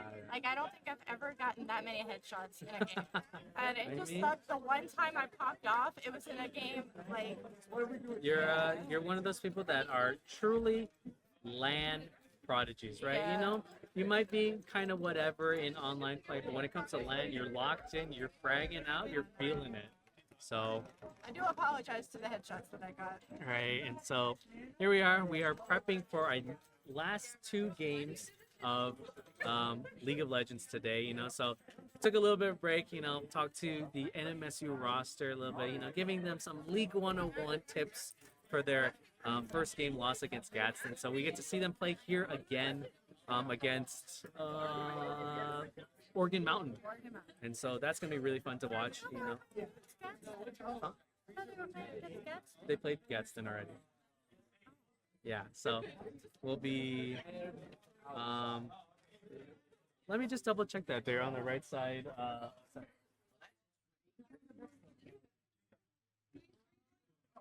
Darlene. Also, I'm getting annotation documents on my Canvas. That is so stressful. I don't know if any of you guys like have Canvas for your school or whatever. It's so stressful. I keep getting annotation comments. It's supposed to be the weekend. It's supposed to be my day off. As a professor, please don't make annotation comments over the weekend. It's my day off.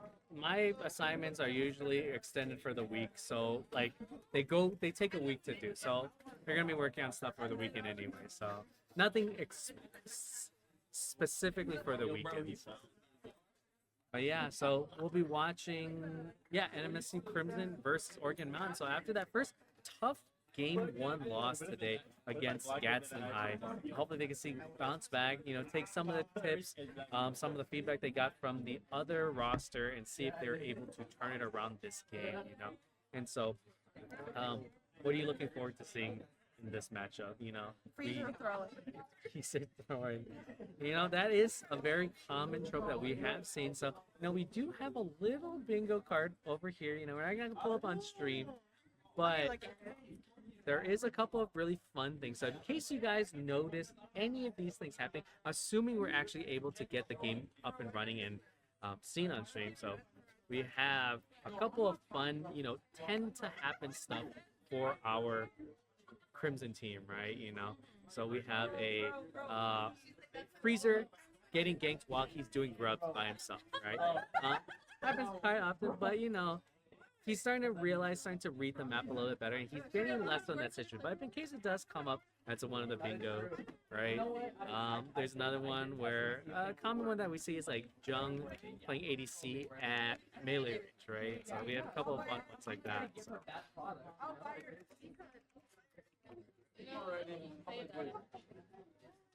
I gotta add more now. Yeah, and Okay, so we would I'll have to figure out move the whole free and everything. Alright, And so, I'll yeah. keep that one in the back of my head then. Yeah.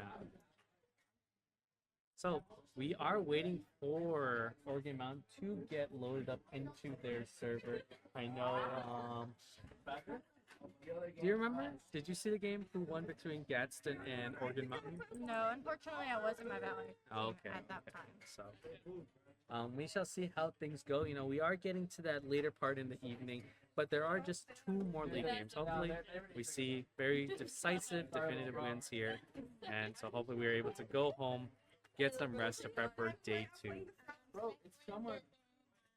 Dog, it's in. Speckling. How come they're using this? No, not. This is the spectator link? Yeah. The ballroom. We don't have to stream this. Okay, just making sure. Okay, we'll talk about it. So, looks like we have Oregon Mountain High School on blue side and NMSU Crimson on red side. So,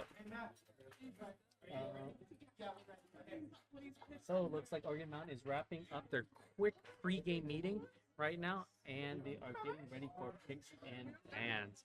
And so, first pick ban coming in from Oregon Mountain is a Vi or Ziri. Is that what you're guessing? I'm gonna guess it's gonna be one of those two. It's either gonna be Vi or Ziri, I think. Zeri? Who was Siri? Zeri? Zeri? Yeah, Oh. sorry. Oh, wait, did I call the Vi ban? Yeah. Oh, Called I'm- Vi. You're like Did I call the the Vi last- ban? how Dude, I am the a Dune guy. genius. I am a genius. I can see the future. Mordecai's a ban coming in from NMSU. What's the next one? This one I probably bet would be an ADC ban. Oh. Jinx ban coming in from Oregon Mountain. I feel like Another they're gonna do prediction. a jungle next. Right, but I think this is just a hover right now. Oh, and it is locked in, so it is a Jinx ban coming from Oregon Mountain. NMSU I think it's gonna be jungle. jungle ban. Let's see. Oh, okay. As we waiting for them, a lot of discussion going on from NMSU side. They decide on how they're going to be banning out Oregon Mountain right now. And so, what are your thoughts on these initial bans coming in from both sides? I'm honestly not really sure. I don't really know how this NMSU team plays. I don't really know their like ADC. I don't know if it's A Samir ban and a Sejuani ban. So it looks like they are targeting Freezer a little bit here. that is true so- actually. If I and Sejuani. But I know Freezer has some secret tech prepared for this situation. Against So. Zero Dragon Tech. Zero Dragon Tech. You never know, because he was pretty crispy the other day on a specific champion. So let's see if NMSC decides to pull out for today, or if they decide to save it for tomorrow's actual bracket stage play-ins. And so right now, NMSU doing their last ban, Ezreal ban, so double ADC ban from NMSU, Samira, Ezreal, and Mordekaiser for the top lane. And so now first pick coming in at Oregon Mountain as they decide on who their first pick. So most likely, I bet you they probably want to get that counter pick going on. So first locked in Nautilus on the side of Oregon Mountain, you know. That's a strong support. Yeah, definitely a very strong support, and it takes away the Nautilus from NMSU. I know Copium has been very in on the engaged support meta right now, and so having the Nautilus taken away gives them a little bit less of their tool. A Maokai locked in, so Maokai potentially could be flex, but most likely I could see it as the support What do you position. think Wei is? Because I have seen him as like an ADC before, Mhm. which is actually like really annoying to play against. Yeah. But he's probably gonna be mid. Yeah, I would imagine a min because AO has always been a really good control mage player as opposed to Jung being a mage bot lane player. I can't even blame him. I am the same way. Oh, Skarner locked in. So Ooh, that Skarner, jungle. I think this is the second game we'll actually see Skarner played, which will be really fun to watch. Of course, you know, him being new to this patch means that we do have a little bit more to a lot of teams have to figure out. Yeah. Oh, no. Aren't they both junglers? Nefari and Skarner? Mid lane. Oh. Mhm. And so, last pick for NMSU will most likely be a jungle. Oh, Smolder pick. Smolder pick. I know they were talking about wanting to play Smolder this season. Although Smolder has received quite a bit of back-to-back-to-back nerfs due to how powerful he's been with his execute. Still a very strong pick overall, you know. With a lot of good mobility, a lot of damage as a whole, a lot of zoning potential, and that ultimate with his massive AoE. So very strong pick right now so far. So, and especially with the Maokai, sends out his ultimate, Smolder sends his ultimate, and boom, you have a chained comboed. Oh, we have a Kaisa ban and a Yone ban coming in. Kaisa banned by NMSU and Yone banned by Oregon Mountain. I wonder why they did the Yone ban. Just because like Yone like mid slash top, whereas like Wei's already kind of mid, Maokai could be top. Yeah, and a that Renekton Renekton. ban. So they are not sure that top has. Yeah, they don't want Pierre to be playing any bullies in top lane right now. And so Viego locked in for NMSU right now. on the jungle side. And so Viego, always a very solid pick, but is one of those expected to carry type junglers, and so maybe we'll see a lot more aggression from Freezer today, rather than his more passiveness that kind of came back and hurt the overall performance of NMSU in their first game. Finally, an EDC. I've seen that Jen kind of for that long range, which is kind of interesting because, you know, Skarner can pull him back in, but Fury kind of, you know, runs him down. And seeing that Jen, who has such a wide range there, especially for that ult, I think, like, honestly, they're not going to be able to get out of that. Yeah, no, and it's definitely interesting for sure in terms of like that comp into the rest of it. Oh, a Gwen top lane here. So, Gwen, always one of those semi-bully type laners, you know, does a lot of damage.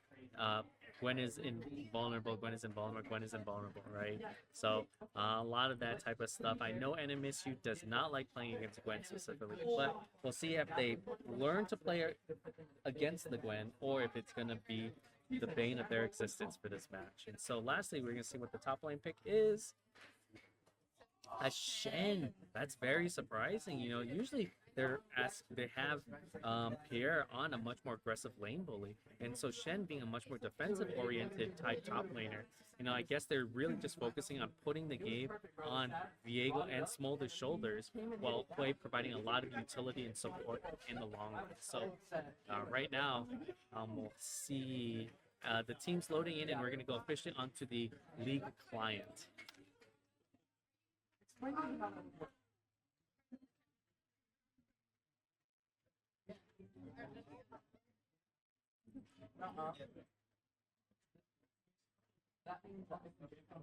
So, it looks like teams are rearranging themselves right now to make sure they get into their proper position. Oh, it's the return of Dirtbag Dom. I do not know who that is. Dirtbag Dom was a name that showed up at the NM Oregon Invitational that happened earlier in November. And so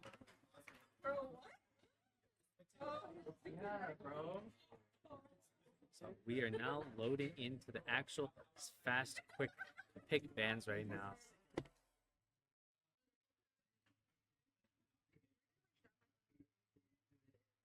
So as the last champions get locked in from draft.gg, we are gonna go into our 3-minute spectator delay right now. Or is it automatically? No, you're gonna have to press in-game once they fully lock in, and then the spectator.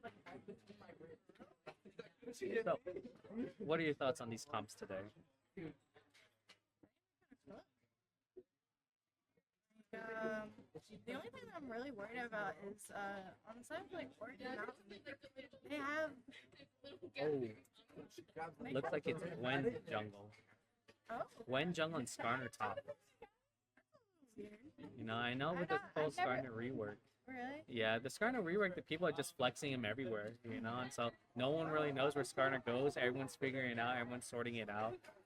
So officially, it's gonna be Gwen jungle, Skarner top lane. I think definitely too. I think the thing is with Oregon Mountain is that they have like the ability to just like run them down, to like you said, be invulnerable. They kind of like take that space up, and then also with the addition of the Jin, who is able to just sit in the back and just like skill shot. I think that's gonna be a really, really big problem for them. Yeah, for sure. So the only thing that like I really say that's beneficial about NMSU's team currently is maybe that Shin. If that Shin can like just try not to get pulled into Skarner and be able to like rotate quickly to help other lanes out and maybe hopefully get rolling. Otherwise, I think they're gonna have to play like generally kind of safe against the like play for pick. Yep, no, definitely. And I definitely see. I would like to see how the overall. You know, I always had a favorite. I always loved playing Shen as a top lane. You always provide a very supportive role as a top laner. You get to be a very difficult to kill tank, especially when you have that AoE zone placed down around you, you know, blocks all incoming auto attacks. And so Shen can really provide a lot of utility in that side, especially when Jin unloads his entire 4 shots into that anti-auto attack zone. You know, he has to stop and reload. And so, a really interesting pick, you know, a potential ability, especially with Jin being so relatively linear as a champion. Shen can be a very big wall to try to get to, you know, with this taunt. He locks down the Jin, forces the Jin to fight him, you know, and then he can't run. And then you have Hwei, you have Smolder, Maokai, Viego, all potentially jumping on him, you know. And I know Nefiri is probably going to be looking for these picks. Skarner's going to be trying to disrupt a lot of that more straightforward team fight by pulling people out of position. Gwen just setting up that AoE, you know, really forcing people to fight in uncomfortably close range to Gwen, you know, especially with Smolder in that position, right? Another thing I think is that Maokai can just like somehow lock him down after they've already like, you know, they're on cooldowns. I don't know why my brain's not working. Yeah, Maokai can like hold on to his ult, for example, until they're on cooldown. I do think NMSU can just roll them. I'm just afraid that NMSU's not going to be able to get that chance. Yeah, so we'll definitely have to be paying attention to how Viego paths during this Oh, it looks like we do have a slight... We might have run into that bug again. I pressed it in game so they can see what's going on. Yeah, we can... This is currently what we were looking at. It kind of pushed us out for just a second, and this is what we're going to have. But we're going to switch back to our casters for just a minute, but we'll keep an eye on it. I see. Hopefully they'll let us into the loading screen, then we can see. Right, so it looks like the game is going in. You know, they are in their game currently, so maybe we just take a couple seconds for us to actually get into the loading screen. 4, 3, 2, 1. How many players on the bottom? Oh. That's a genuine question that I have. Yay! I think maybe we'll get a loading screen.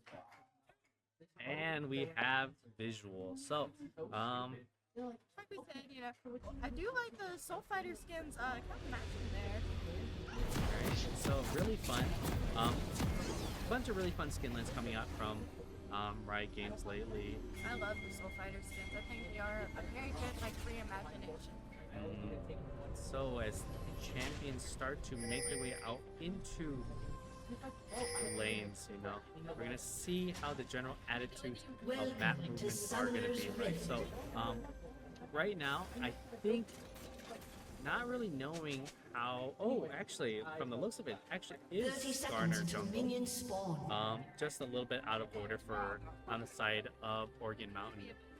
So, you know, very straightforward, very standard type of stuff. You know, the new sort of Flash Ghost coming in from ADCs really is something that gives them an extra mobility, especially when they are fighting these very close, very basically what we call knife fights, you know, with each other. So, right now it looks like a very standard 5-man setup across the board, and so everyone having eyes on each other. Skarner making his way over to red buff.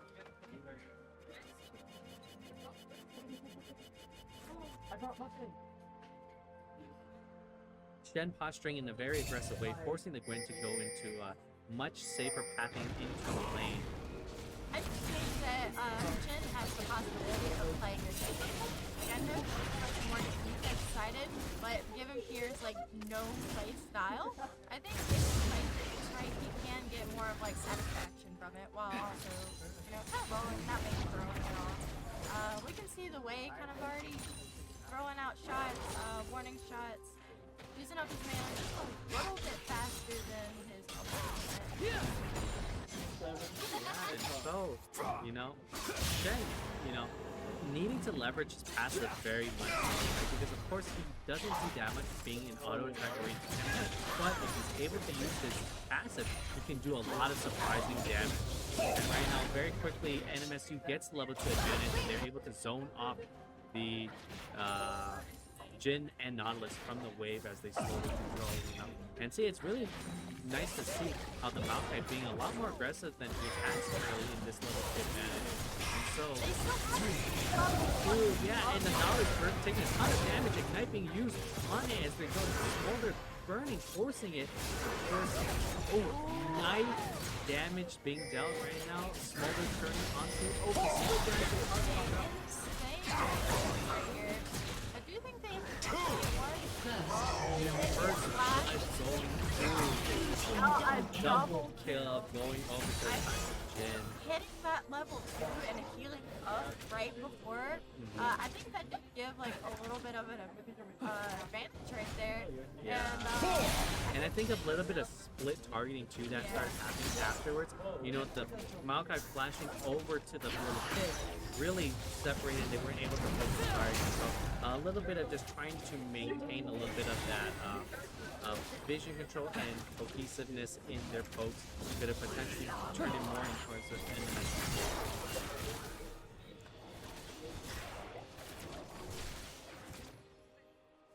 Oh, I zoned out hard right there. That was so bad.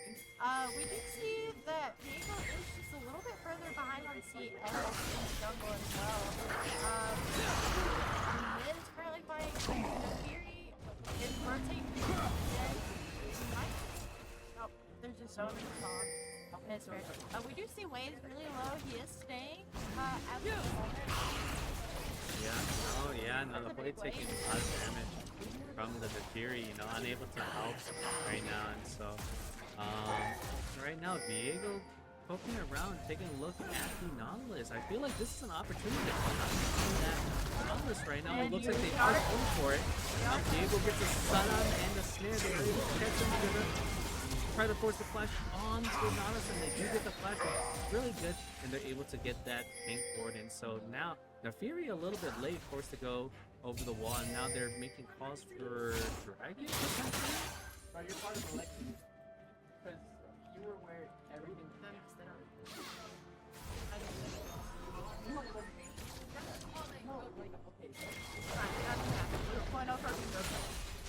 So, right now, looks like they are making things towards Dragon as it spawns in a couple seconds.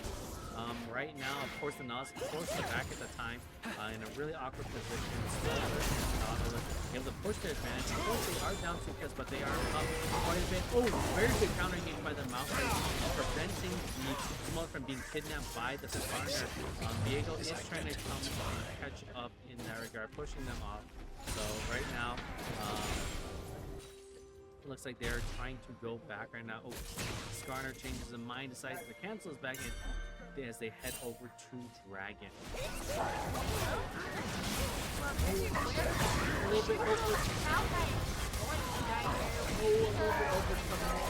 bit of smooth damage going on right now. They keep him on the Nas. They know he doesn't have flash. They have to finish the kill right here. And they go one more hit, and the Freezer gets the transform. He takes over the Nas side, but he's not able to do anything as the Sparns immediately push him against the wall. Unfortunate. Again, like, I'm not sure of the targeting maybe. Maybe we should have gone for the Skarner instead. Just so like, because we would rather have our jungle behind than the support behind.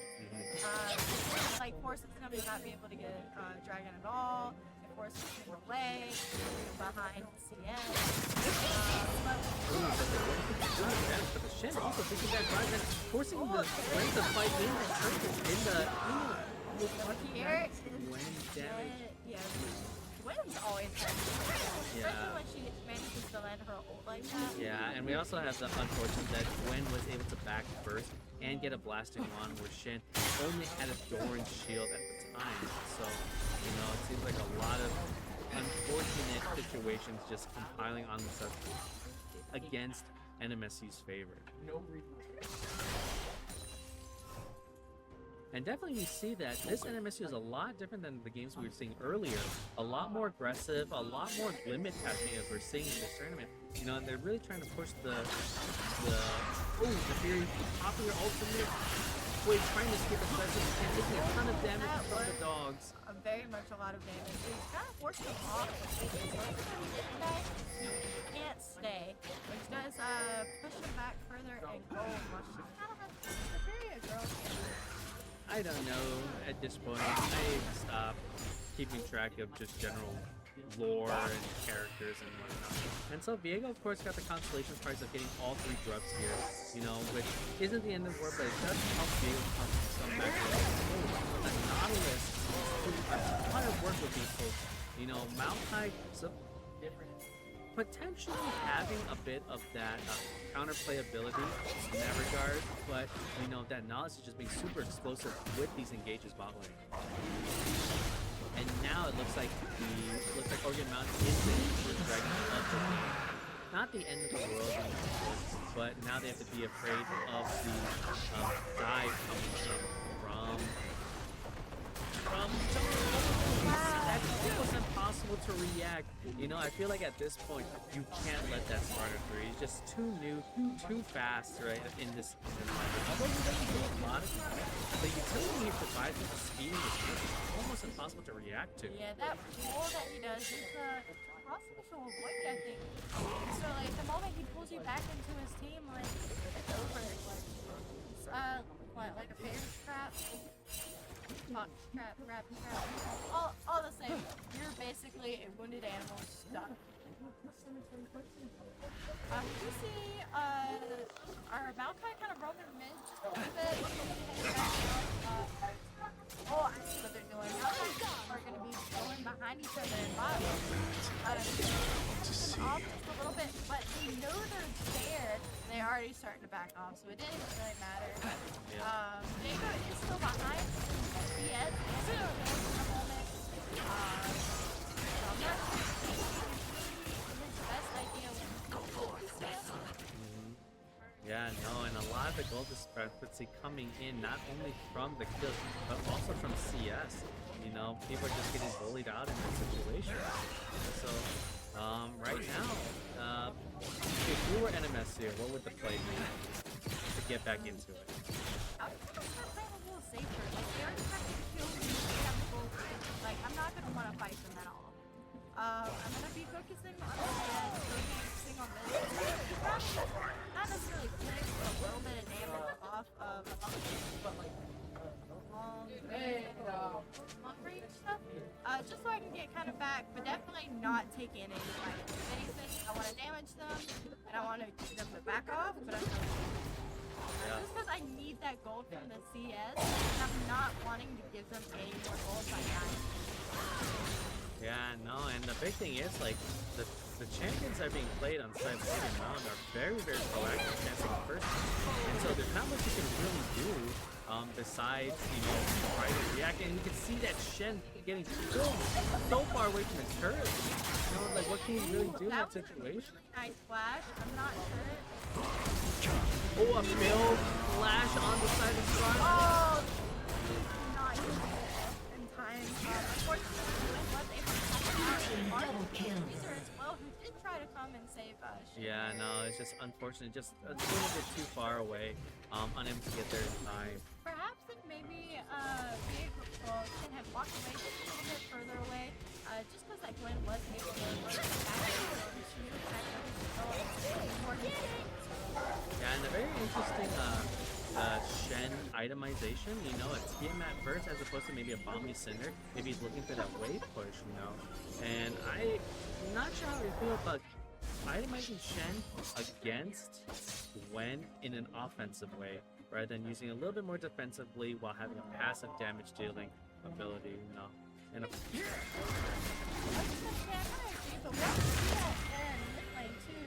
Wade kind of fast, so he's not really able to keep up with his skills. Unfortunately, they weren't able to get here and there.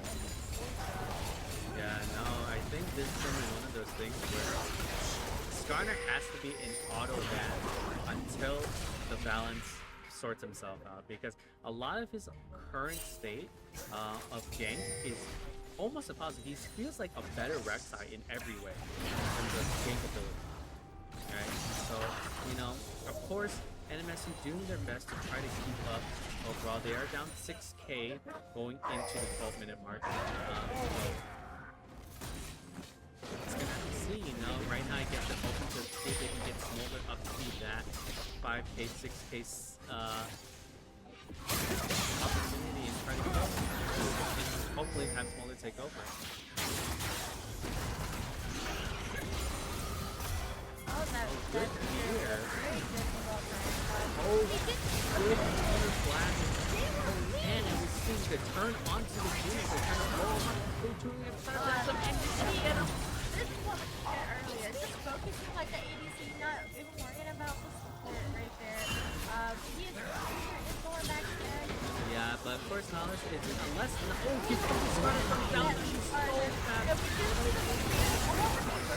And immediately triple ulted if they try to get back a constellation, but way ulting in, trying to salvage a little bit of that. But you know, here comes the speed. It's impossible. Nice side step right to the unfortunate. Hardly can't do anything in that situation. That Smolder's just way too fast on way too low of a cooldown to try to get that answer, right? I think right there that Smolder maybe shouldn't have walked away. I think they could have still killed and been able to walk away after that. But I think being able to get caught out like that messed them all up. They were able to turn on Smolder and go from there. So maybe next time, like, maybe try to plan just a little bit more with Diego instead of going over the wall like that. Yeah, no. And I think it's quite a bit different than what we normally see in like a tournament setting, because usually when a champion gets reworked, like Skarner, who did this week, no one's allowed to play that champion in tournament until at least the next patch, right? And so this allows the teams to at least learn to play around the champion. So yeah, as you can see, right, you saw that it's covered by Malphite right now. So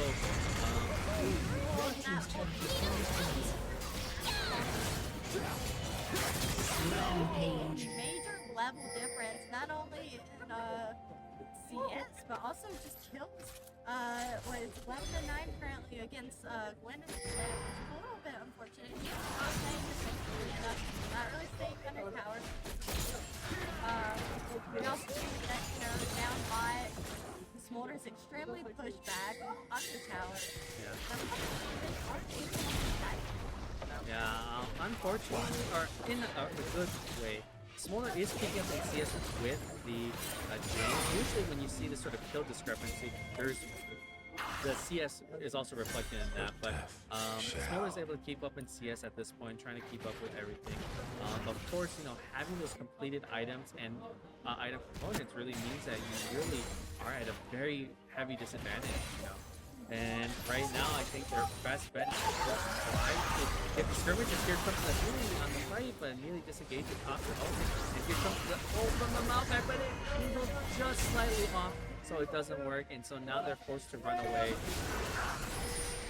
Here comes Malphite, no caught out in the open, and they are trying to poke trying to take her. And he is immediately caught up there. Wait, using his ulti to try to, you know, ward them off, but ultimately, you know, these little picks here and there, just people not rotating fast enough, not moving fast enough, you know, the decision is just a little bit behind. And it just seems like NMS just feels very uncomfortable being in this current situation.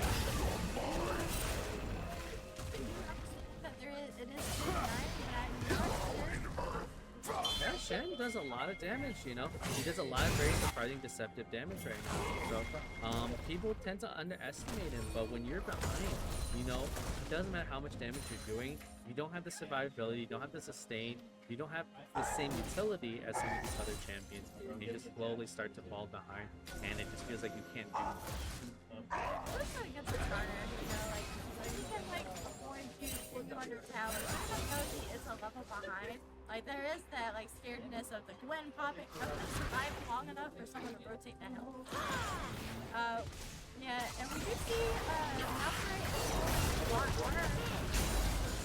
Yeah, I think, you know, this NMSU doesn't look bad per se, right? You know, they're confident in their plays. You know, like I say, it looks like they are trying to limit testing a lot of their movement and positioning and doing stuff. And you know, a lot of it came from a lot of the coaching that was happening between matches for NMSU trying to get a little bit. A good engage on the mouth game to separate the starter to try to blow him up right now.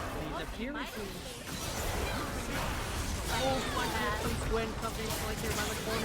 Shen tries to get in, but his ultimate out there just keeping in from Riverside. It's too late right now. They're already down in Maokai and Diego forced out of the fight at very, very low HP.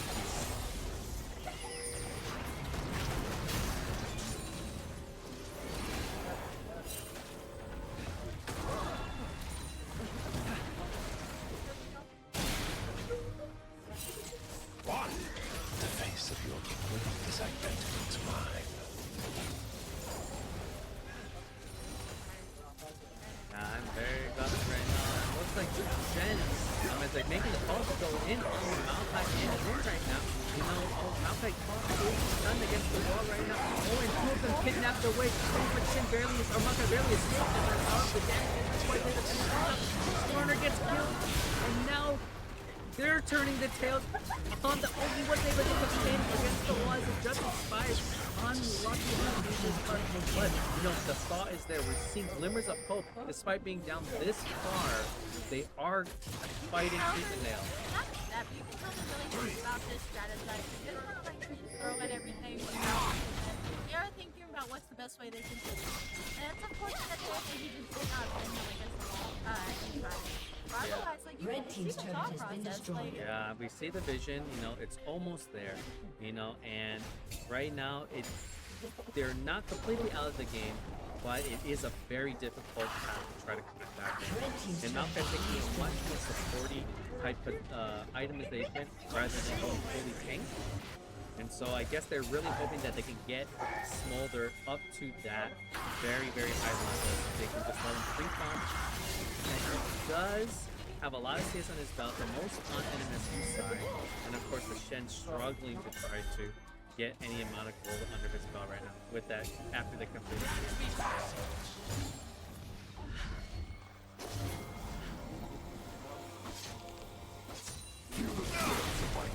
So now, right now, Oregon Mountain starting with that Cloud Trade right now, and as Smolder trying to clear out that wave mid lane, trying to get some stacks going. If he can get to those stacks where he is executing at 6-7%, you know, oh, that lollipop hook coming in from Knowledge, you know, there's not much you can really do that, you know.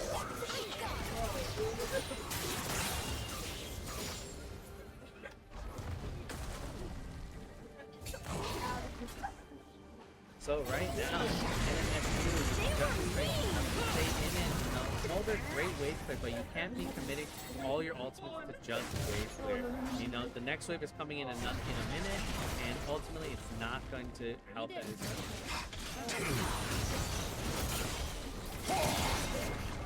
And so right now, it looks like the call is to get everyone stacked up. You know, Keeper's 5 Shen flanking in from the back. Potentially going into mid.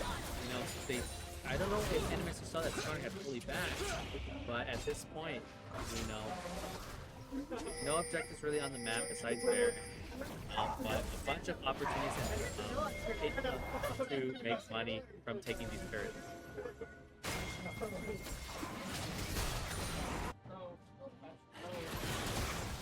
So what is the play now here?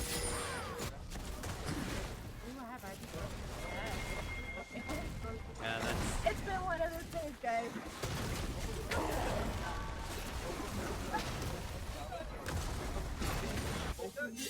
Yeah, no, seeing this new Skarner, you know, although a bit underwhelming at times, but it just seems like if you have a team of damage list to back you up in these games, it's very, very, very hard. So weird, Nado's flashing over, taking the bomb plant away. So now Tracer is going to be forced to pass through the flash to go in. 2K, 1500, and Baron is not stolen by NMSU. Jin finishes off the kill, finishes off the Baron, and though Smaller did get the kill on the Gwen, a lot of shutdowns go going into his pocket.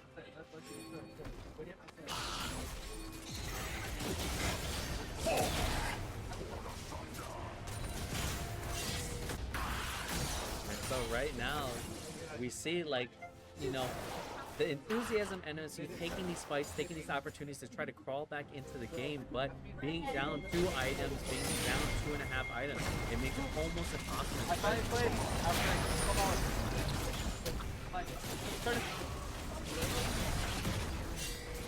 Yeah. So right now, oh, Shen coming in from the flank, misses on a taunt. He's forced to take the walk within away, but the 4th shot finishes him off, doing so much damage. Right now, Koi trying his best to dodge, barely survives, and now everyone's trying to run away. Now, of course, caught at the end. But we do see Smolder doing a ton of damage to their front line. But the question is it enough? Is it too late right now to try to crawl back into this game? Can NMSU hold on?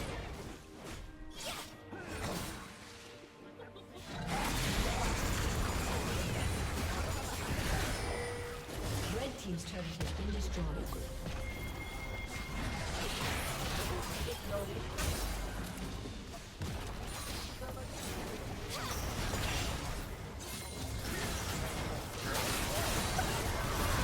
Here comes Garner going over the wall, stuck on the other side. He really can't move anywhere. Smolder's doing a ton of damage right now. Great force to flash up the wall to help support. Smolder's doing a ton of damage, and they're able to finish off the Gwen.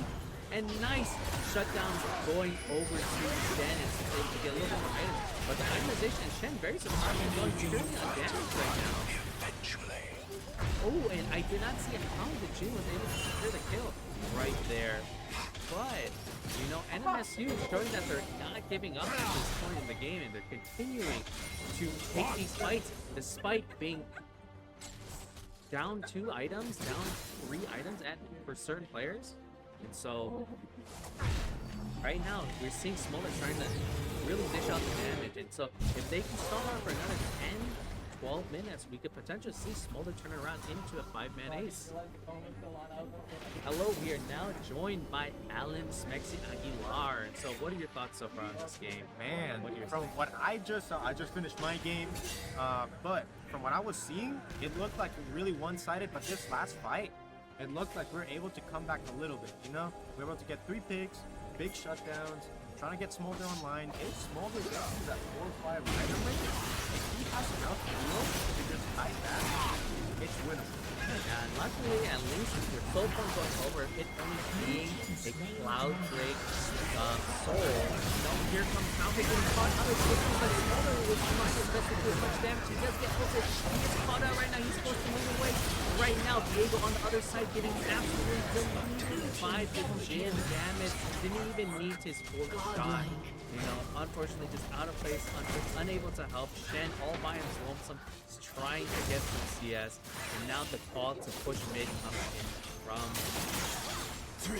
I think that Shen, a little bit bold, it could have gone bad potentially, but you know they let him walk back. There's a little sign of mercy from Oregon Mountain. So right now, it looks like there's some pings coming in from Oregon Mountain to go bot lane. What are your thoughts? Could they have threatened a 10 right there? I believe so. I think when you're this far ahead, you have like 15k gold ahead, 15, 17. You should just force them. Yeah, force them because ultimately, you know, they are down half a 10. You know, right now, Smart got out a great shot from this. They hopefully able to get the goal. Oh, over to Diego, not the worst, but of course Diego being a. Oh, we do have a vision. Oh no, it's because Diego is taking over Skarner's body, so I thought there was a double Skarner visual. But you know, Diego could potentially dish out a lot of damage in these team fights, especially if he's able to burst the Jin. But of course, you know, he hasn't been able to do that because of the feeling from the Nautilus.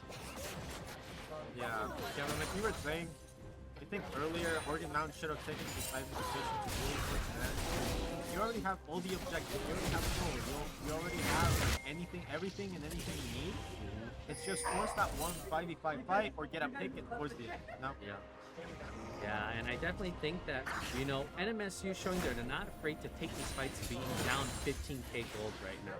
And so they know that, Gwen damage is crazy right now. He's knocked down plus the Gwen is invulnerable, but the Quay ultimate right now, Smolder is trying to keep away from and it feels like the spear movement is too fast. He dodges the sunset and he gets the kill. Right now, Diego on the board, they're gonna retake. The execute's online. They're right now, and Messi does the turnaround, but they do have to deal with the Skarner. Oh my god. MSU. They're playing the fight so Perfectly. clean. You know, these perfect HPs, barely sidestepping these engages. They're still in it right now. They know they're gonna play. Man, it's just, you can see it. Smolder stacking, we're getting shutdowns, we're being able to do this, and it's winnable. Like, at this point in time for NMSU, protect the Smolder, go quick. I'm good. There's a bunch of yelling. There's a lot of stuff going We do on. have We a had to- spectator delay.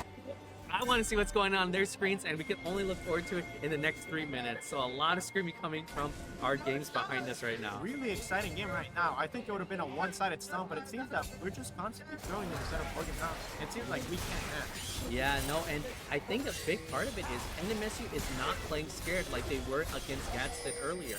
And they are full sending. This is what we call limit testing right now. They're not afraid to take these fights. They're going for it. They know that if Smolder is able to dish out the damage and they're able to keep him, he is going to execute their whole team. 100%. Now, NMSU in a really precarious situation. Now, Oregon Mountain starting the game.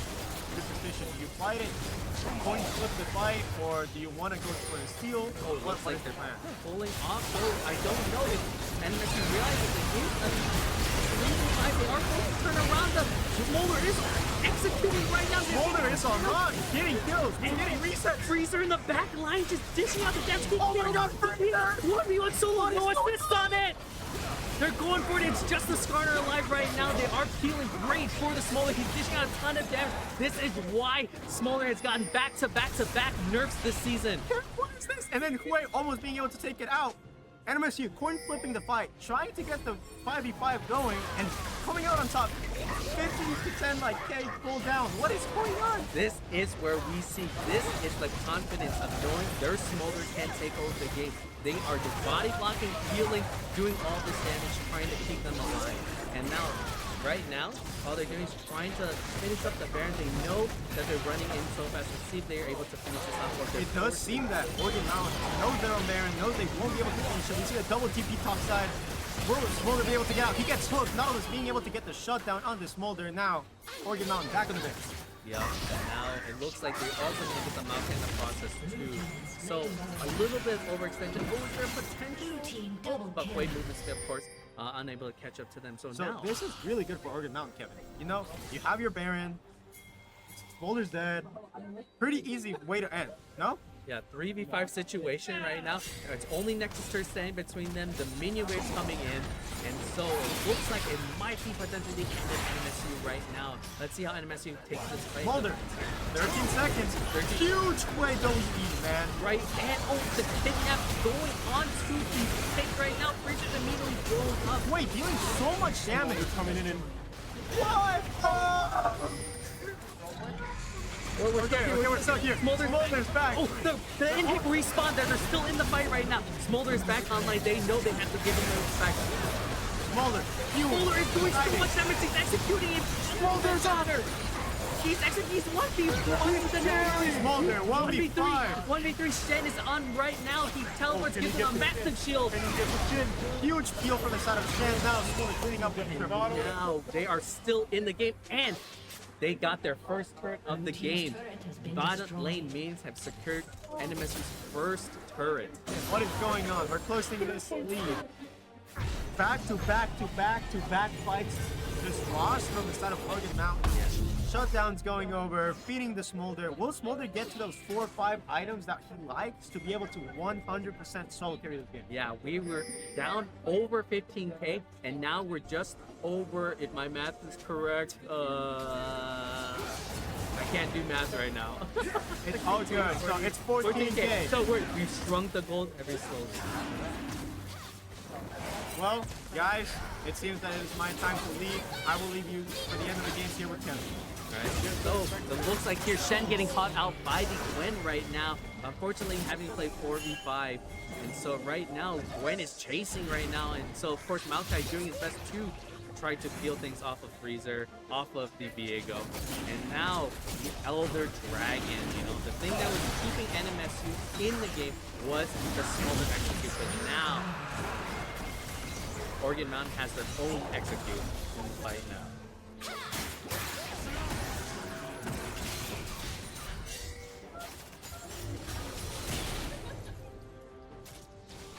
And now, here we go. It looks like potentially another chance at the last fight in the game. They know Shen's coming up in about 12 seconds.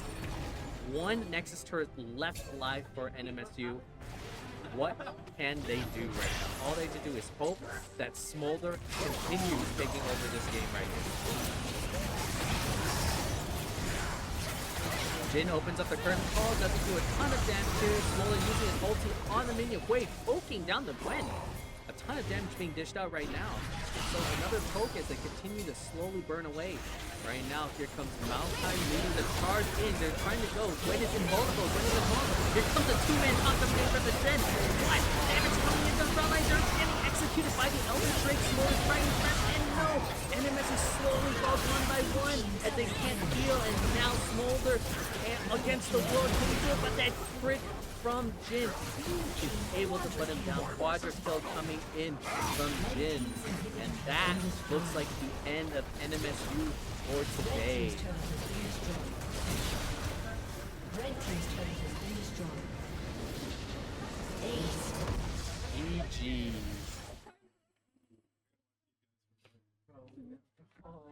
Oh.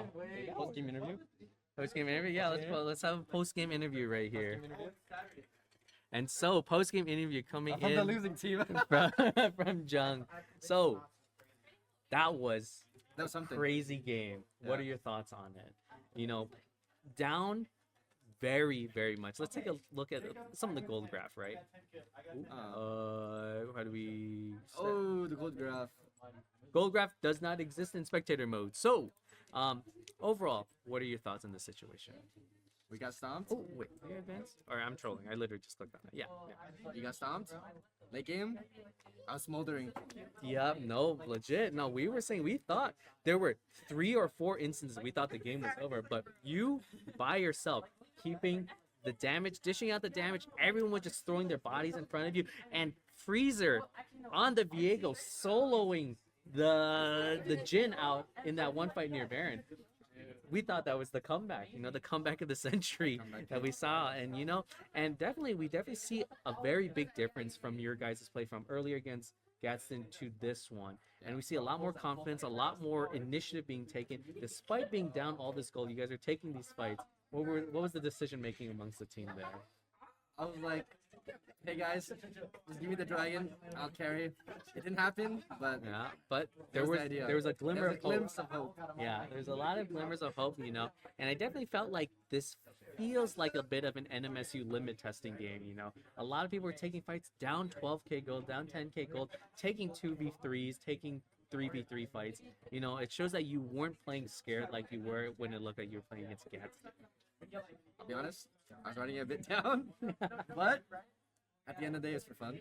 Yeah, I was having fun being a baby dragon. Yeah, no, Barry was a fun game to cast, you know. And hopefully you're able to see the VODs later, and you're gonna see how exciting it looks on our end.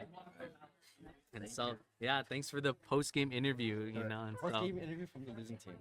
And now we are going to take a look at. We're gonna take a break, and now we're gonna go over to Crimson JV, I believe, for the next game.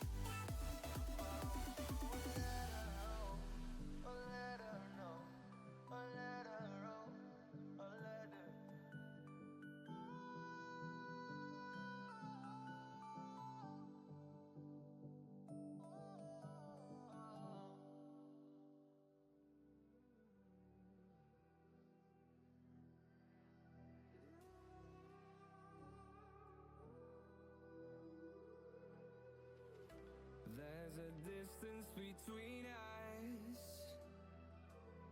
It's getting hard to reach out.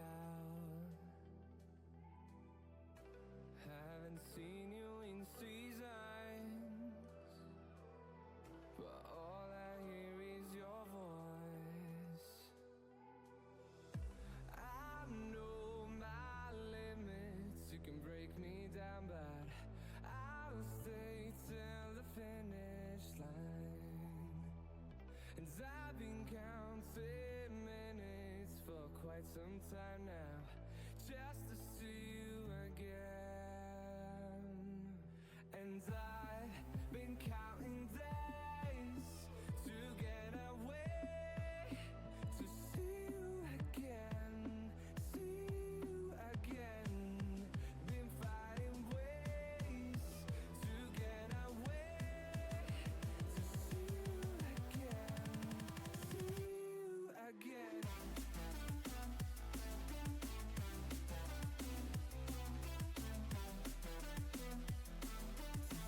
you again.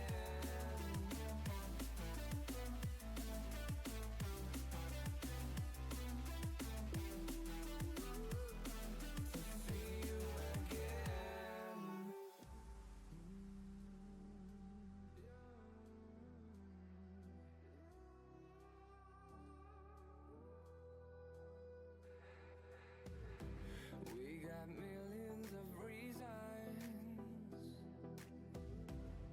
to let it all go.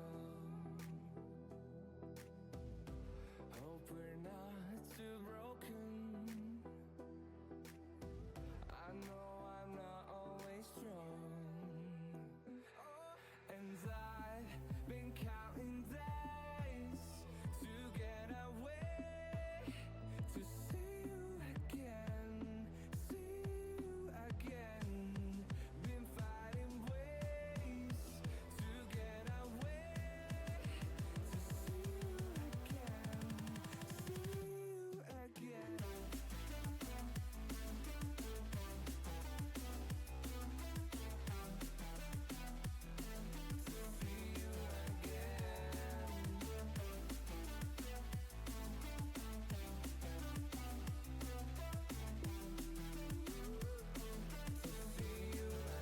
Alrighty, and welcome back to the League of Legends stream, and here we are joined by... I'm back.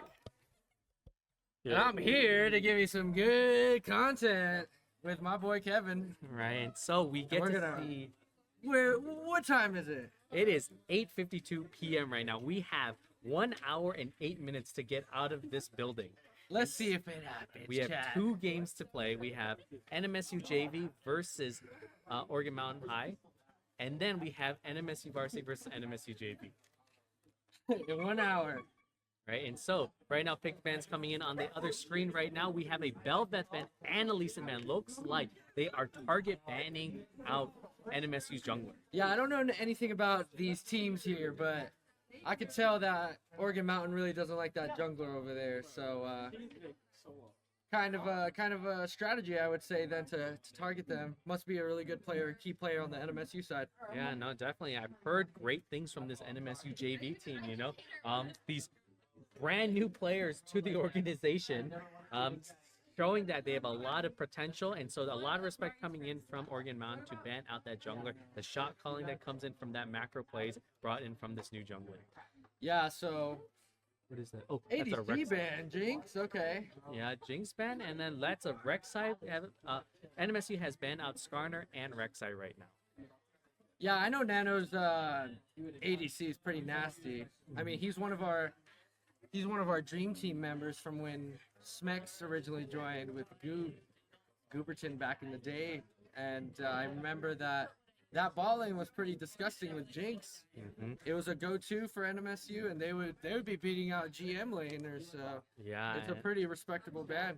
Yeah, and we definitely see a triple jungle ban coming from NMSU. Skarner, Rek'Sai, and Zac. So they are targeting Tobus, or no, Dirtbag Dom. Dirtbag Dom. Our boy Dom. Not given the Skarner. We saw what that Skarner did against NMSU Varsity. NMSU. So we also saw what it did to Gadsden. Skarner, No one knows what to do against it. Yep, Skarner is OP.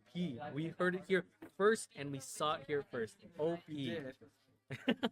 And now a Mumu locked in from Orchid Mountain, Soraka locked in, and Nocturne locked in from NMSU. So Soraka, I know from some secret information, some insider, that Soraka may not be where we're going where we expect it to be going. And of course, Nocturne, the more traditional jungler coming in. I like the heals that are coming here, but I don't think that's what it's gonna end up primarily being in the bot lane. But I do like what we're coming in with this Organ Mountain comp already with the Moo. If we're going wombo combo, then let's full send it. Yep. And let's overwhelm the heals. I mean, that's a really good strategy, I think. Yeah, and the on that Nami side. coming in too. The Nami has been a support I haven't seen in a while. Although, you know, a very skilled Nami player is very, very strong. Yeah, actually in the right hands, landing that bubble, knowing your timing with the attack speed boosts and empowered autos. Yeah. Gosh, if you could get those trades down on Nami, it's disgusting. So I'd say pretty high skill ceiling. Honestly. And a Smolder locked in. We saw NMSU last game down 12k to 15k gold. Smolder was still dishing out damage with 2 items. And so we can see, we'll see how they're able to leverage the power of Smolder. Oh, and a Galio locked in from NMSU. We see this is not cool. Team AoE right now. You know they're going to take one person and ruin their day. So what's messed up about the Galio knock is you turn the lights off, and then two of them are on you. Yeah. You get taunted, you get knocked up, you get taunted again. Yep. Feared Or from feared, Nocturne, feared, and then knocked up, and then taunted. The question And then is you're though, done. but Smolder has a lot of very good movement. So, you think that they're gonna add another layer to this all-in CC combo from NMSU? There is a Katarina ban. Disgusting. Katarina ban, we know that is directed at Frosty, the mid laner, for being a Katarina one trick. Although, you know, he's demonstrated very good prowess in other mages. His Katarina notorious for being a 1v5 monster. Yeah, with that all-in comp there from NMSU as well. You know, that would have been absolutely disgusting. You would have had the cleanup, you would have had all the CC in the world that you needed, and we got that Draven ban. Again, respecting bot lane. Gotta respect bot lane, gotta respect jungle. And to top it off, the Camille, NMSU is bullying. you know that one person is not going to be in that team fight. Yeah. Camille ulti locked in, Galio ulti knocked up, taunted, Nocturne ulted in, blind, it's dark. Mommy, where the lights? Where's the lights? Scissors. It hurts. And then Galio, like, absolutely destruction is what this team comp tells me on the side of NMSU. And then a Vladimir pick, Vladimir, very interesting pick. Does get a single get out of jail free card. But the question is it enough to stop the triple wombo combo from coming in? I feel like we have some sort of pretty meta comp over here. I know Aatrox last season was absolutely disgusting. Oh, and a Callista to throw Galio or Camille into the team. What are you going to do against that? Yeah, if they target one person all game, they're not gonna have fun. Let's hit it. And now we are going into the client side as they do lock in their champions from the draft.gg game right now. They're locking their champion. And so let us see where these final. It looks like we might be seeing a Soraka top lane. I didn't even think about that. Soraka top lane. We've seen Soraka before in the past go full tank and potentially be a mini bully as we saw last season. Soraka top lane showed up very briefly before getting back-to-back nerfs in the process. And so I don't know what's going on here. And so I do not know.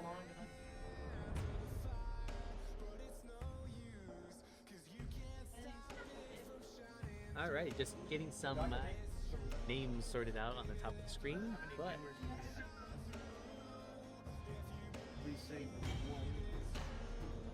All right. Chat, who you got? I'm this is disgusting. NMSU comp is not fun to play against. I am right now just feeling very, very bad for the one player that gets womboed here. Yeah, you know, it's always that one player that's gonna get wombo comboed. You know, consolation prize, you get the one, you force a 4v5, but you've blown all your gas killing that one champion. Do you think NMSC has enough follow-up to continue team fighting after blowing up that one champion? I think you blow them up, and then everything about these champions rely on them being close to you. So the moment they close the gap and they're on you, once that person's blown up, the rest of the champs are just in range to get destroyed. I mean, even then, you still have Raka to try to, you know, lock you down somehow. I think it slows. The silence. Yeah, the silence, the AoE silence that roots. And then root you. Q flow, right, from the star call. Camille W. You could slow an entire team down. Callista with the Q and the Rend off of autos to slow you down even further. The Galio Megataunt, like, I mean, Nocturne chase. Everything screams once we're on you, like we're gonna keep chasing you. It's like GG. Yeah, no. Good thing though, Smolder, definitely the type to get away. Vlad, if he's gonna get wombo comboed, it has to be like really, really quick. Yeah. Because you W out, and if they're all on you, you could get access to the entire team through W. You know, get your Sanguine pool out. GG, well played. And then Nami with the follow-up. I think the Nami's gonna be really good, and the Mumu really good for disengage, but kind of interesting what we're seeing here. Really good disengage with Smolder Nami, but very, very gross engage from NMSU. So yeah, could go either way. Yeah, no, definitely. And so right now we're waiting for the spectator delay. You got about a minute left, and then we're gonna see some riveting gameplay here as we wrap up the last few games of League of Legends. Some Fortnite gameplay. That's what we're talking about, right? At first, I'm pretty sure we were playing League of Legends, but now it seems like we have transitioned to Fortnite, and then potentially might end the night out with a game of Counter-Strike. I don't think you all see this right now, but we're seeing Ninja here floss on someone. You can't see this, but it is definitely Shroud Fortnite here. related. Shroud just got signed to TSM to be their new top laner as they move to Korea.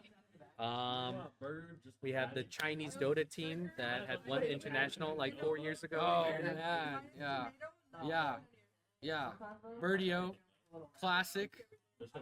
I mean, I don't know. You gotta play really well here to get away from all this. So yeah. I think the key here is to. You're scared when you're gonna set. You're scared if there's a possible skirmish.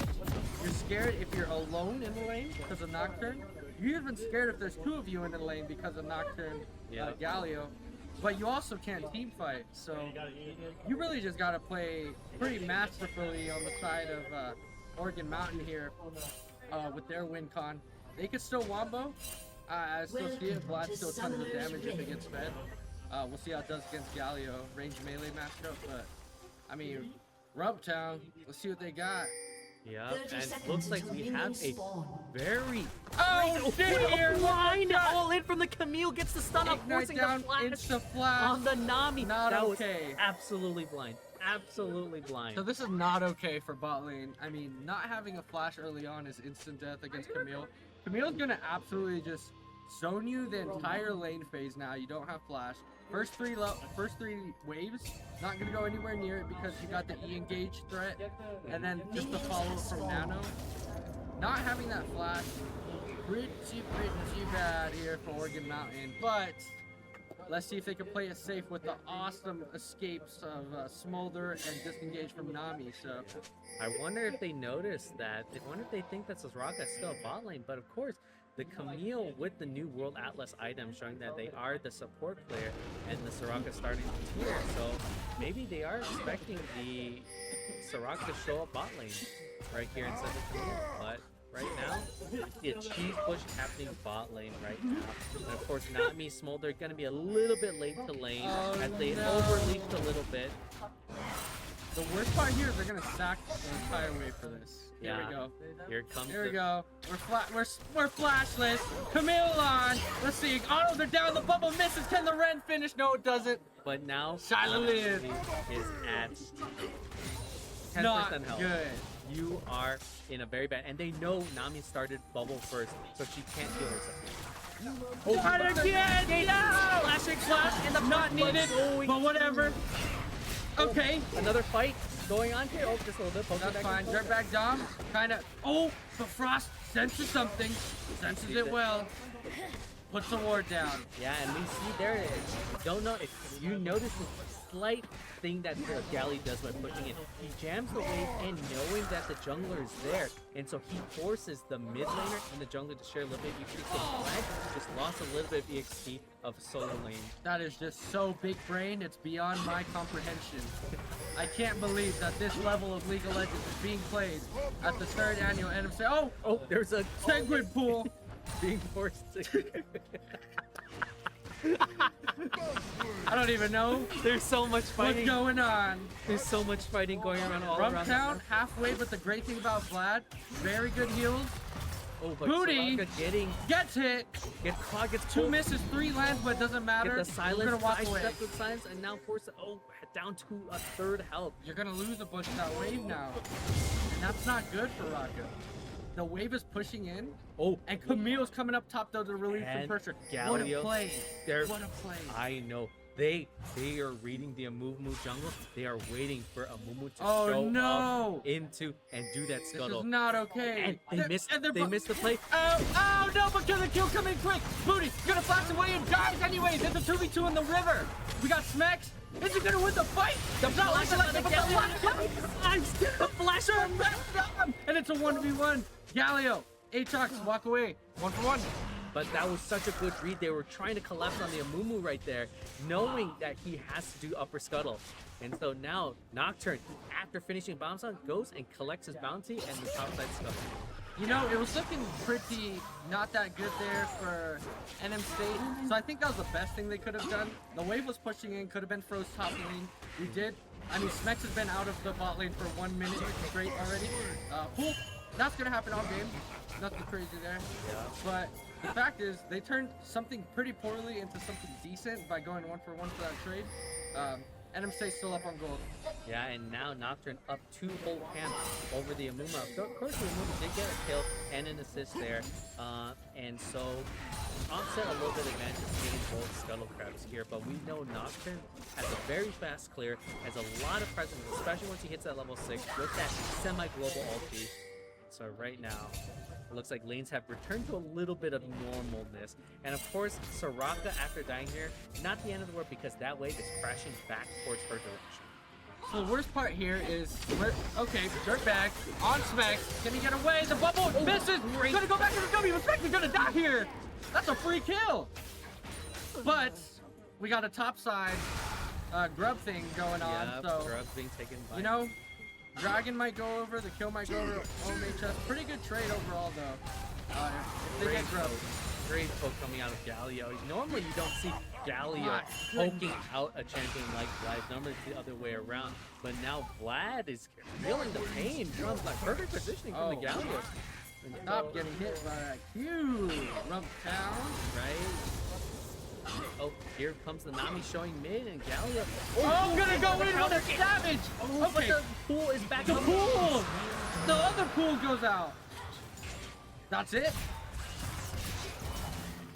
Oh, great sidestep by the Soraka dodging the second Aatrox Q in the chain, and now Nocturne going in. Of course, walking over ward. You know, Aatrox is back in. Oh wait, he doesn't Not respect the engage. okay. Torta was just seen at Void. You should know. DK. Gets He's away. fear, getting Gets the auto. fear, but he ain't looking too hot. Oh, and a kill Booty with the to hair. Soraka. And now Goodness. you know, sir. Oh, Oh. just barely tags him on that. Oh no. Now we could see a dive here. Frost. Right. Frosty, no Zoning choice. in. You Okay. The flash. Oh my goodness. Failed attempt from Frost. Now this wave could be frozen here, but Aatrox is playing a little smart. Kind of senses something.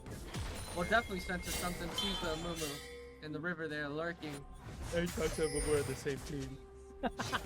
Man, you're telling me. You're telling me, casting friend. Yeah, and now looks like a 1K gold lead in favor of NMSU right now as they prep for that cheese push. They're waiting for. Oh, here comes straight up! Oh, flash down again! Shyla, run, Shyla, run! The Ren able to finish up the kill right there. This poor Nami not able to play the game right now. Every time she walks up, the Camille is ready, and now we have the level 6 Nocturne. You see the pings coming in. They are going to dive. Here comes the Galio. Here comes the Galio. Trillion flaps though, and he's gonna stay in. Gets taunted. Oh, straight to his death. Maybe should have kept going, but here we go. Top lane. Booty is in. The pullback dodges. The pullback dodges the Q. And incredible. Now that was a fantastic textbook dive on NMSU's part right here. You know, great dive. They got the Void Grub stuff. You know, top lane, we need some cross map action. We just gotta dive. But if we don't get anything here, that's a free play from NMSU. No trade. We dive here though. Pretty massive. Pretty massive. So we shall see. It looks like Aatrox is giving up the opportunity right there. Dip, clear some wards, yeah. Yeah, Fritz, like, you know the wave's gonna be pushed up a lot. You know that Nocturne, after that gank bot lane, it's bound to be up by the time he makes his way to the top half of that jungle. And Galio pointing out the Vlad ultimate, he must have used the ultimate at some point. And now we're seeing this skirmish back and forth. So right now, Galio with 2 kills, Kalista with 2 kills, Soraka on a ghost coming in from the Vlad. We're gonna commit here. Nothing down. The Amumu. And he gets wow. the save That kill. comes up quick. Never mind. I thought the cooldown was longer on that, but it is not. It is pretty short. Nice little play here though to get the Yep, and that gold lead has now extended to 2K. And so you can see the CS discrepancy, especially that Nocturne doing wonders. Oh, and they engage taunting him, but the pool. Rough down. Taking a lot Run, of rough down. This Vlad perpetually at about 25% life, although NMSU can't convert that kill. You know, being stuck at that low this whole time does not feel good. Oh, what a read! Put them in! Okay, wait, Ogre Mountain wants to commit here. And Amumu's gonna go back in. Frost really low. Dom, dead. We got the bot lane action, but holy Dom goes down. Nano with the cleanse. Camera going everywhere. Bot lane dead. Aatrox. Aatrox dies there too, falls the Nocturne to that Kalista 1v2 with that perfect spacing and movement there. They're unable to lock him down and able to convert on that kill there, and now they get rewards for a second set of grubs. And here comes, that twice! That stun. Work on it, Smick. Perfect. Work on it. That stun was so close, but Vlad was ready with that pool. You're better than this. Alright, that play there with the flash, really hard to pull off. But I think he'll get it eventually. But we are showcasing how much distance that Camille can cover off of her E off a wall and a flash. Disgusting. And now Soraka doing a great job. You know, down 12 PS overall, but of course, you know, we've watched her getting shoved in over and over again. She's giving a lot of space, a lot of spec to the Aatrox. And of course, you know, Nocturne doing a fantastic job, you know, with the information. Oh, gets spot on the ward and now. Now, we're not seeing as much action as I would have thought with the ults coming online. We only had the one dive bot lane, but by now we should have seen at least 3 Galio. I think a big thing is Camille is still level 5. And so I think once we see that level 6 coming for Camille, we're going to see a lot more decisive engage. Smack's a little, oh, caught up. Here we go. Nami alone, just going to clear some wards though. Now, that's always the worst feeling, you know, you go and ward that tri-bush and then the enemy support just walks up and clears it out. And right now, see if they know that the Galio has made his way bot side, and so they're both sitting in the bush, double wards, they have a lot of vision. Here comes the Nami! Dear goodness! Immediately deleted. This like poor this. Nami turned to sushi right before their very eyes. Sushi with the wasabi dipped in soy sauce. What a play! NMSU. And now, right now, let's see. Right now, I feel like the one lane, the Aatrox is doing a great job harassing, keeping the Soraka down, but Soraka's not there to carry. Soraka's there to provide a lot of utility with her silences, her healing, and her ultimate. And so, you know, Aatrox really needs to push his advantage even further and to definitely do a great job doing a ton of damage, but now the Trade kind of even. Oh! Okay, Nocturne, here we go. Lights are off. Where are we going? Onto the flashless Shyla, but the bubble lands on two! Torta gets healed, doesn't matter. Right, and they're continuing to dive against Smacks, taking a lot of Take damage. it. Here gets Oh, but but he gets pulled out there. Okay, toe busket takes the kill. But the towers go up, and that's an old blast from Dirtbag Dom. We got TP come from Morgan Mountain. The fight's gonna still go. Dirtbag Dom's still gonna have a Q here. Can we land it on Nano? Nano flashing away, trying to predict the kill and dies. That Ren did so much damage, over half of Amumu's health right there, and now Aatrox trying to salvage any bit of it, but that Nano spacing so perfectly, unable to get locked down there. If they don't have that Nami there to land the bubble, oh no, you lands it, she's jumping. Shyla, no flash. Oh, Nano with the greed. Oh, but the gold went all on Tsunami. Not good. Cool. Oh, first flash on the blood. You know, if that flash didn't happen, Mex could have came from downtown and it would have been GG. So Rumptown. Here we go, Sergeant out. This one's gonna land. W's not there. And jeez, right. Oh, Right, with the make make. Ooh, just as the pull came up in timing. Very good pull.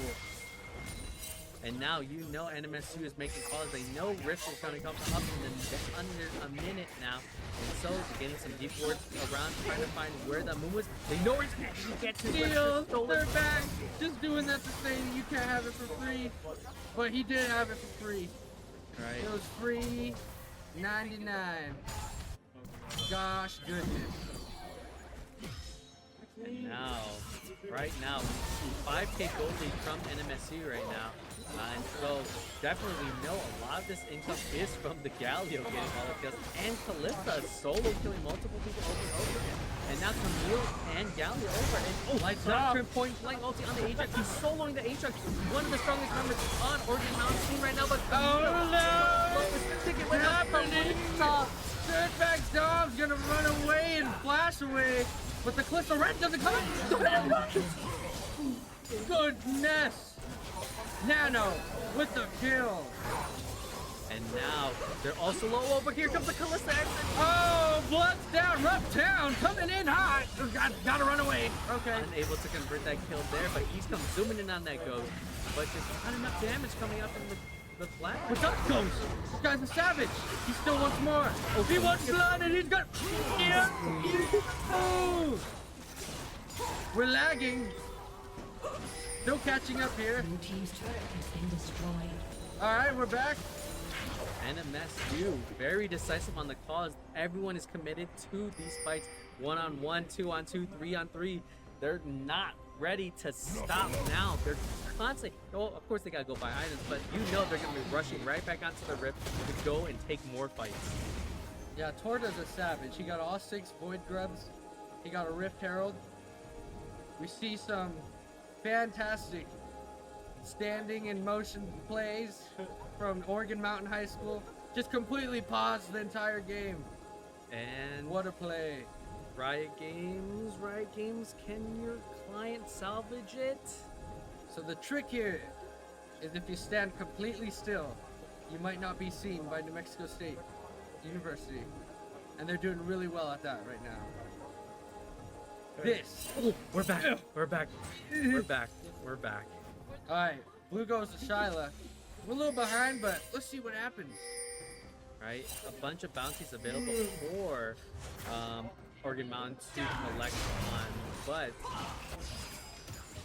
really, what can they do? Oh, the root almost landing on the Alder. And now Soraka in a 1v2 situation, trying to save a bit of damage on the turret and trying to see us against the Nami and Silver. And of course, Aatrox finishing the new Tiamat item. Surprisingly, I'm surprised that the first item he rushes Comparatively to any other potential lifesteal item or the tank team or even Ravenous item. This is not looking fun for Oregon Mountain. They are surrounded. Shyla trying her best. Can we dodge? We can't. Oh my gosh, that's one down. But Big Dragon Ult coming in missing. And again, standing still. We do have a slight issue with the client again. Let's see if we can get this back a little bit. You know, we are getting a little bit better.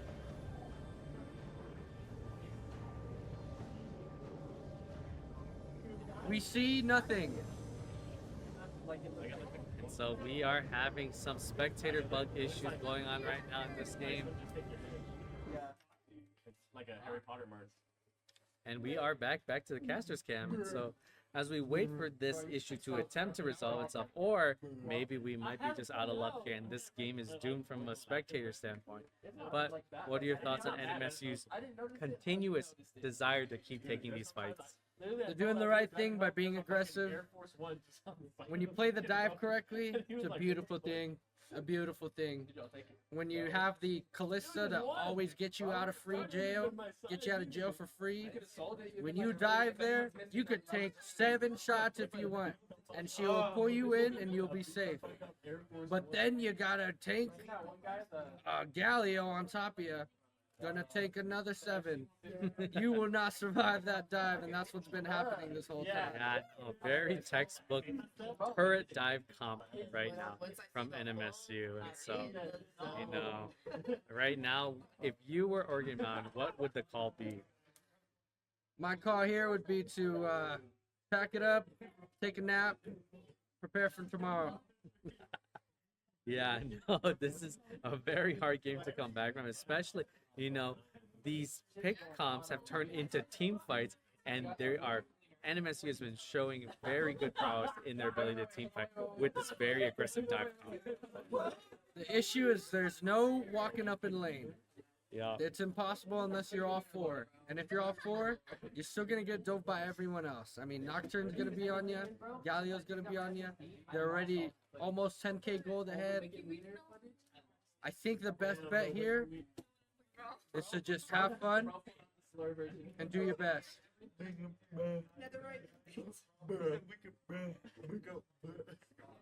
A wise man once said, could I have some ranch with that, please?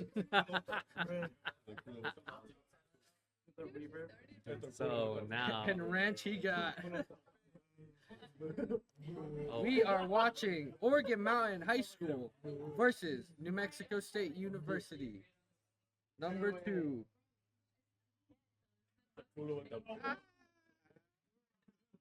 Love you, chat.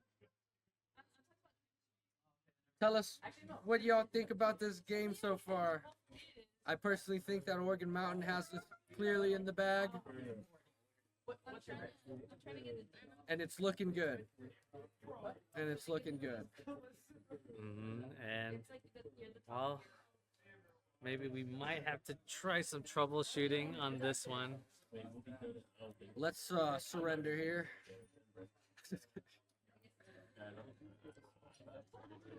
You know, I thought that would resolve, but it didn't. We're going to try our best to figure out how to do this thing. My goodness, I don't know how. I'm still awake right now, but I am. Here we go.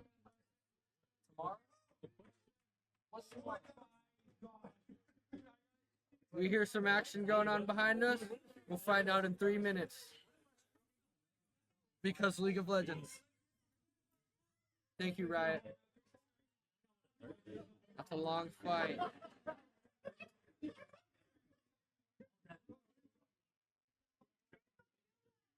As we wait for this loading screen, and now hopefully we're able to catch up to the action. We hear a lot of excitement going on in the background from the side of NM State. Let's just imagine, everyone. Close your eyes. What do we see now? I see more turret dives coming in on the part of NMSU. And so, I see Oh. nothing. Oh, from the sounds of what we're hearing, it looks like NMSU has already ended That the was game. quick. And so it looks like we haven't even had a chance to let the spectator catch up. And so NM State I had some JV cool stuff to say. had taken that game off of Oregon Mountain. And now I believe NM State is the only undefeated team in this bracket or in this group. Now this was our second team. I don't know why they went like that. I'm sure we could have started at least that last team fight. I think I knew what would have happened. Just about. As we remember where we left off on, Frost My has ended goodness. with 13 kills, 0 deaths, and 10 assists. Nano on Kalista has ended at 11 kills, 3 deaths, 7 assists. And Smexy on Camille's ended 5 kills, 4 deaths, and 20 assists. And we can see these are incredible numbers, you know, coming out of NM State JV. They are a very strong team, and I cannot wait to see what they bring to the table in future games. This is Rocket League. And now... Oh my gosh. Yeah, and now our last Goodness game here me. is NMSU JV versus NMSU Varsity. And so we've seen NMSU Varsity struggling throughout the day. Does you know, anyone have any eye but the drops? JV showing a lot of promise here. And now we do have a very, very, very special game for you guys today. But we will unveil it in a second. Has this been going on all day?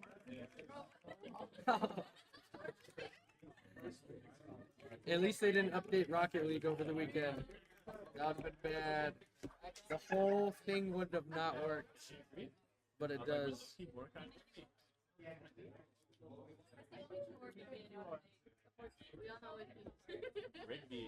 Man.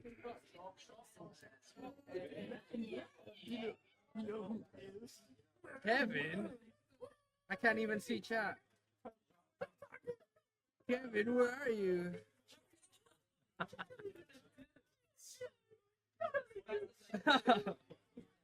Oh, my bad, OG. I do love you, partner. It is all good. So My mom.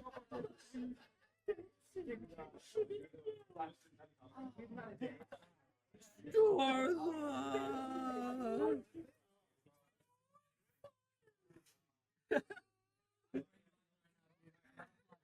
Oh man, what a game, what a day, what a match.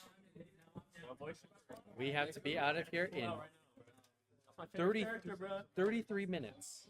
I think we can make that happen. Are you caught up on that? If we just believe. Right. But some of the songs good. Ready. I've seen what he looks like right now. I want to get back. And Galanti? Yeah.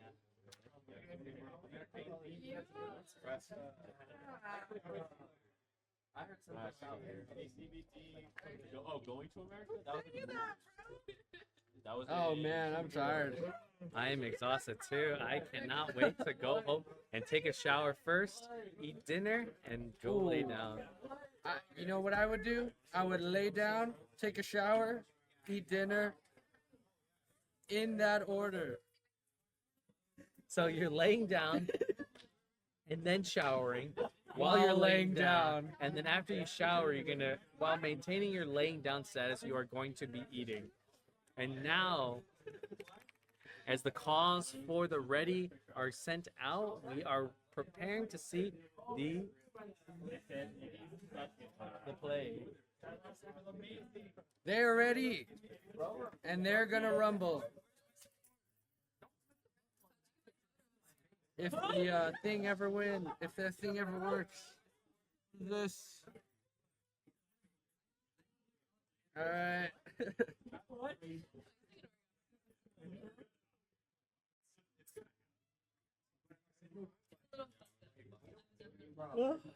I'm so tired. Does anyone want to tag me out? This stream has been, oh, and we are remaking because I believe people just realized that it was a blind pick lobby instead of a all random lobby. And now, oh wait, I just spoiled it. No, but Starla.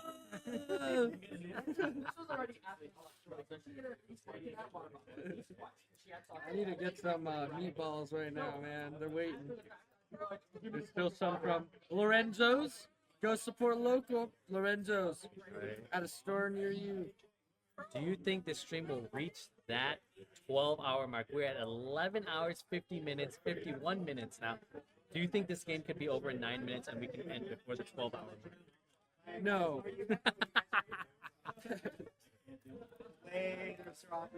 Later. I'll see you then. Goodbye, Organ Mountain. Oh, and here is the. Can you hit the in-game? We're gonna hit the in-game button here, if I ever find it. Here we are. Now we're So, back. On the left side, on blue side, we have Tor the Master, Frosty, Booty, Nano, and Smexy. Coming in on Poppy, Fiora, Vi, Master Yi, and Renata Glass. And on the red side, we have, I don't know their names. We have Enemy 1, Enemy 2. 3, Can 4, I get a 5. 3? And we have Oriana. And we know that there is an Oriana player on the side of NM State Varsity on red side. Ivan, Gragas, Pike, and Kog'Maw. So potentially we might see, this actually looks like a pretty normal comp here. Whereas the NMSU JV team actually has the more of an ARAM looking team comp. Now this could just be competitive. Here we go. Another 3-minute wait, my favorites. Although it is ARAM. Crimson. White, yeah.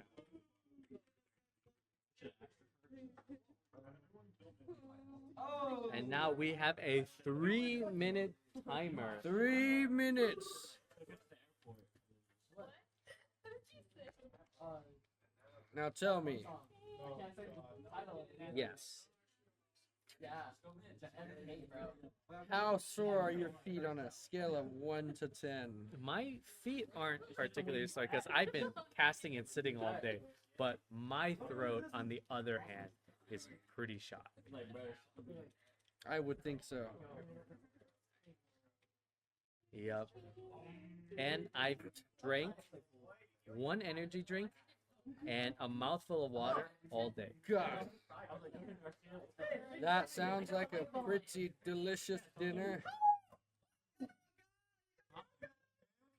And we think we hear some noises behind us. We hear some action, and we won't see it for another 1 minute and 50 seconds.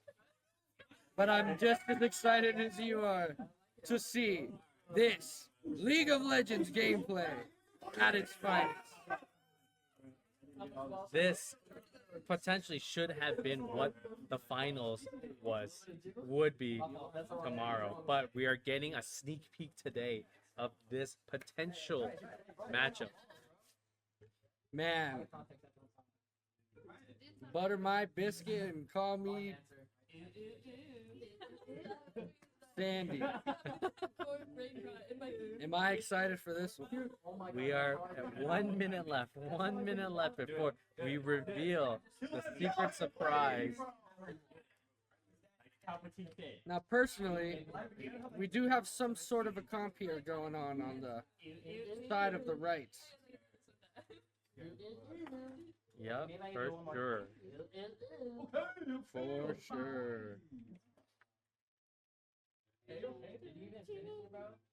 40 seconds. We're almost there. We're almost there. This wait is way longer than the last one. Right? It's because we're anticipating this excitement. You know? We they hear- say. Oh, Whoa. Whoa, a little quick sneak peek. Huh? Yeah, that's what we go. Of some skins. Timo. That's a Kog'Maw. And so, right now, we do have the NMSU all random, all middle, Howling Abyss matchup. Now, who will get the first kill? Right? Over, under on who getting first blood. So, I'm gonna say just because I like a little bit of the explosiveness of NMSJV. Here we go! It's the best! It's a 5v5 in the ARAM! And we don't get to see the rest! It doesn't get better than this, ladies and gentlemen. This is Rocket League.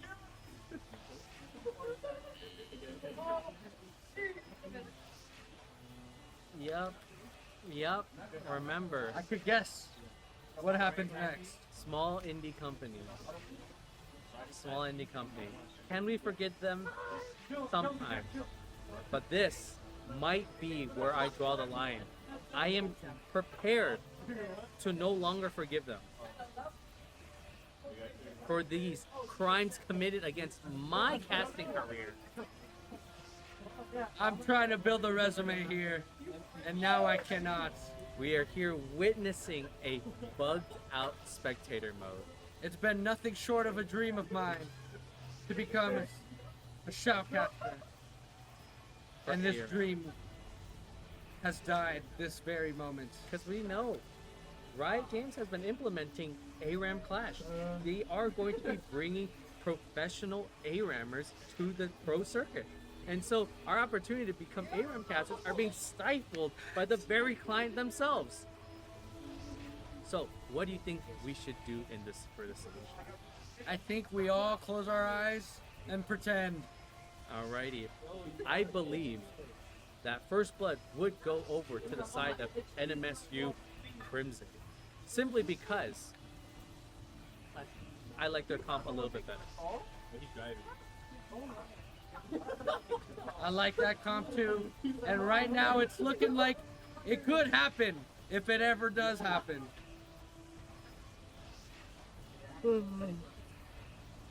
At least we're not getting paid for this. Yep. So let us see if we can do a slight reset.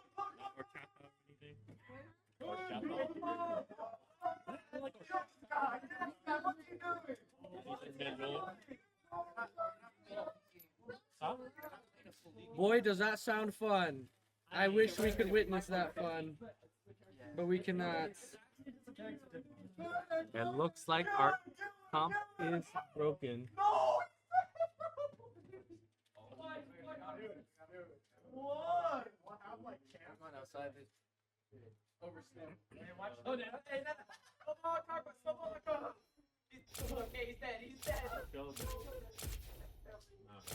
It's doomed. It's over. Our chance to cast an NMSU versus NM. We're back in action. Here we go.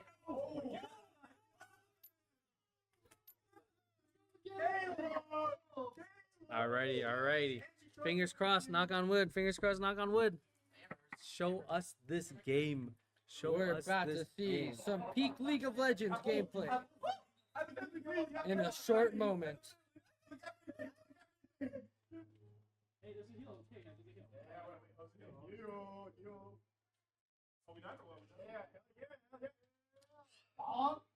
Maybe not.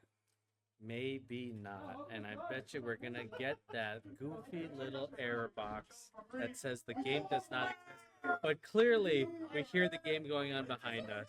And so maybe we could switch to the broadcast camera and we can watch these two teams duking it out right here. Let me move my head and show you this brilliant gameplay. I'm gonna try to cast from over their shoulder. It looks like the pike goes in, gets a kill on the tower dive right here. They are pushing that turn. Here comes someone flying in from it. Fiora being poked out, gets knocked up, but it is, I can't even tell these champions are so small from far away. Oh, Daisy! The Gragas Bomba gets another one. The Kog'Maw is free firing in the back line. He's uncontested. He does so much damage. The Vi wind up. She's so low, but she gets the kill. Quadra kill! The cringe accusations have been thrown. This is League of Legends.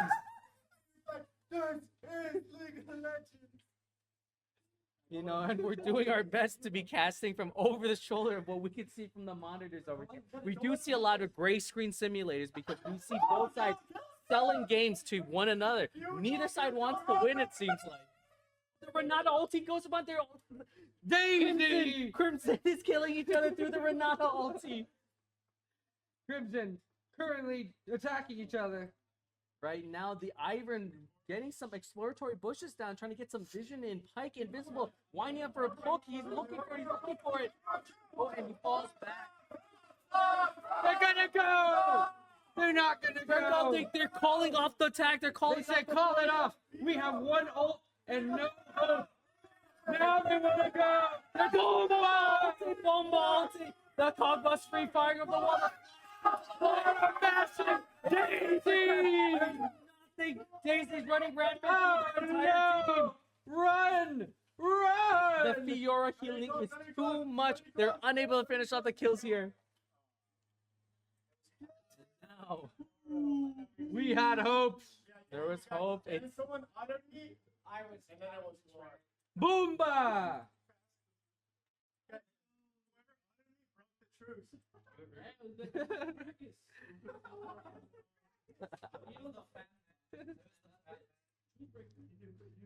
The client is still bugged on our screen. I'm gonna get a meatball. Sounds good. Oh, free, free, kill it. Here comes the re-engage coming on from the Fiora. The Fiora is running them down. She's hitting all the weak spots. And now they get the relic to save them just enough HP to get back to their turret in safety. Right now, it doesn't look good for NMSU Crimson. They're taking a ton of damage on every single one of these fights, but they are trading fairly well. Oh, great damage coming in from the champion that I can't see because they're very small over here. And it looks like the bomba calls are being made. It is the Gragas securing some kills.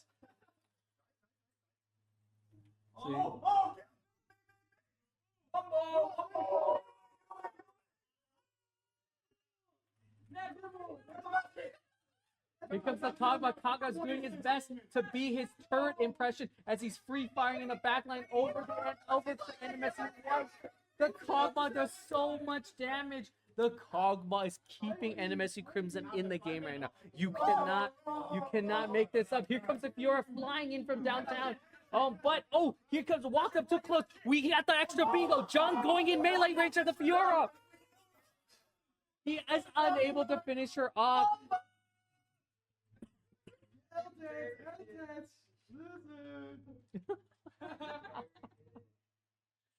Oh my goodness, this is what a classic game of League of Legends right now. Poppy spotted out in the bush, you know. Question mark pings coming out from the side of NMSU Crimson, trying to understand what she's trying to do, hiding in the bush like that. They're going in, Ivan going in on the dive. They're getting absolutely blown up. There's no way. They don't have the Kog'Maw. What are they doing? NMSU Crimson overcommitting on these attacks without their hyper carry in the back. Orianna doing a ton of damage. That QW combo. Here comes the Renata as they start to melt each other. The turret, only thing keeping them alive right now. But Kog'Maw joins the fight in right now as he's bumblebeing down the lane as he's trying to catch the... Oh, but Fiora decides to turn around and immediately Kog'Maw learning his lesson the first time. Or maybe not, he's back in melee range. Run! What? Ooh. Oh.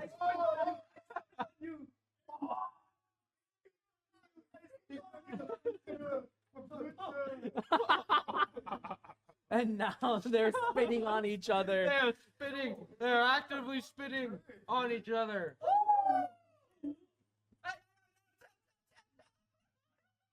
Iver peeling for the Kog'Maw, using this band, the Pike just in time executing whoever executing the Master Yi. The macro cause is coming in to finish the turn. Oh, but they're unable to finish with the champions coming in. Oh my God! Not good. It does not look for Crimson. Any semblance of a comeback that they just staged a couple minutes ago is going out the window. Oh, and the Orianna NMSU Crimson. Goodness me.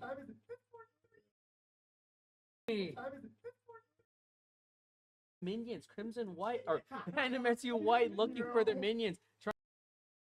White looking for their minions, trying to get their passive up and are counting down very quickly. We have 16 minutes. 16 minutes left until we.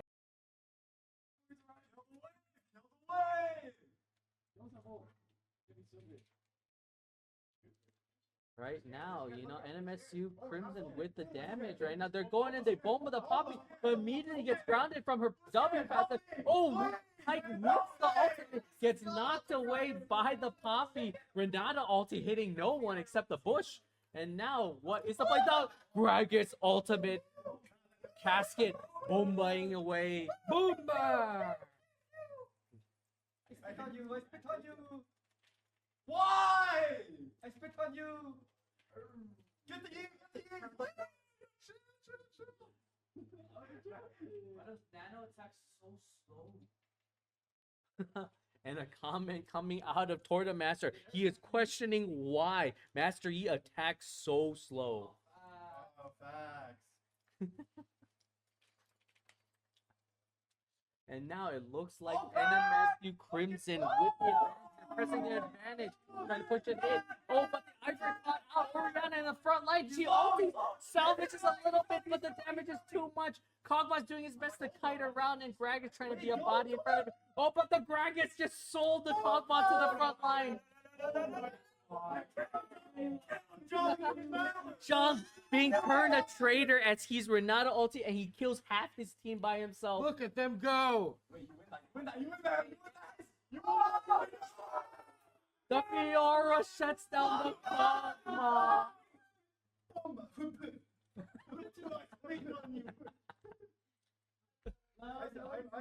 do I defend this bad boy? Freezer asking for confirmation from his team whether he should defend their second turret right now. He decides to not. And so he's going in. He decides to 1v1 the Poppy, however. Backing up, giving a lot of respect to the Poppy. The Renata landing the hook right there. And now the other champion that came out from the terminal. I can't see exactly who it is. But the Pike gets the kill on the Poppy right there. Out of my kill. Get him! Get him! Oh, it's the only run! Kill!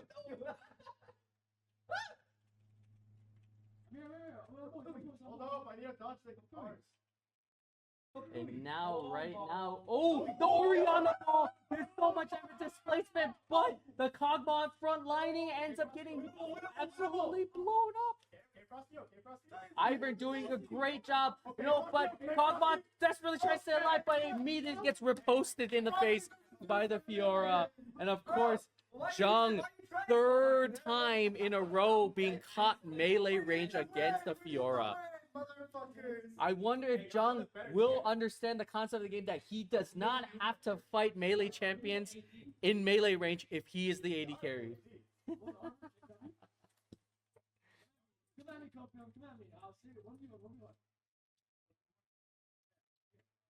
And now as they wait for the respawn timers to come up, right now slightly staggered, but they do have positional advantage.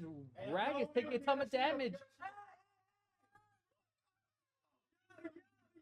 Oh, but the Poppy displaces them and knocks them back into their respawn. Exhaust coming out on the Master Yi. Master Yi not doing any damage. Not doing any damage. Oh, but Daisy! We got 0-3 today. We got 0-3. I want to go home. I want to go home. The I want to go home chant has come from the NMSU White team right now. And so right now as they stand up, as they try to figure out what is going to happen now. And there's still a chance, but it's a small one. Never give up. Never give up. And that is GG here, folks. As they NMSU White undefeated today, 3-0. As they say in the LCK, GG. GG! So that is the end of our matches today. I want to go home and lay down and cry. Thanks for tuning in. Hopefully, Riot does something about the issues here we've seen with the spectator bugs. Fingers crossed. Tomorrow's streams go great. So thanks for tuning in. Come check out the NM State Esports Invitational going on at NMSU Las Cruces campus. And we'll see you all tomorrow.